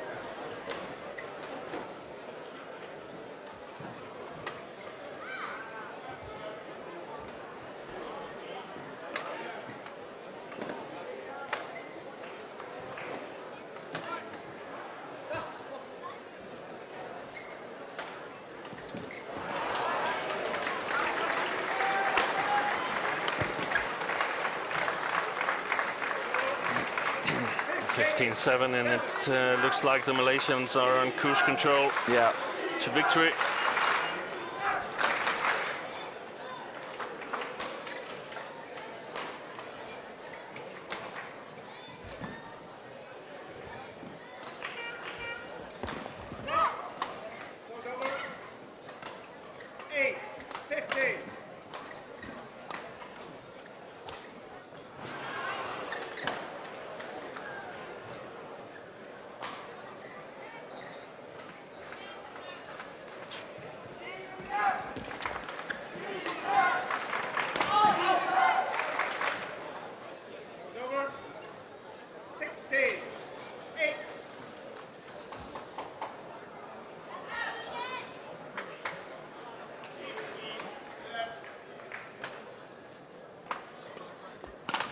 Figure for Rijal.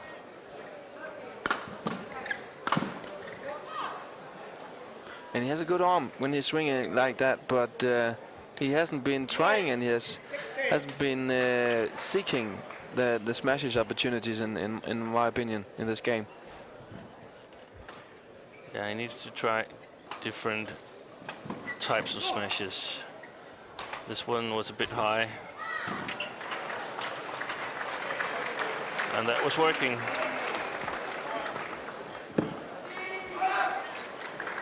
Oh, called out. 4 points to go for Chen and goal.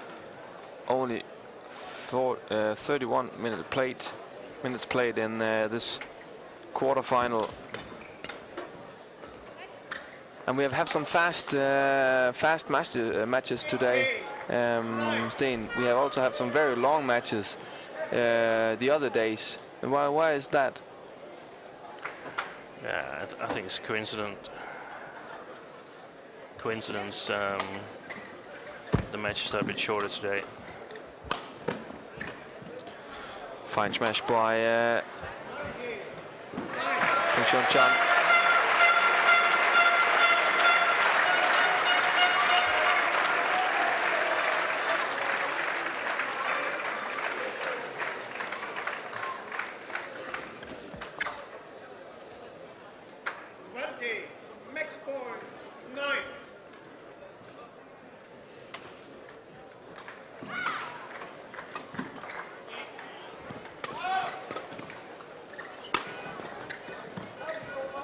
White from goal. And still 10 match points left, and I have to say it's a surprisingly easy win for the Malaysians. It is. Especially when you take into account the kind of trouble they were in against Anders Christensen and Julie Haumann.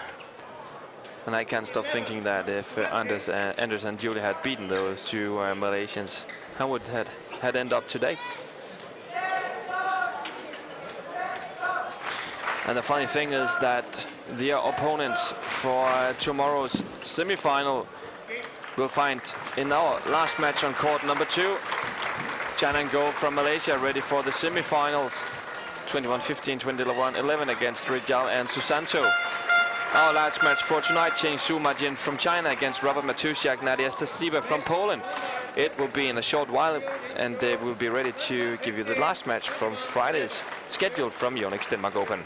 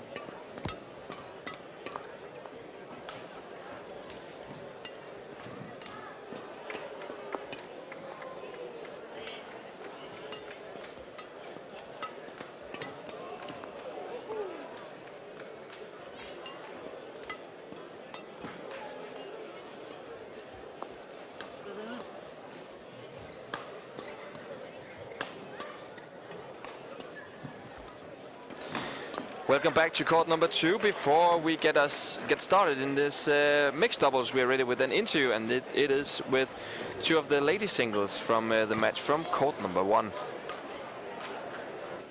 Tine Baun from Denmark is here with me now, and she just lost her match in 2 sets to Saina Nehwal from India. And Tine, it looked a little bit like you struggled out there today. What wasn't that didn't function? Everything, I think. Yeah, I wasn't playing my game well, and yeah, that's why it's very difficult to keep up. Yeah, the good things against Saina, because she's a little power machine, and she just is just heading for the last in the sets as well. Yeah, I wasn't succeeded at all. But this was actually your last Denmark Open as well, because you have announced that you're quitting after the All England. But how was it to play out there, because you had a big crowd cheering for you? Yeah, I'm very happy about the crowd. They were really trying. But yeah, everybody wants to quit well, and yeah, I'm on home soil as well. Of course, I wanted to do a better match, but it wasn't my day. Thank you very much, too. Steen Pedersen, it wasn't her day, she says. We can actually not disagree on that, sadly enough. No, it was a terrible match. Tina was trailing from the beginning, and 21-10. 21-10 is when you won with these numbers. It's just been a very, very easy match, and that's the way Saina must feel today.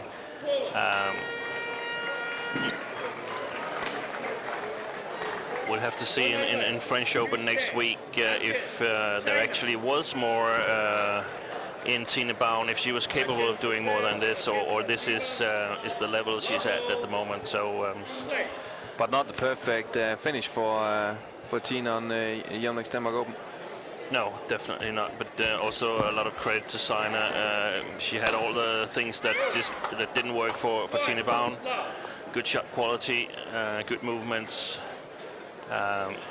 attacking style, and a good defense. So excellent match from her. Looking forward to seeing her tomorrow in the semi-final. And also important to remember, it's not a secondary player she has lost to. Tine Baun. Saina Nehwal is a top player. Definitely a top player. Two for sure top players, and two also almost top players on our court right now. In my opinion, Sten Shengsu Majin from China against Robert Matuszak, Nadia Stasiba from Poland. No discussion about it, but Chinese has a huge favorite in this one. I think they are, even though they played a very, very close match during the Olympics, where the Chinese were lucky to steal it in the end. I think it was 21-19 in the decider. Yeah, 23-22 actually. Yeah. Should we expect the same from this? No, I don't think so, because I don't think Chen Xu will get as nervous as he did during the Olympics. So I think it'll be a bit tougher for Matuszak and Siba, current European champions. 2012 Olympics. And their opponents for tonight's from Thailand, Odense and Manigo Jongji. I actually think it will be a 2-game victory for Majin and Chen. Asia Open 2012. And you know those two players from Poland, very, very good. You know them from the team, from our club team. Yeah, they played in Greve badminton for a number of years. Occasionally practicing at the academy there, the International Academy in Greve, and they had a troublesome beginning of 2012 and was in danger of not qualifying for the Olympics, but then suddenly got a peak, especially winning the Europeans, first Polish players ever to win a European title. Yeah, huge achievement for them. And what should we expect? We're talking a lot about retirement. Siba, 28 years old, Matuszak, 36 years old. Not the youngest couple on the circuit, but when you look at Matusiak, it doesn't seem like he's ready to quit or a problem with jumping. No, of course, I know that both players have been bugged by injury, and when you reach the age that Robert has and has the playing style that he has, then injuries is your worst enemy. And that could end the career quite suddenly if he suffers a severe injury. So let's not hope for that. And as we can see that there's also some sports tape placed on Nadezhda Kostyuchik, her knee and her Achilles is taped. So, but. I mean, who would stop the career just after you won the Europeans? I wouldn't, so I think they'll play on for at least a couple of years more. And let's go from court number 2 on till the mix zone. My colleague Marie-Louise Albers is ready with Saina Nehwal from India.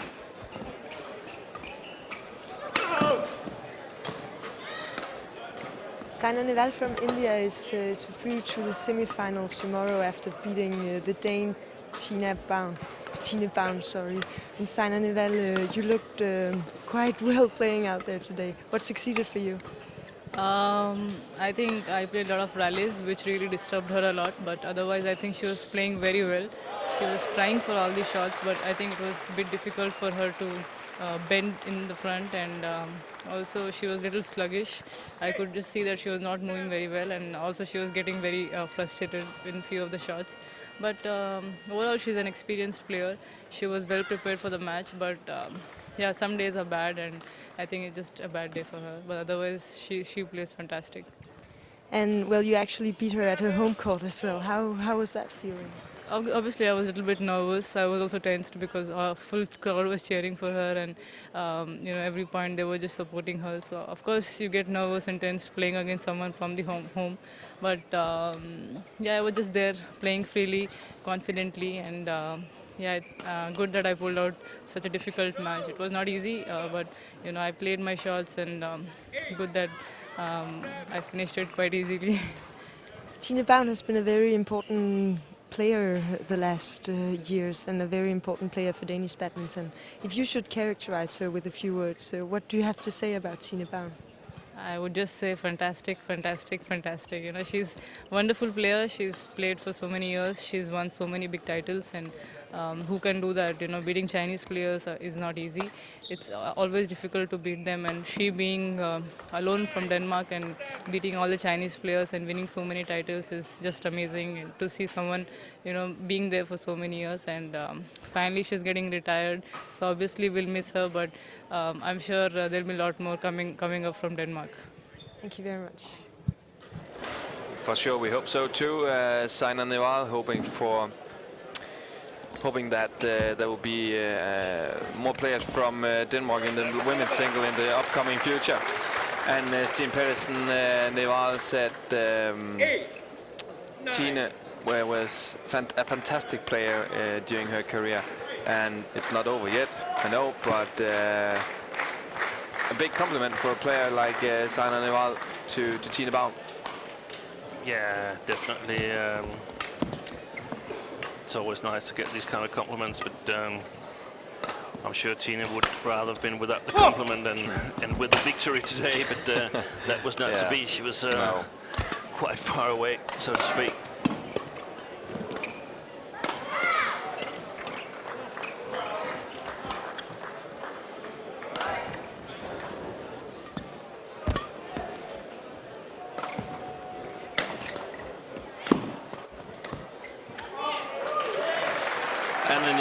Here for the Polish. Bit of surprise, Sten. They had a very good start, the two Chinese. Yeah, and they've made a couple of mistakes in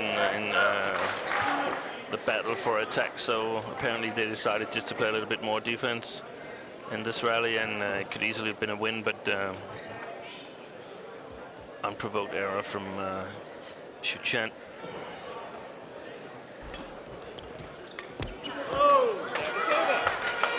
don't give her that kind of chance on the net. Imagine she's a bit too good for that.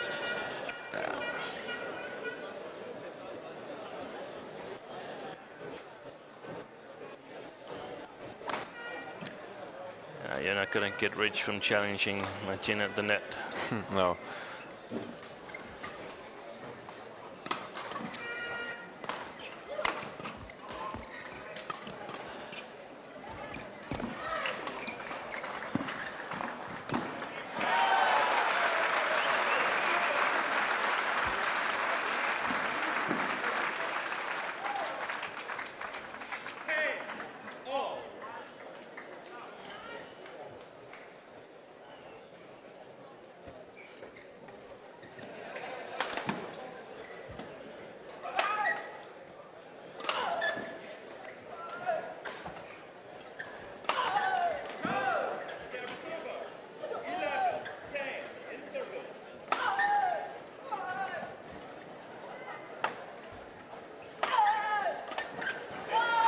And 1 point lead in the interval for the Chinese.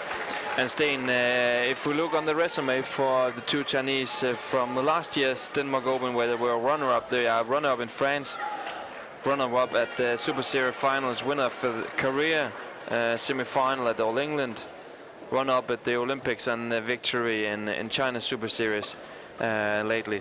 They're number one on the world ranking. We often talks about that. You can actually judge everything about the ranking, but is it a thing we can do from this pairing?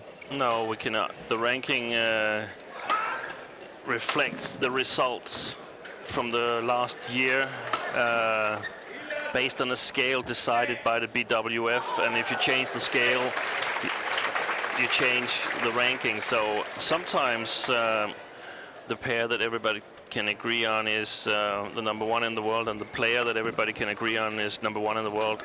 It's also the number one on the world ranking, but you can't use the ranking to judge who is currently the best player. And one of the good examples of that is Xuerui, who up to the Olympics was number 4 on the world ranking, but was selected by the Chinese team manager Li Yongbo, and it was quite obvious that she was going to be selected because Wang Xishan, who was ahead of her at the world ranking, has had a major downswing in form and wasn't playing really well. So if you were paying attention to international badminton, it was obvious to everyone that this was going to happen, but still she was only number 4 on the world ranking, but went on to win the Olympics, and she also won the All England. So I think it's fair to say that she's the number 1 player in the world at the Olympics. And as you can see, her form is at the moment not exactly it's not that good. No. But Majian and Xiang Zhu from China, number 1 in the world in your book? No, Nanjiang and Zhao Yunlei is in my book number 1 in the world.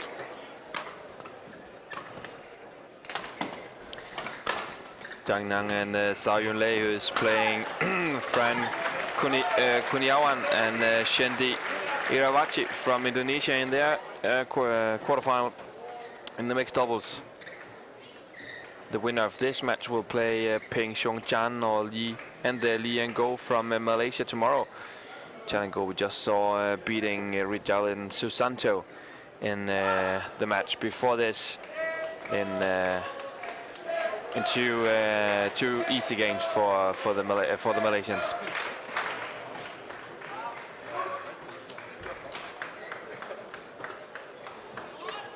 And Sten, if we look through the results of the day, a lot of big names going in the semi-finals. Mathias Bo, Carsten Mogensen, Chen Long, Sainer Neval, Li Changwei, Wang Yihan, Juliane Schenk. A bit of surprise, or not bit.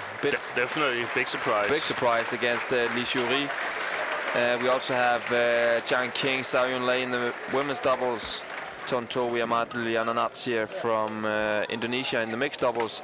Wang Xishan lost against Jiao from China. Not a big surprise in my book. She has not been playing that well, Wang Xixiang. No, she was struggling in the first 2 rounds as well, and got beaten by a fellow Chinese player. Yeah. And Du Pengyu, also from China, ready also for the quarterfinal in the men's singles. A lot of great matches coming up tomorrow for sure. Yeah, definitely, and a lot of matches where it's not China versus China, so that's always nice. Yeah, I know you're very happy about that.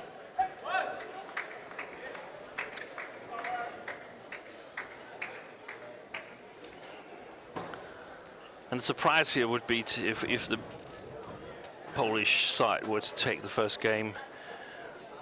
They're hanging on to it, but I would still be surprised if they were going to win it. Excellent play by Jin. That's wide. Yeah. And we can see here some players, we discussed it with the service umpiring, said I thought Fu Haifeng as a service fault. And the same goes for Robert Matuszek. His racket is totally level every time he hits the shuttle. So, but it's not called. Everybody's used to that's how Robert is serving. So he gets away with it.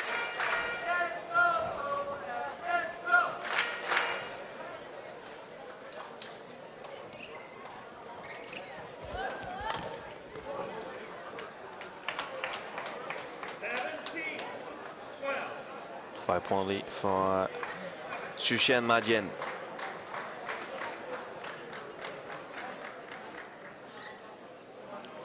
And we got a good question from one of our viewers, Sten. How do you know how to pronounce the name of the Chinese? How do you know if it's Xuxian or Xiangsu? We don't. And we change it a bit. There's commentator Jill Clark sitting on the world feed from this tournament, and she's very good at being consistent in pronouncing the names.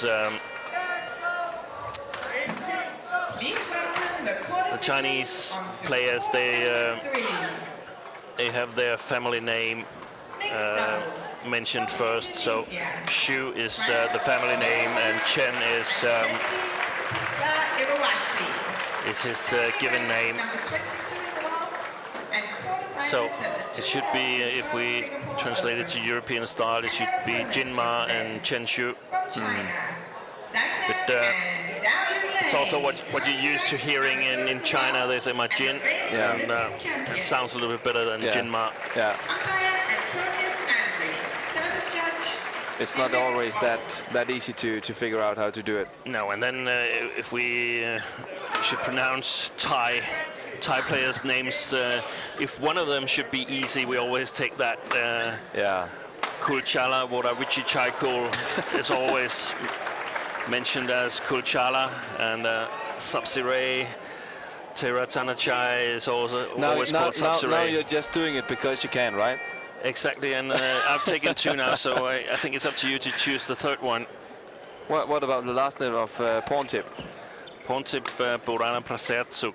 You have been working with badminton for too long. The thing is that it's because you're a little bit afraid of all these letters, and so if you just calm down and take it one step at a time, it's not so difficult.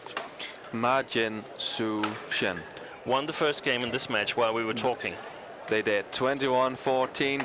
16 minutes of playing, and no doubt about that. They had the match on cruise control the last 10 rallies in this first game. Yeah, they're simply a better pairing than the Polish side.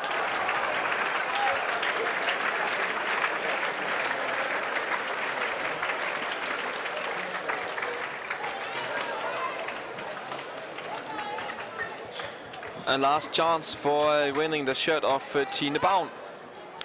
If you can answer to this question, you have the opportunity for winning the shirt of Tine. How many times has Tine Baun won All England? Answer to Denmark Open at badminton.dk. Answer 2, Denmark Open at Badminton.dk. How many times has Tine Baun won All England? We will pick the winner in the interval of this second game. So you have around 20 points until we will pick a winner. And remember to fill in your address, please, so we can ship it to you right away when the tournament is over.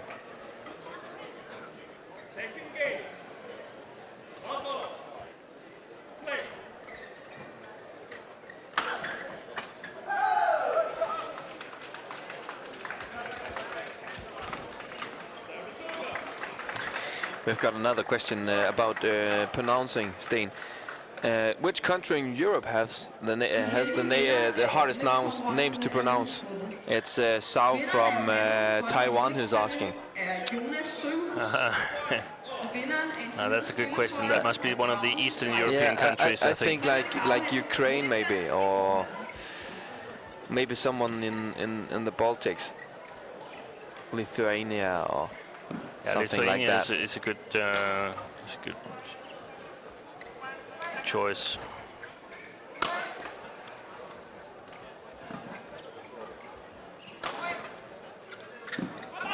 Portugal, they tend to have 4 or 5 names there. Yeah, but they're short, and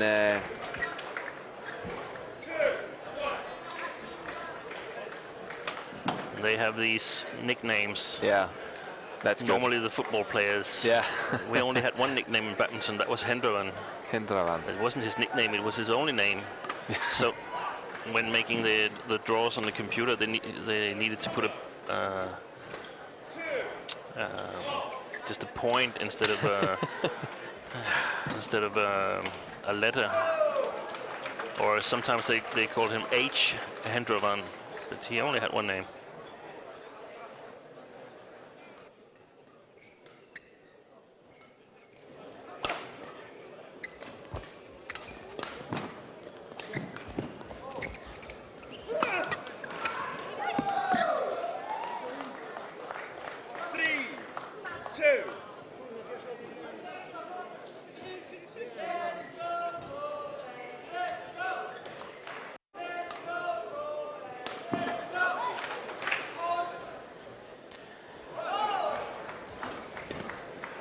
Excellent by Jin. Got another question, Sten. It's from one of our viewers in England who's asking, is there always live stream from court number 2 during the Premier and Super Series? And to be honest, I'm actually not sure. No, there's not. There's on some occasions there's a camera. I think that actually there's camera on 2 courts. But that's mainly due to the betting companies who have live betting on the matches. But normally there's not more than 1 court streamed. The world feed goes out through the channel we're on right now, badmintonworld.tv. Courtesy of BWF.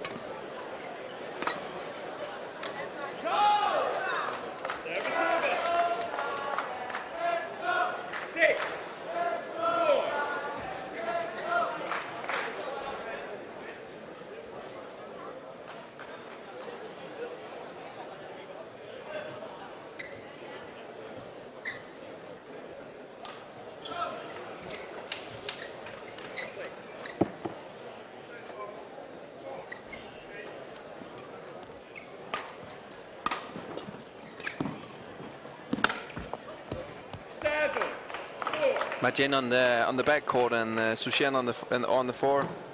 Not the way we are supposed to see them. No, but they can play that way. Of course they can, because otherwise it would be too easy to switch them around. It's just not their favorite positions. Sometimes actually Tsiba and Matushak, I think their favorite position is not just the backcourt and Robert jumping being around. very, very dangerous at the net because of his speed.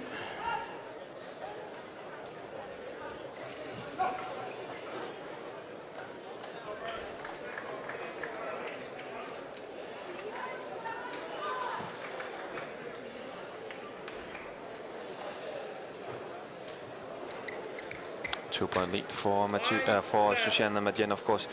Matushak with the service. And staying those two Polish profiles here. Are they the best Polish players ever in badminton, or? Yeah, no doubt about that. Biggest stars ever. Yeah. Tsiba originally from Belarus, but won the European Championship in ladies doubles with Camilla Augustin, and after that switched nation to Poland, and now married to a native Polish guy, Dariusz Tsiba, former Polish #1 player.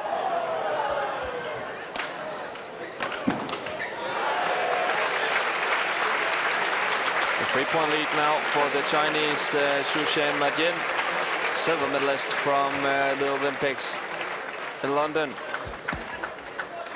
Good return on that one from Tsiba.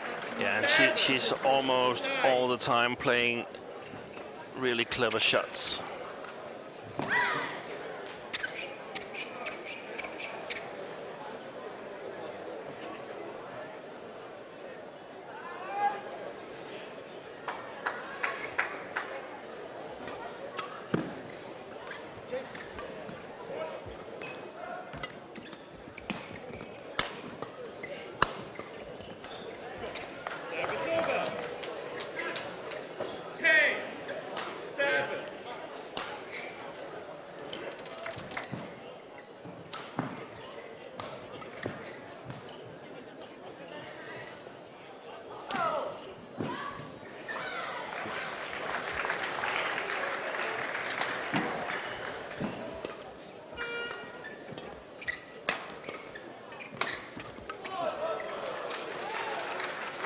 And 11-7 here at the interval. 4-point lead should be enough for the Chinese to bring this one home for them. Yeah, definitely. And I think also a lot of the attention here in Odense Sports Park is on court 1, where there's men's doubles going on between Ko and Tan from Malaysia playing Bodini Sara and Manipong Jongjit from Malaysia. No, sorry, from Thailand. It's a very enjoyable men's doubles. A lot of attacking, a lot of defense. The Malaysians are playing quite a defensive style here, and the two Thai players have a hard time getting through the defense of Ko and Tan. 11-7. Very, very skilled players, making some trick shots once in a while.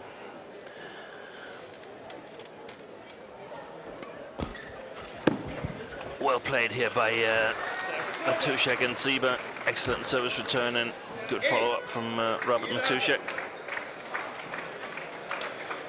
And I have picked up the winner of today's competition about the shirt from Tine Baun. And we're not gonna ship it that long because we're shipping it to Ringe in Denmark. Nana Larsen has the correct answer. Tine Baun has won the All England twice, and that's of course the right answer. And thank you to all of you who has been part of our quiz today. And tomorrow we have the last chance for getting a minor souvenir from this tournament. Or not a minor, it's actually a major prize sponsored by Yonex. We have a Yonex shirt and a Yonex pair of shoes, badminton shoes, like those who Peter Gade is playing.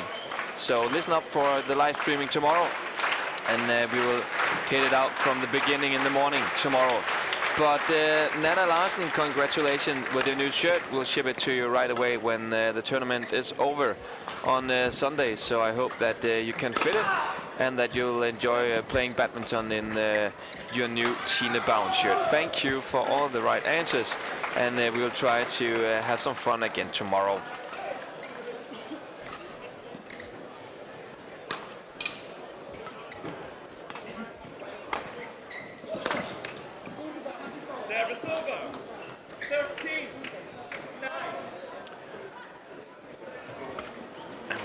Trying to sort of park Majin at the back court, but she's quite capable of maneuvering herself to the net. Also in the semi-final of the ladies double together with Tang Jinhua.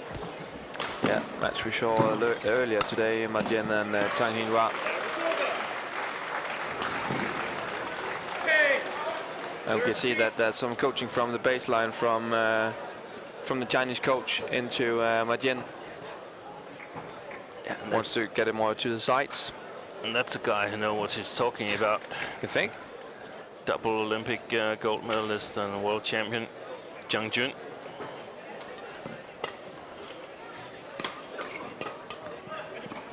Played with Gao Ling, who was the best female mixed doubles player in her time. 14-10. Had a lot of battles with Kim Dong-moon and Ra Kyung-min. And many of our younger viewers won't remember that for sure. But shouldn't say that. There's a lot of footage on YouTube. That's of course right, yeah. So when you're done live streaming, go googling on Google and YouTube, and you'll have a fine add-on for today. 14.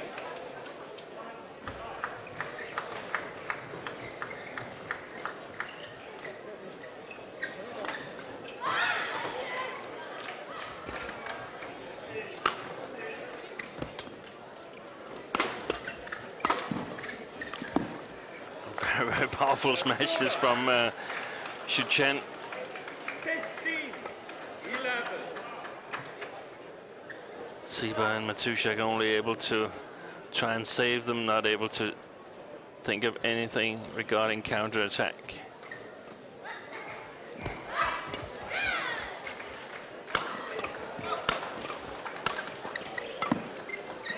Oh, Great defense. Look at that defense. It's amazing to see she's just taking it easy, putting it up again.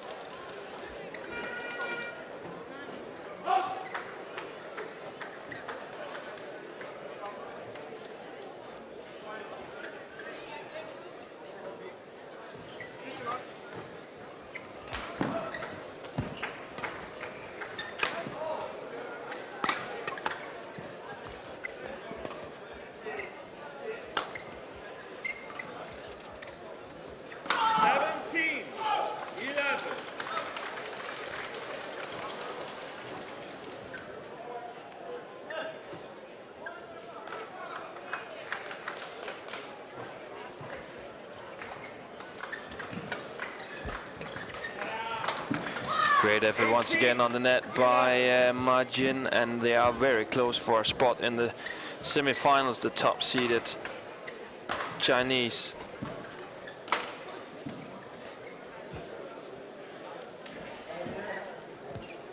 And a clash between Chen and Go from Malaysia and those two Chinese. What do you think about that tomorrow, Sten? Still think the Chinese are the favorites, but I think Go and Chen will have a bigger chance than Seba and Matusiak has had here. Problem is, of course, that while Go is strong at the net, the same goes for Majin. So interesting matchup for probably won't be able to attack as much as they did today, the Malaysians. But interesting to see how they will take the fight to the net. Both pairings. Yeah.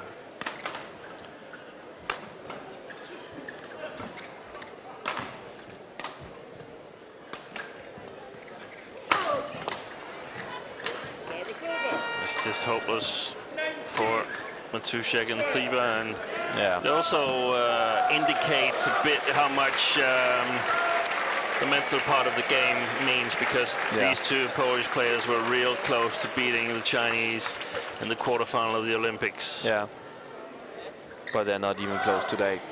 14 in the first game now, 19-12 lead for the Chinese. Close to good from Su on that one. 19. Schedule for tomorrow, some of you asking for, we're not ready yet. Check it out on badmintondenmark.com later on tonight, and we will for sure make it easy for you to find the schedule for tomorrow for court number 2, where we will do the last day of streaming from Yonex Denmark Open.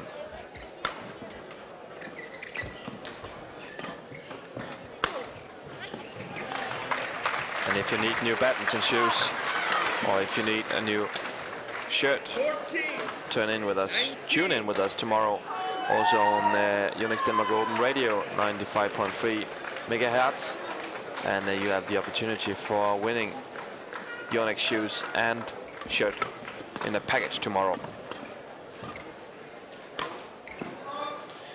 And match point now 14 for the two Chinese.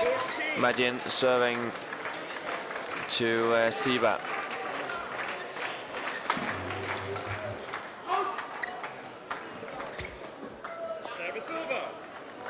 Hanging in there a bit.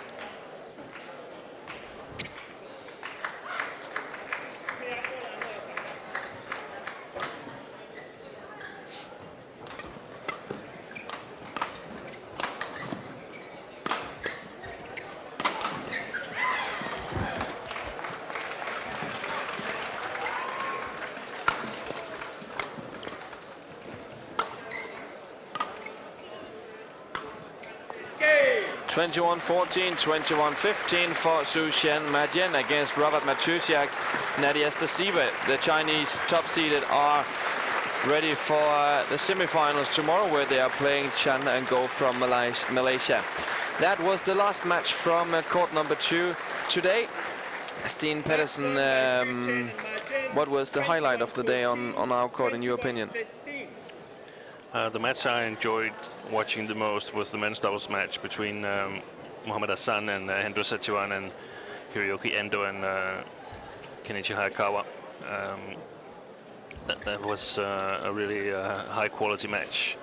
The biggest surprise was Juliane Schenk's victory against Liew Xuerui. So for me, that was the two highlights in this court.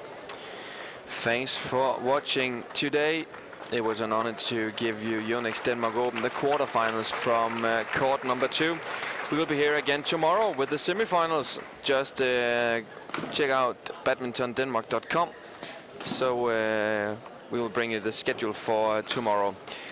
And Steen Pedersen, thanks for stopping by. My name is Rasmus Beck, and thank you for watching Yonex Denmark Open 2012.